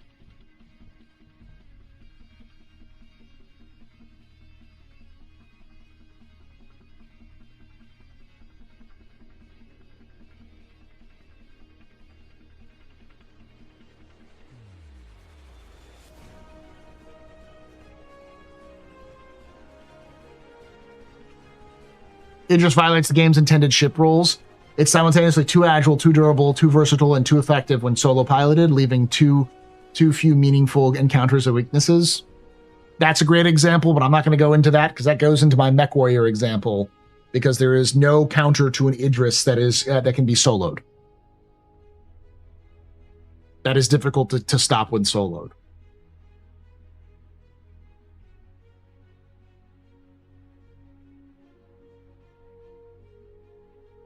I use this example a lot because I play a lot of Mech Warrior, but the smallest light mech can defeat the heaviest assault mech one-on-one, because the assault mech is heavier and better protected, but is also slower, harder to maneuver, but also has more weapons. The light mech is much faster and more maneuverable, but usually has less weapons. But if that mech is able to maneuver around a heavier mech or has some sort of ECM or other jamming device that makes it harder to see, it can get up to the areas of the mech which are the weakest and shoot them out pretty quickly and kill them. There is nothing like that in Star Citizen. An Aurora cannot kill an Idris. There is nothing that can kill an Idris that is small.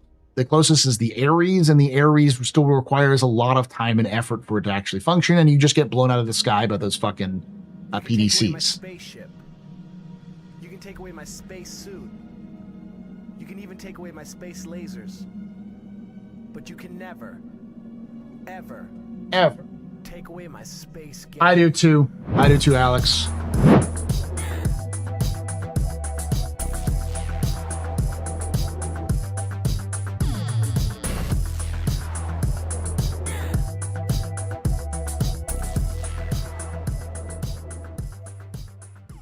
Zsrock just resubscribed for 2 months.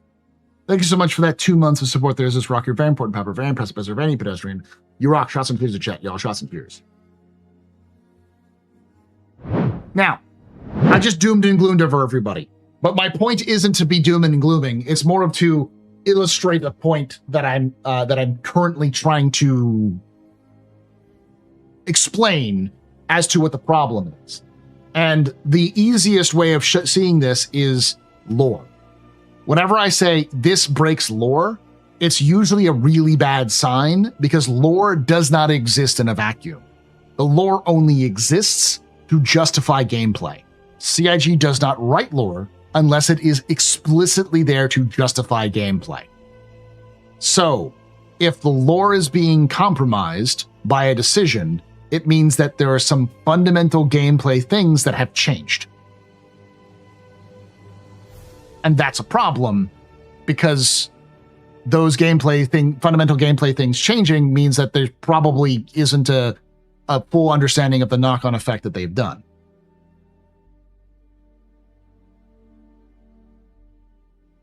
At this point in development of the game, they need to be working together with other teams to communicate. Everyone should understand what they're doing. Every person in the Star Citizen team should have an idea of what their role is to play in the final product. They should know where they're going to. Even if they're not there, even if they don't know the steps to get there, they should know where they're going to.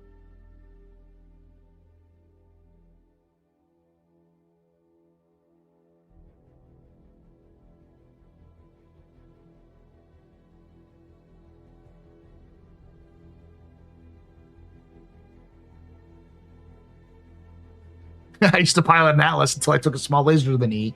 Small pulse lasers can fuck you up, Alcinor.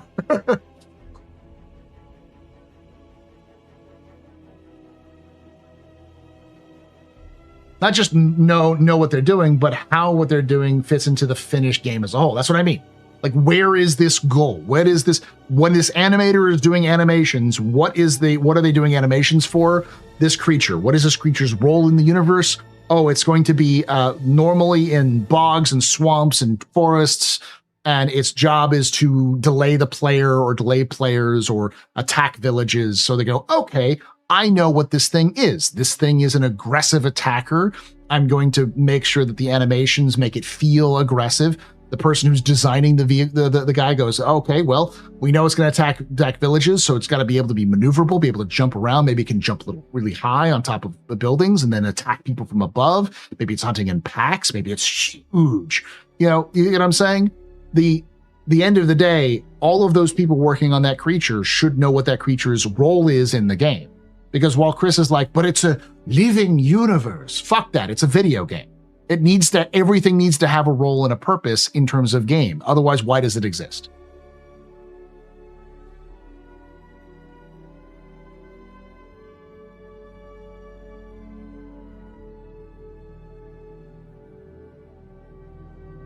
I have a 90-ton mech that can sprint at 104 kph. What, a charger? That thing is fitter than a medium mech.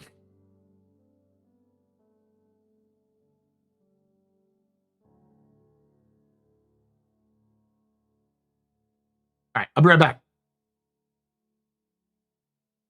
But as somebody else said, I still live in hope that they may one day have a come to Jesus moment and actually realize what's wrong.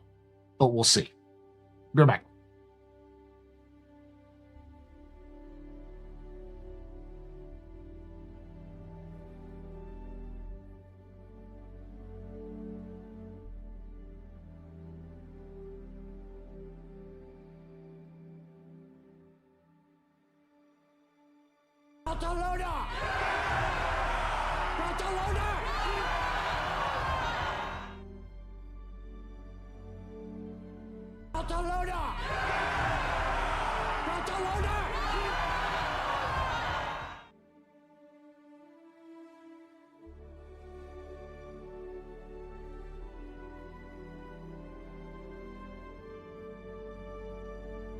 I'm just an old-fashioned cowboy.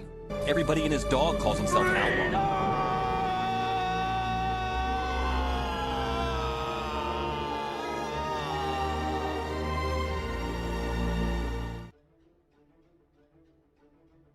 I'm just an old-fashioned cowboy.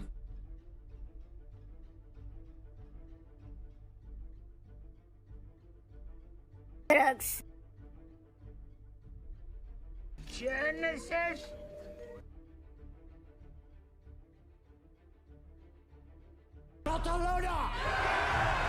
Weapons free, y'all.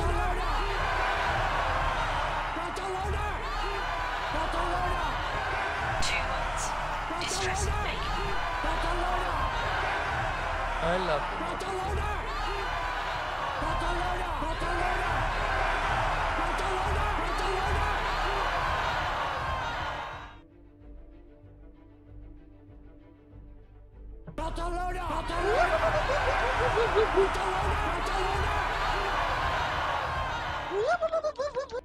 Turn it off. No more.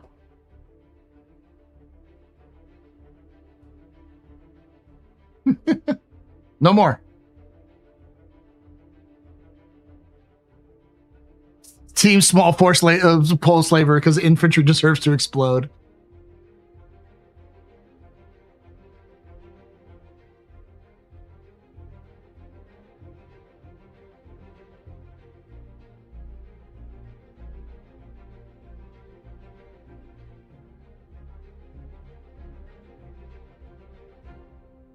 The problem is not the living universe. It's all in our imagination, and we were sold. The reality is just some half-assed systems that simply don't work after 14 years.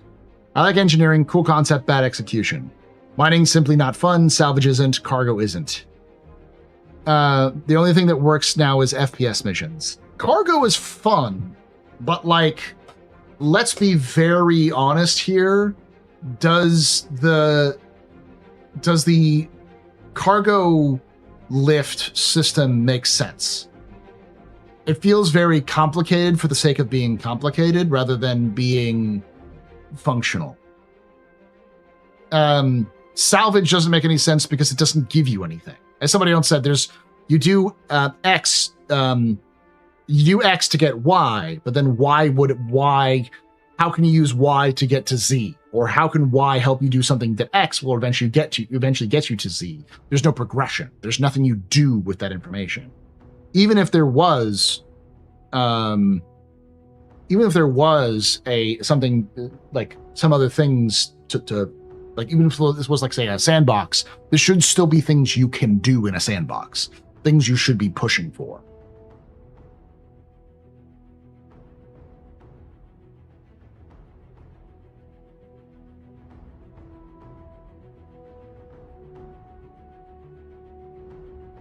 Star Citizen's like Mario Party, all separate minigames that don't influence each other, which would be fine if those systems would all work together.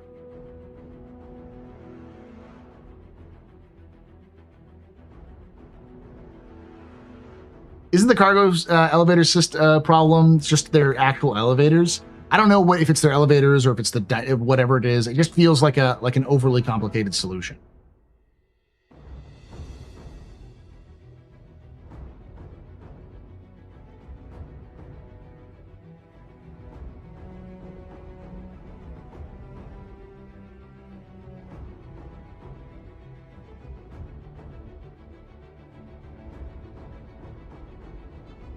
What? Like goals? Calm down, Paul.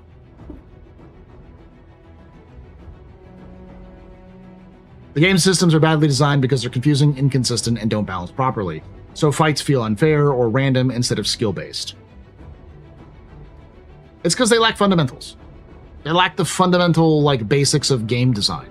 I'm not even talking about this in terms of like, well, I'm a game designer, because I haven't designed anything. But from just looking at, like, TTRPGs, every TTRPG that has ever existed, every war game that has ever existed. So not even just talking about like the code, we're just talking about the design. The rules in place are set there specifically to make the game fun, balanced-ish, and to achieve a goal. You know, I can look at a card for a 40k unit, and I can look at its strength, I can look at its toughness, I can look at its wounds, and I can look at its weapon skill for depending on what's going on, and I can generally tell you what it can kill and what it can't kill, what weapons, AP weapons it has, all that kind of stuff.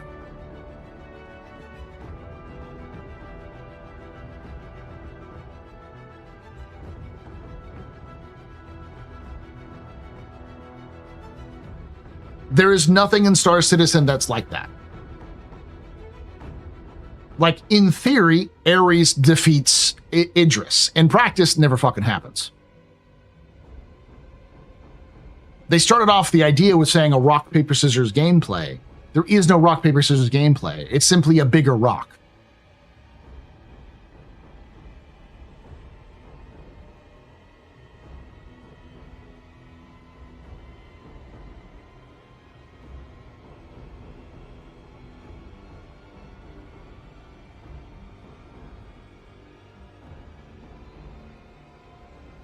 More expensive rock, yeah.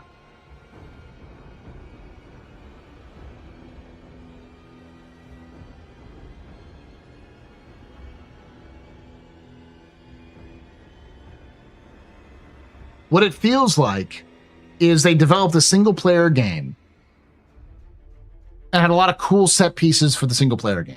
And whenever they had those cool set pieces, they would sell some of those set pieces as ships because they're like, it's already there. We already have it done. Let's just sell it as a ship for Star Citizen.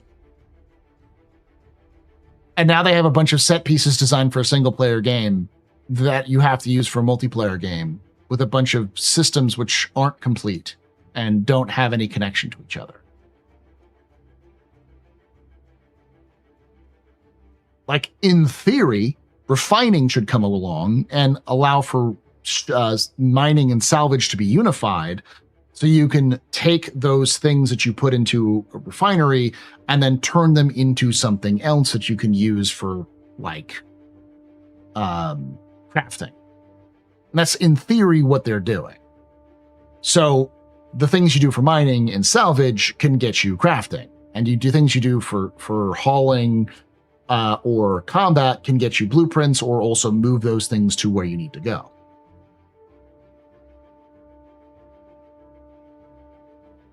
And that is true. The problem is that you sell a ship like the T. Louis. What does the T. Louis do?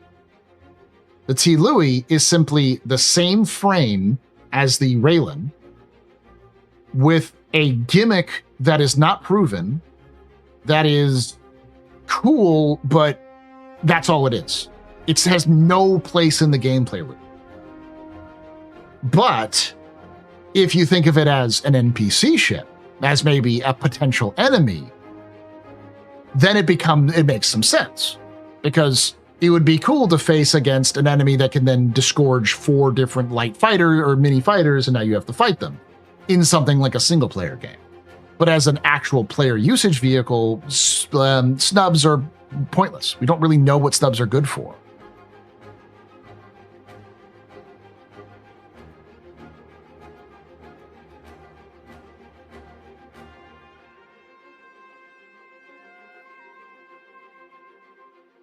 But there's no reason to craft. There is. It improves your ship's performance. But why should you improve your ship's performance? Because it doesn't increase it long enough for you to do other things.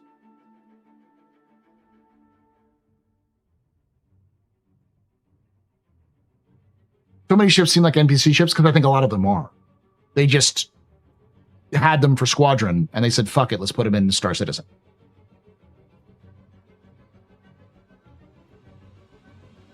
In my opinion, snubs should be better for light fighters, less things like power, it's power like a quantum drive. They should have more shots. They should have longer shots. They should have better. There's lots of things they could do, but they just don't.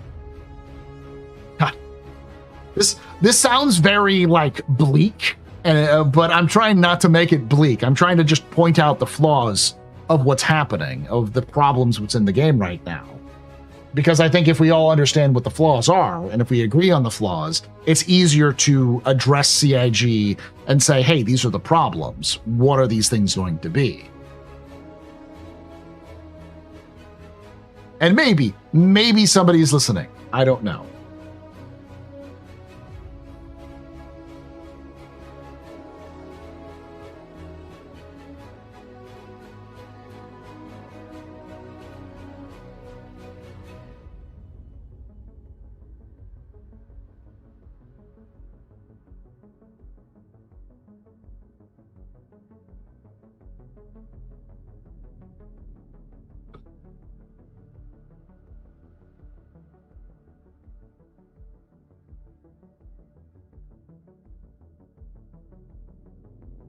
But you know what is cool? Star Citizen, when it works, is the most epic game ever, especially when it comes to player interactions. And holy fuck, I would love for them to lean into that. But they aren't.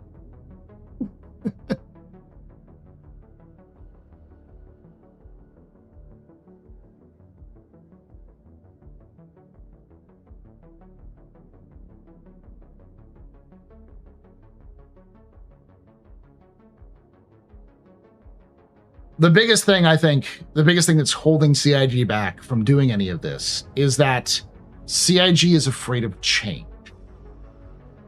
So if they said, all right, fuck it, this is the new vision, this is where we're going, take anything else that doesn't matter, throw it out the window, we're focusing on this. They're afraid that that might piss off some whales, or the people who are giving the money, not just the whales, but people giving the money, and be like, oh, I don't want this game anymore, bye-bye, and leave. And now they've lost income. And with a company that has 900 plus people with over 4 studios, you need every cent to keep the lights on. So anything that could be risky has to be a very calculated risk. Otherwise, you lose money and you close down. I think one of the biggest problems is that people assume that CIG is just getting hookers and blow with their money. In reality, it's the company is a company and is clawing at any way it can to get money to stay open. Not realizing that by clawing out to get anything they can to stay open, they're making their own jobs worse and harder, and thus causing their own slide back.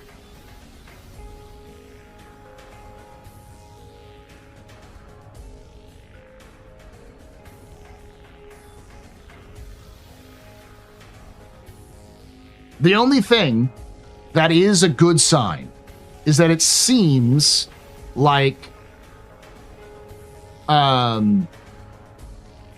Squadron 42 is going to be released in the next 9-ish months. If Squadron 42 is released in the next 9-ish months, then at the end of the day, that focus is gone. That pressure is off of them. It's A, a release game, B, hopefully good, C, starts getting them some passive income. So they no longer have to so hard focus on selling cool ships with cool concepts and instead focus on making the game. Will that work? I don't know. But it is an opportunity to pick up the pieces.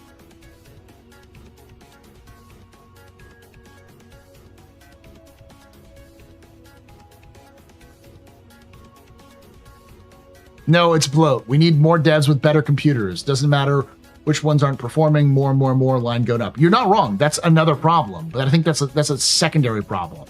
Is that, like, because they're clawing things back to try to get as much money as possible, they're also like, well, we need to make the game, so let's hire more people, because more people can solve the problem. Ignoring the fundamental rule of project management, which is the mythical man month. 9 women cannot give a birth to 1 baby in 9 months. Eventually, you have too many cooks in the kitchen. And as you can have every cook in the goddamn universe, but if they don't have the fucking instructions on how to make the goddamn food, they aren't going to make shit.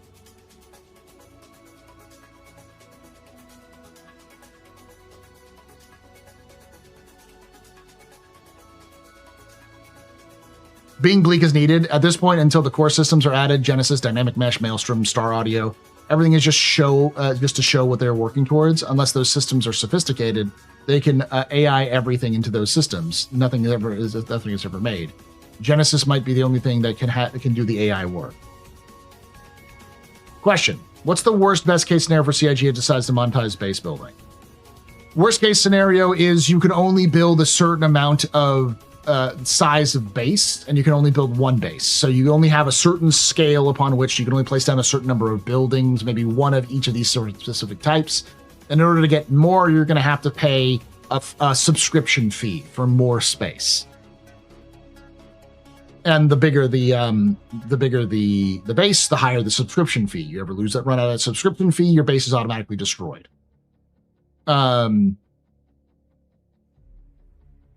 Is there any info on the Nautilus updates yet? Absolutely nothing, Gingy. I haven't heard anything about the Nautilus in forever.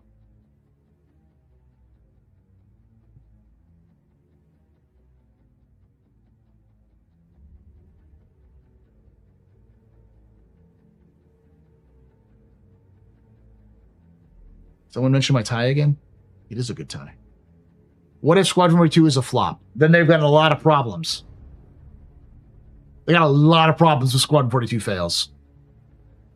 I don't think it's the end of the project right away, but it means that like Star Citizen is going to come out in a very diminished form with 2 or 3 systems, maybe a main story, and then they'll shut down.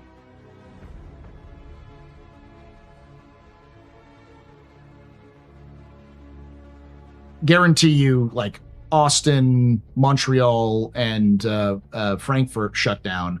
Probably more like Austin, Frankfurt first, and then maybe Montreal. It is a good time. Thank you.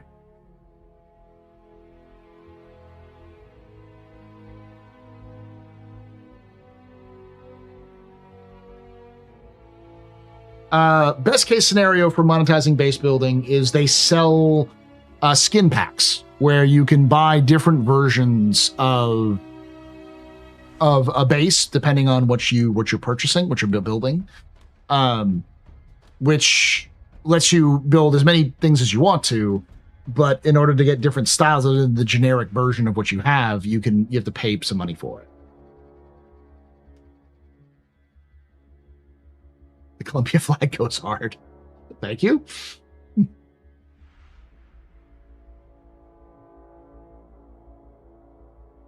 I mean, there is a scenario where CIG gets the license to make a Star Wars game or a Star Trek game, where they can be paid by somebody else to do a game so that they don't go under. That's probably the worst case scenario of everything. I mean, the absolute worst case scenario is CIG just sells the company to somebody else.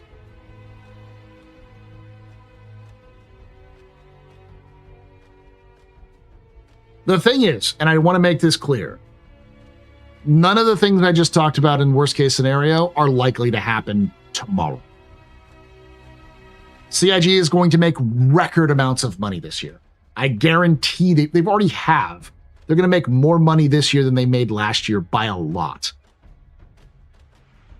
Squadron 42 is likely going to release pretty decently if it doesn't really. If it's not going to release this year, but unless if they've changed their design like suddenly and go, oh yeah, no, we're going to release in October, which would be fucking dumb.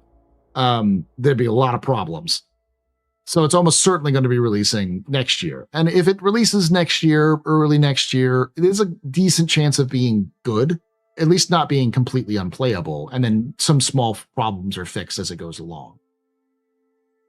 And if it does well enough, 1-2 million copies, over the course of a year, that's a pretty good amount of money. That's somewhere between like 40 and 80 million on average for that many copies.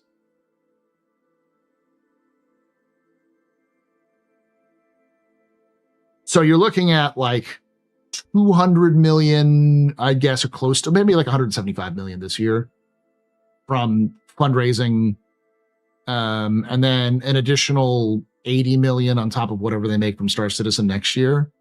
So they're financially wouldn't be in as much in the hole. So they wouldn't have to like constantly put out ships. They owe the Calder's 115 million though. Yeah, but that's on a put. If they can show off the Calders, if they can show the Calders that they're doing Squadron 42 and they're making Star Citizen and look how cool everything is, look how good everything, look the shiny, this is great, right? Ooh, shiny, look at me, look at this, ooh, shiny. They might go, neat, and then just continue to hold on to it. And then they have until 2029 to exercise their put.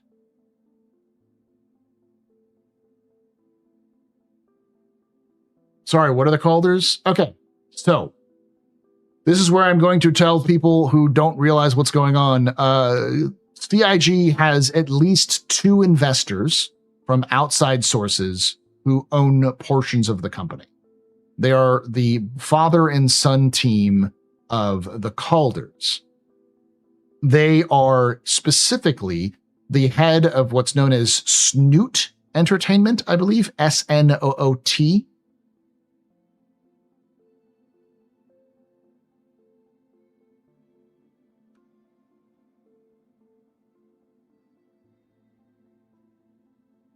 Yeah, Snoot Entertainment. They give you a concept of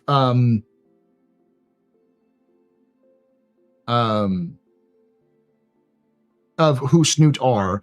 They've produced 20 movies and TV shows, including One Night in Miami, Blind Spotting, The Guest, You're Next, The Blair Witch, the new one, not the old one, All the Boys Love Mandy Lane, The Whackness, and A Mona Lisa.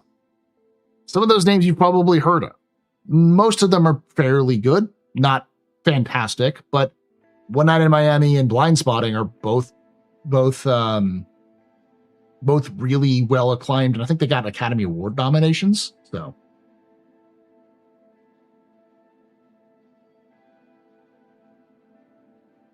basically, they gave CIG a ton of money. Them biddies. The folks being invited to SIG to play. Marketing, or is it playtesting? It's marketing. It's marketing. You can't get playtesting with that sort of thing. It's marketing.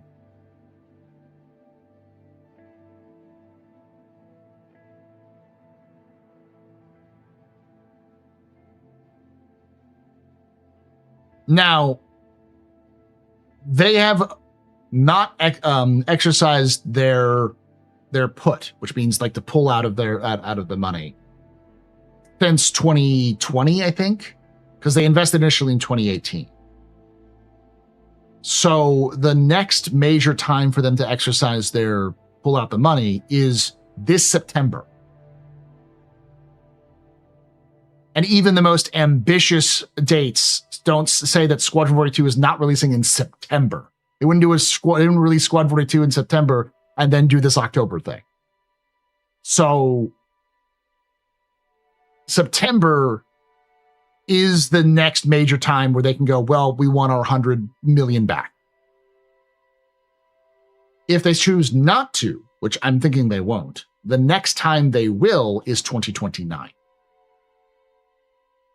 By then, CIG will have a regular flow of income with Squad 42 if it's functioning, and hopefully a Star Citizen in 1.0. Snoot or Snoop Dogg? So Snoop Dogg? Yeah.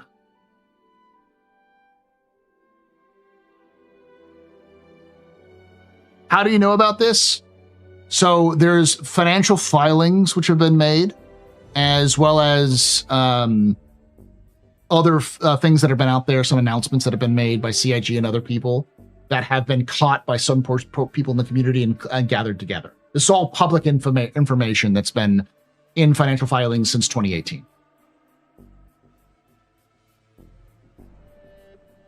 In your opinions, will Squadron 42 be the next Mass Effect? No, it'll be the next, well, it'll be close to it, but it'll be the next Wing Commander. And the question is if that's still good.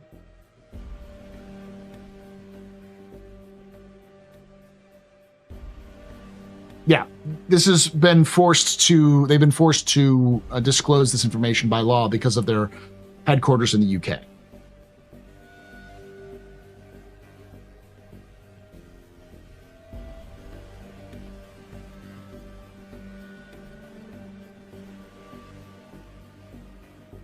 So CIG has until 2029.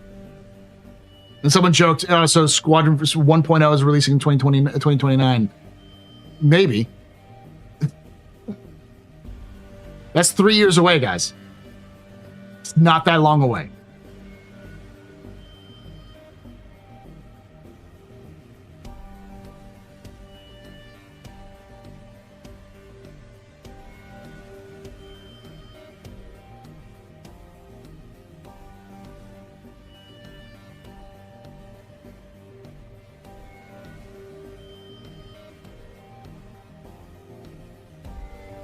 From inside sources? Technically, yes, but it's been public inside sources. One important thing to note is that their auditors, PwC, didn't sign off on their numbers or how they recorded this, huge albatross on them. Yes, CIG argued that it was an asset, and PwC said it was in fact not an asset but a liability, a debt that they had to pay, and that's the big one. PwC is saying CIG is a financial risk, and CIG is like, we're not. We have investors who will stick around.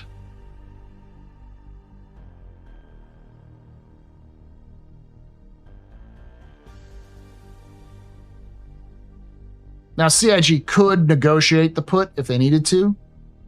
They could negotiate of like a payback over a certain number of years if they needed to. But really what this year needed to be was to be a very big financial success and to generate a lot of hype so that they could talk to the Calders and say, look at how much money we've raised. Look how excited everybody is. Look, we're releasing Squadron 42. We've had some weird issues because we didn't want to like go up against these bigger figures, but we're still releasing it. It's going to come out at this time. See, you should stick around.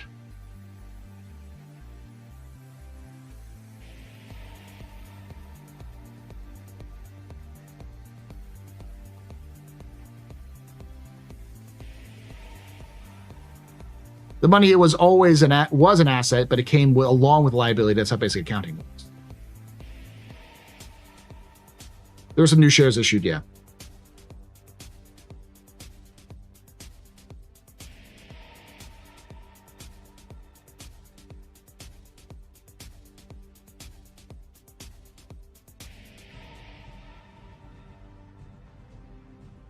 My mom is an accountant. This financial talk is starting to give me flashbacks. It's important what we're talking about right now. What about it is important to understand because this is the motivation behind CIG. Everything CIG is doing or saying is because of this. And you're insane to think otherwise. These situations, how much money they make, which they haven't made a profit in like 4 years, 5 years, last we heard. The last profit they made was like in the 2020, I think. I'd have to look up their financial situations. They lost like 20 million in 2023. They lost 14 million in 2024. We don't know 2025 yet. We won't know until 2027.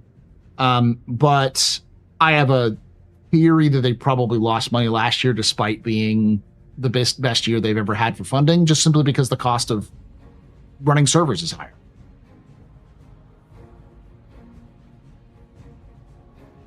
Did I get an invite to Squadron 42? No. But I wouldn't have been able to go anyways. Yes, server meshing is expensive because it requires servers which are like insanely expensive these days because of AI. The same thing that's causing the Steam machines to be extraordinarily expensive is the same thing that's causing Microsoft to increase the price and Sony to increase the price on the Xbox and the PlayStation is the same thing that's pushing like servers. Like even Epic is having a hard time paying for servers.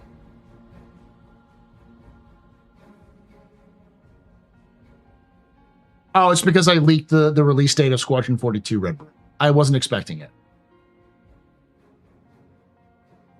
Because I was and still am fairly mad at the way that they handled this delay for Squadron 42 and how they're doing it. That like I don't feel sorry for it. I'd do it again if I was asked to do it again.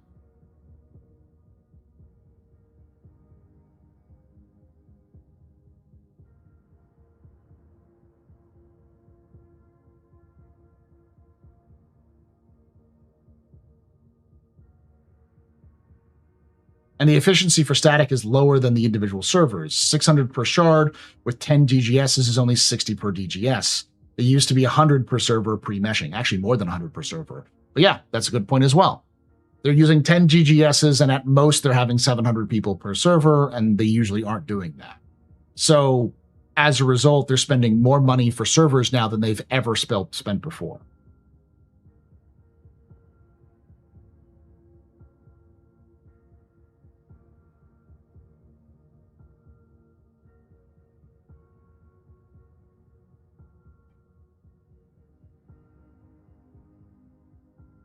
So CIG's reasoning was that if they exercise the put, it would bankrupt us. So they won't, so it's not a real liability, which is some wild mental gymnastics. A trapped animal in a cage that's grabbing at everything and trying to pretend everything is still okay while everything's on fire.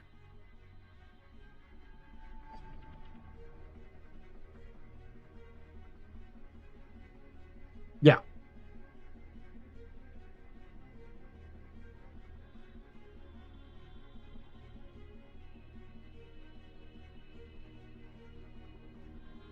which isn't bookkeeping. It's sticking your head in the sand like they're Ramsey's king of denial. PwC saw that and was like, what? No, we don't endorse this.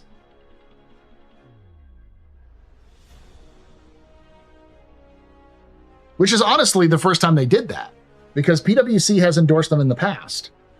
In 2024, they said, yes, it's still good.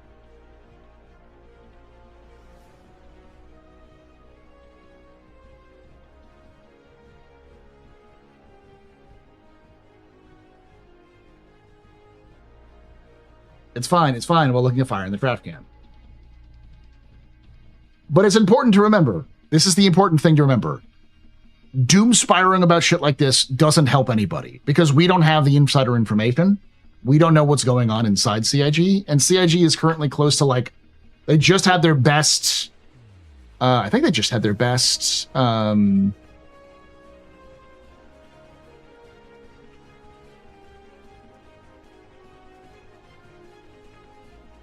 they're at $93 million right now for this year.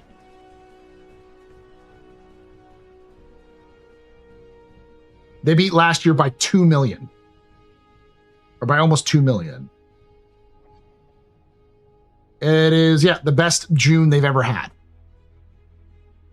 They're at almost, they still have like 5 days left in June.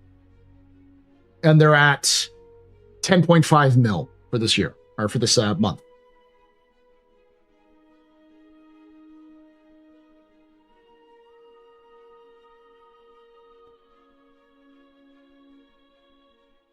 Okay, so then how do they get out of this loop? Squadron 42. That's how they get out of this loop. If Squadron 42 is released and it sells decently well, they like I said, if they sell 2 million copies in a year, they make $80 million. And what did they have to sell? A game they already released. They're not going to stop selling ships next year. They'll still sell ships for Star Citizen. So let's just say they have one of their worst of funding years since like, let's just say they had another 2024. They only made $116 million. Well, now they made $200 million because they had the 80 million sales from Squadron 42. $40 a game, sort of. They would earn about, they probably an average earn about $40 a game, but it would be a $60 game. So you earn something like, you lose something like 30% either through Steam or through other services as well.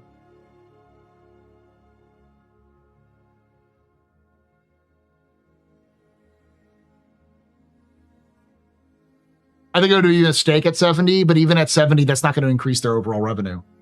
Not by much. Not enough to matter. No, it's not going to be 40. It's going to be 60, I think, at the minimum. CIG would be stupid to sell this at $69.99 because that's an arrogant move that's, I think, even beyond them. Because it's a brand new company, brand new game from a brand new company that no one has played a game from. Yeah, it looks good, but $70 is a lot of money even for a $40 game, or a 40-hour game. Well, they've always said that it's going to be $60. They said from the very beginning they want to sell it at $60 at some point. But since the price of the game, of the AAA game, has gone up, people have been like, well, maybe they will rise it, but I don't think they will.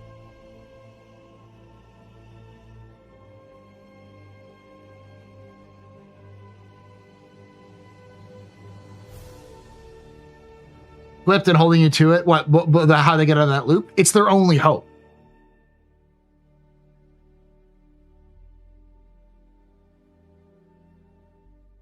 It'd be hilarious if Chris sees GTA and says, hold my beer. He might. He'd be dumb, but he might. It'd be proof that Chris doesn't have any fucking idea what's actually going on inside the gaming sphere as a whole.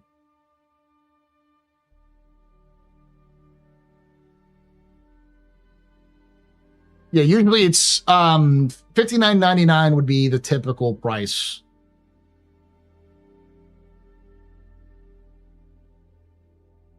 Sorry, I'm holding it at $60. I would be, like I said, I would not be happy if they sold it at $70.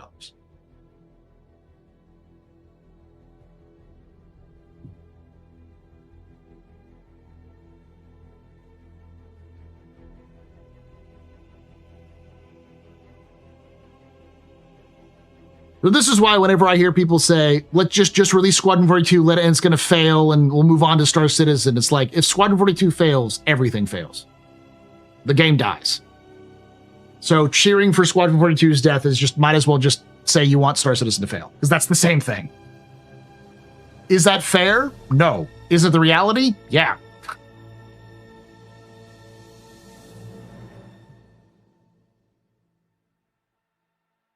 The other factors is how many existing backers had the game as an add-on. That is true, but Red, let's be honest here, if they sold it, and they will, sell it on Steam, how many people will also buy it on Steam even though they already have a copy?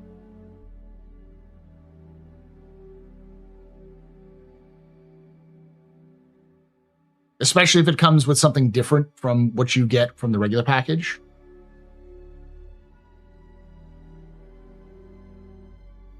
They're definitely banking on the community itself purchasing 1 or 2 copies, purchasing multiple copies upon release as well. People double dip all the time, yeah.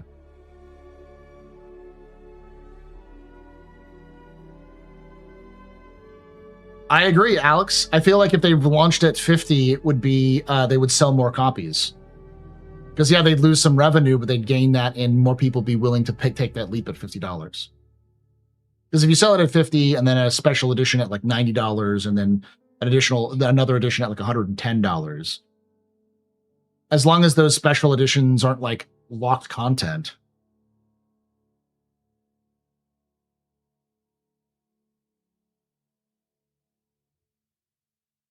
That's the other important thing is that to remember, when they stopped selling Squadron 42 as an add-on or as a package, like between then and now, the community has doubled in size. And that was like 2023. You know, it was only like 3 years ago. The community has absolutely exploded in size over the last 6 years.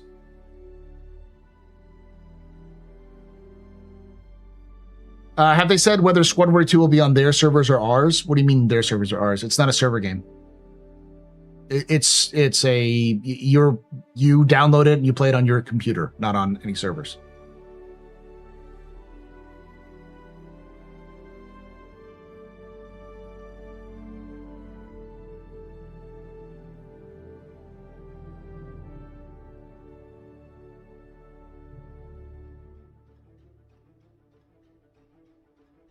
$60 with a shirtless Cavill option.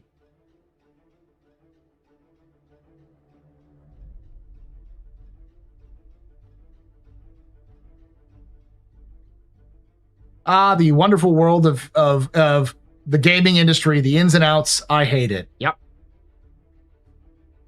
I think you Paul said that they finally relented and we'll put it on Steam. As far as my inside sources said, yes, they'll put it on. They're not just going to put it on Steam.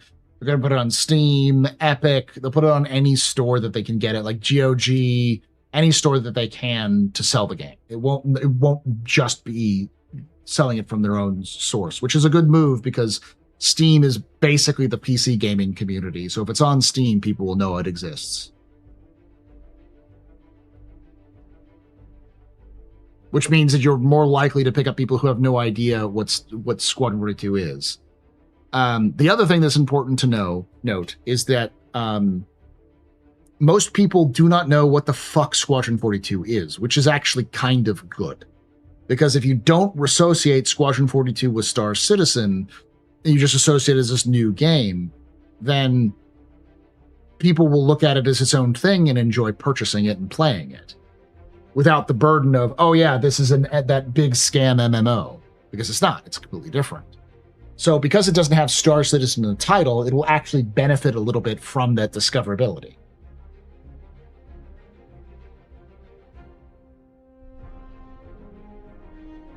It has all of the elements that should make it extremely successful as a game. However, there is one element we don't know anything about, which is how buggy it is.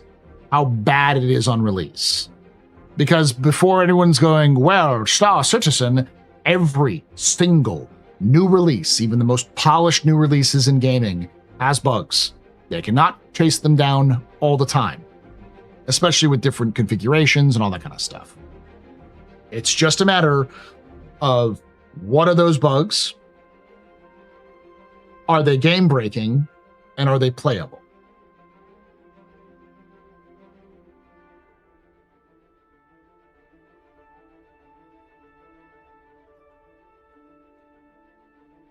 It depends on when it releases, but the gaming press will definitely want to pull it apart.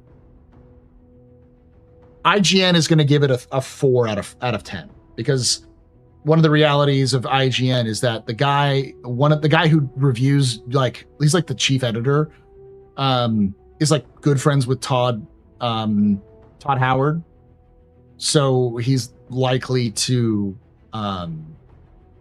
He's just the guy who gave Alien Isolation like a 4 and everyone shat on him for it. He's likely going to do the same thing. It's like he'll take Squadron 42 away from whoever else might be doing it and then intentionally give it a bad score no matter what it does.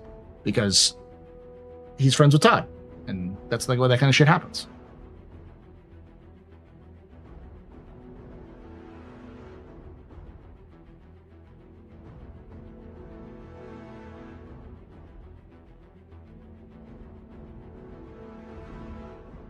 Right up there with 007 First Light. It had bugs, but the game was great otherwise. It was received well, too, I think.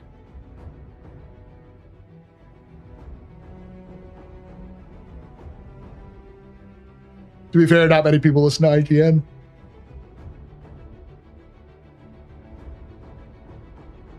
If it is good, and it is, the bugs are minimal and playable, and they patch them quickly afterwards, then it has a chance to succeed. But again, wait, why would Todd hate Squadron 42? Is he butthurt about Starfield still? Yes. Yes, absolutely. Didn't they give it a 10 out of 10?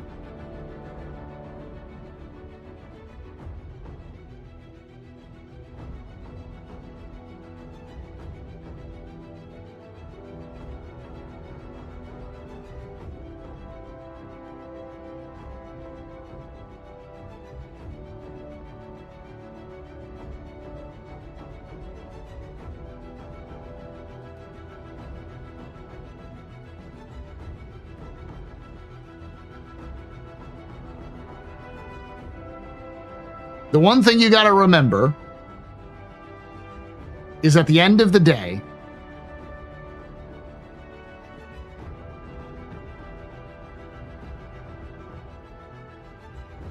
is that people are people.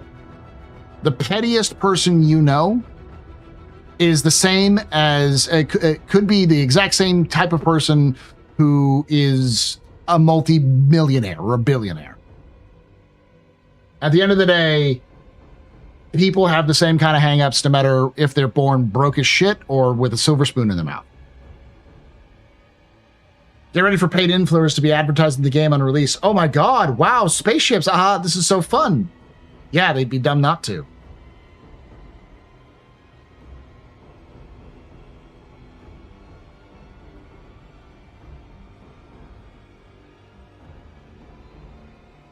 The best move would actually be to pay them to play the game before the release and do a review, or pay them on release to stream a little bit and play it. Because you need the attention. Now, would it be smart for them to pay like a major, huge streamer to play the game for a couple of hours? Absolutely not. Because that's a waste of money. I always like to point out, so there's that party game that paid Mr. Beast to do a video on it, being like, it's Mr. Beast, we'll be fine. And they paid him like several $1 million, and that game is dead. But if they got people my size, people who have like, how many people do I have left? 130 people? 100 to 200 size people, paid them some money to do it. You could probably get those people to stream it for a couple $100. And if they enjoy it, they'll keep playing it. Or better, give some people free access to the game before the game releases and have them do content on it. CIG won't do this because their blind spot is always YouTube, but there's plenty of people on YouTube they could contact who are not Star Citizen streamers or content creators to have them do that for it. And have them make content for it before it releases, and then then have that content release at the release of the game.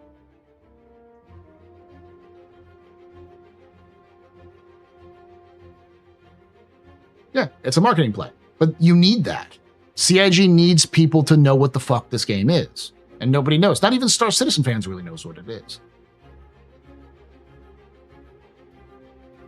I'm not interested in Squadron 42 at all, but I'm very interested in what happens to Star Citizen after Squadron 42 releases. This is going to sound dumb, but if you're a fan of Star Citizen and you want Star Citizen to succeed, buy Squadron 42, even if you never play it. That's probably more important to CIG than it is to buy a $500 spaceship. Because they eventually have to put the work in to buy that $500 spaceship. Yeah. So now you're interested in Squadron 42, because Squadron 42 fails, Star Citizen fails.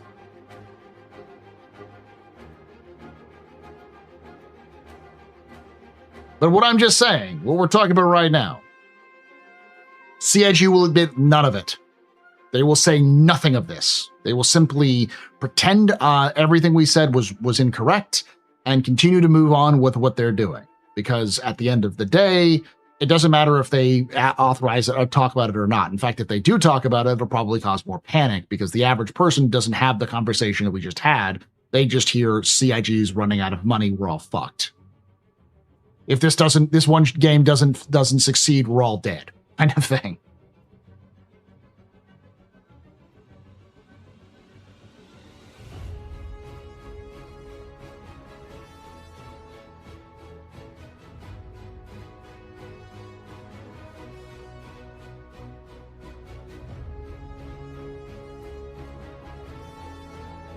Then 11. Doom. Great War Mage, if they were smart, they would sit down with Henry Cavill at the studio and have him play Squadron 42 and film him playing Squadron 42 and his reactions. Because he's already a backer. Like, he was interested in Star Citizen and Squadron 42 before he was in, like, the cockpit.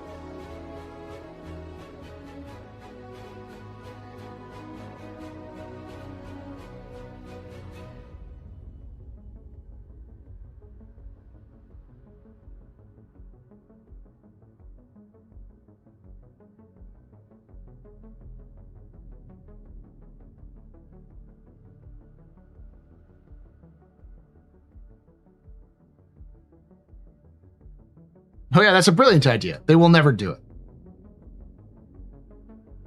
I've also had the idea of CIG should when they open up pre-orders again, they should sell the game for pre-order for $42.42 or $42.99 for the first 42 days that the game is in pre-order.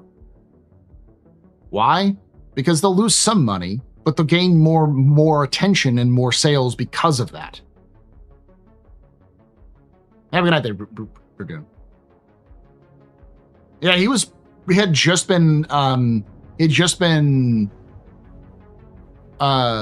coming off of the first Superman movie when he joined it, so.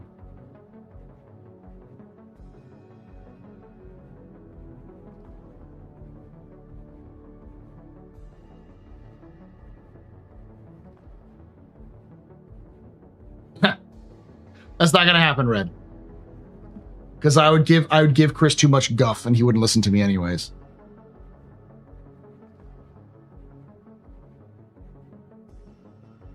I just now got the notification.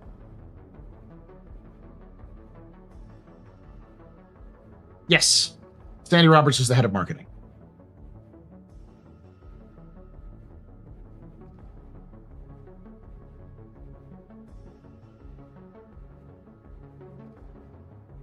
Yes, I do actually have experience in marketing. I don't have experience in video game marketing, but I've been doing video game content and working as a content creator for so long, I basically have experience. I have assisted in many an activation as a content creator. But yeah, I have worked as a marketing brand manager and assistant on multiple occasions from when I was 16 till when I was like 21, 22, because my parents were marketers. Both of them own, my mom owned her own business. And but both of them had MBAs in marketing. Both of them worked for various marketing stuff. So I was baptized in marketing. So a lot of this stuff, it seems like oh yeah. How you doing? I'm doing good. I just finished my Squadron or my Star Citizen video on lore, or the AI in the lore of artificial intelligence, and it's out for YouTube members and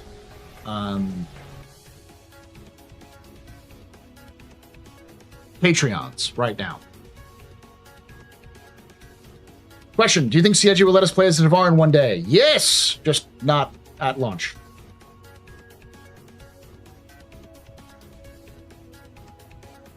No joke, that 4242 idea is great. I come from the perspective that every single thing, if you don't have any money for marketing, then everything about your activation should be an advertisement. Everything you do should be something that someone's going to write about because they think it's funny, because they think it's cool, because they think it's interesting, because they're pisses them off, whatever. In this universe that we currently live in and in real life, your attention is drawn 17 ways before you even get out of bed. You need to do everything you can to make sure that some of that attention is put onto your product, especially if you don't have money to force their eyes on it.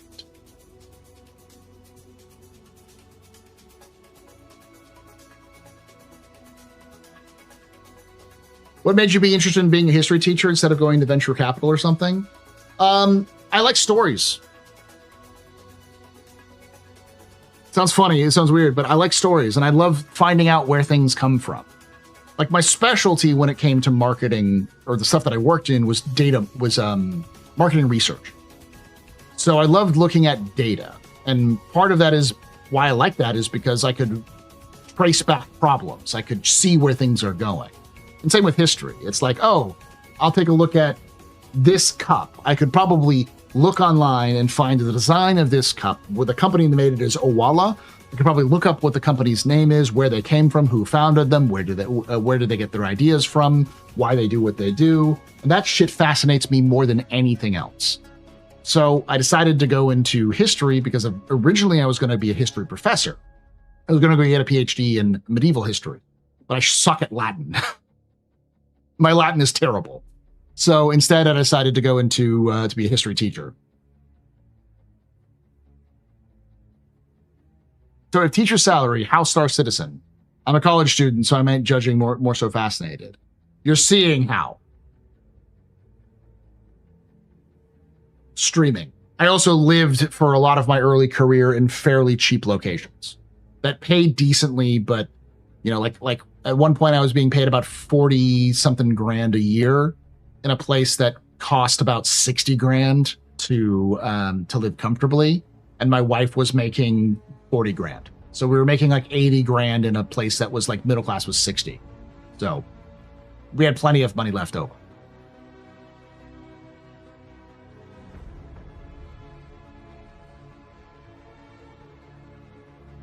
I would find selling things miserably boring. That's part of my job. My mom used to say I could sell ice to an Eskimo. I can sell if I need to, but I have to believe in the product. He's also not a demon. They could absolutely screw it up, like having Weird Al or do marketing campaign for the game. Yeah, they could, but they won't do that.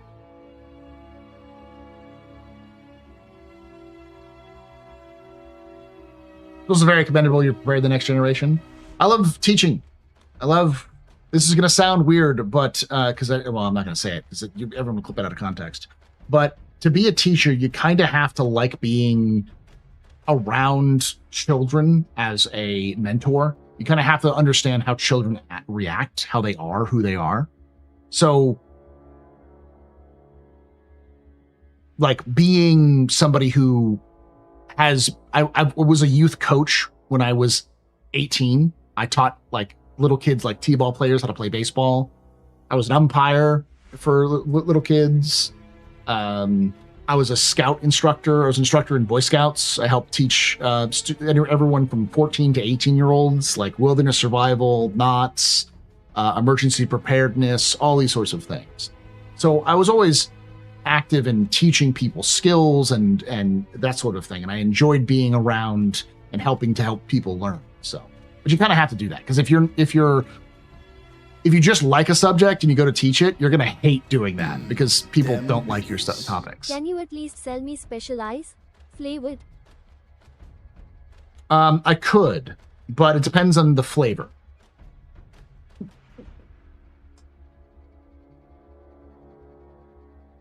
Got it. So the path to success is get a husband and dance with an astronaut helmet. Exactly.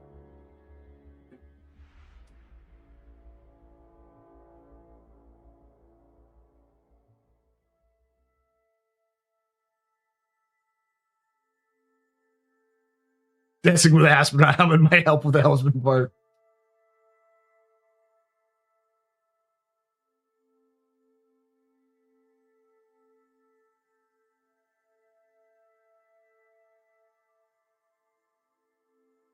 It's so strange. I've only played Star Citizen for 4 years, and all this time, the game in the shadow of Squadron 2. I'm eager for that to be over.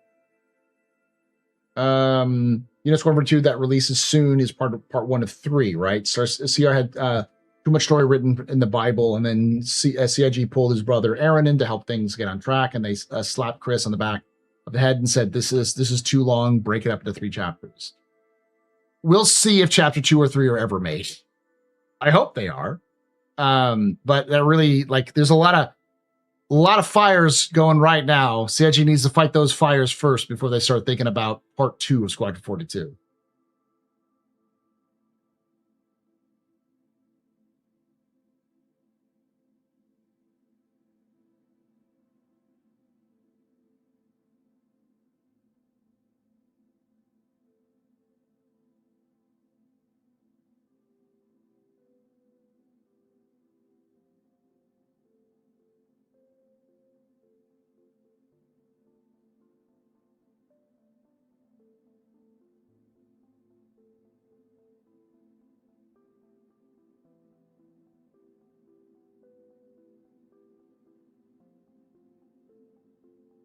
Either way, Star Citizen ain't getting loose of Squadron 42 anytime soon. Yep.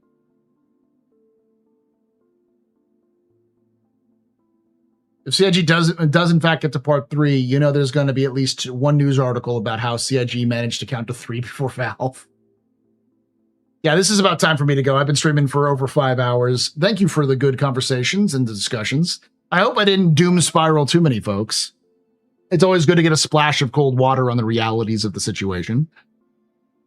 Thank you for watching. Thank you for enjoying yourself. I'll be back tomorrow, a little earlier than I was today, to play some Mech Warrior 5 with Loken, because it's hot mech summer, where I play mech games over the summer.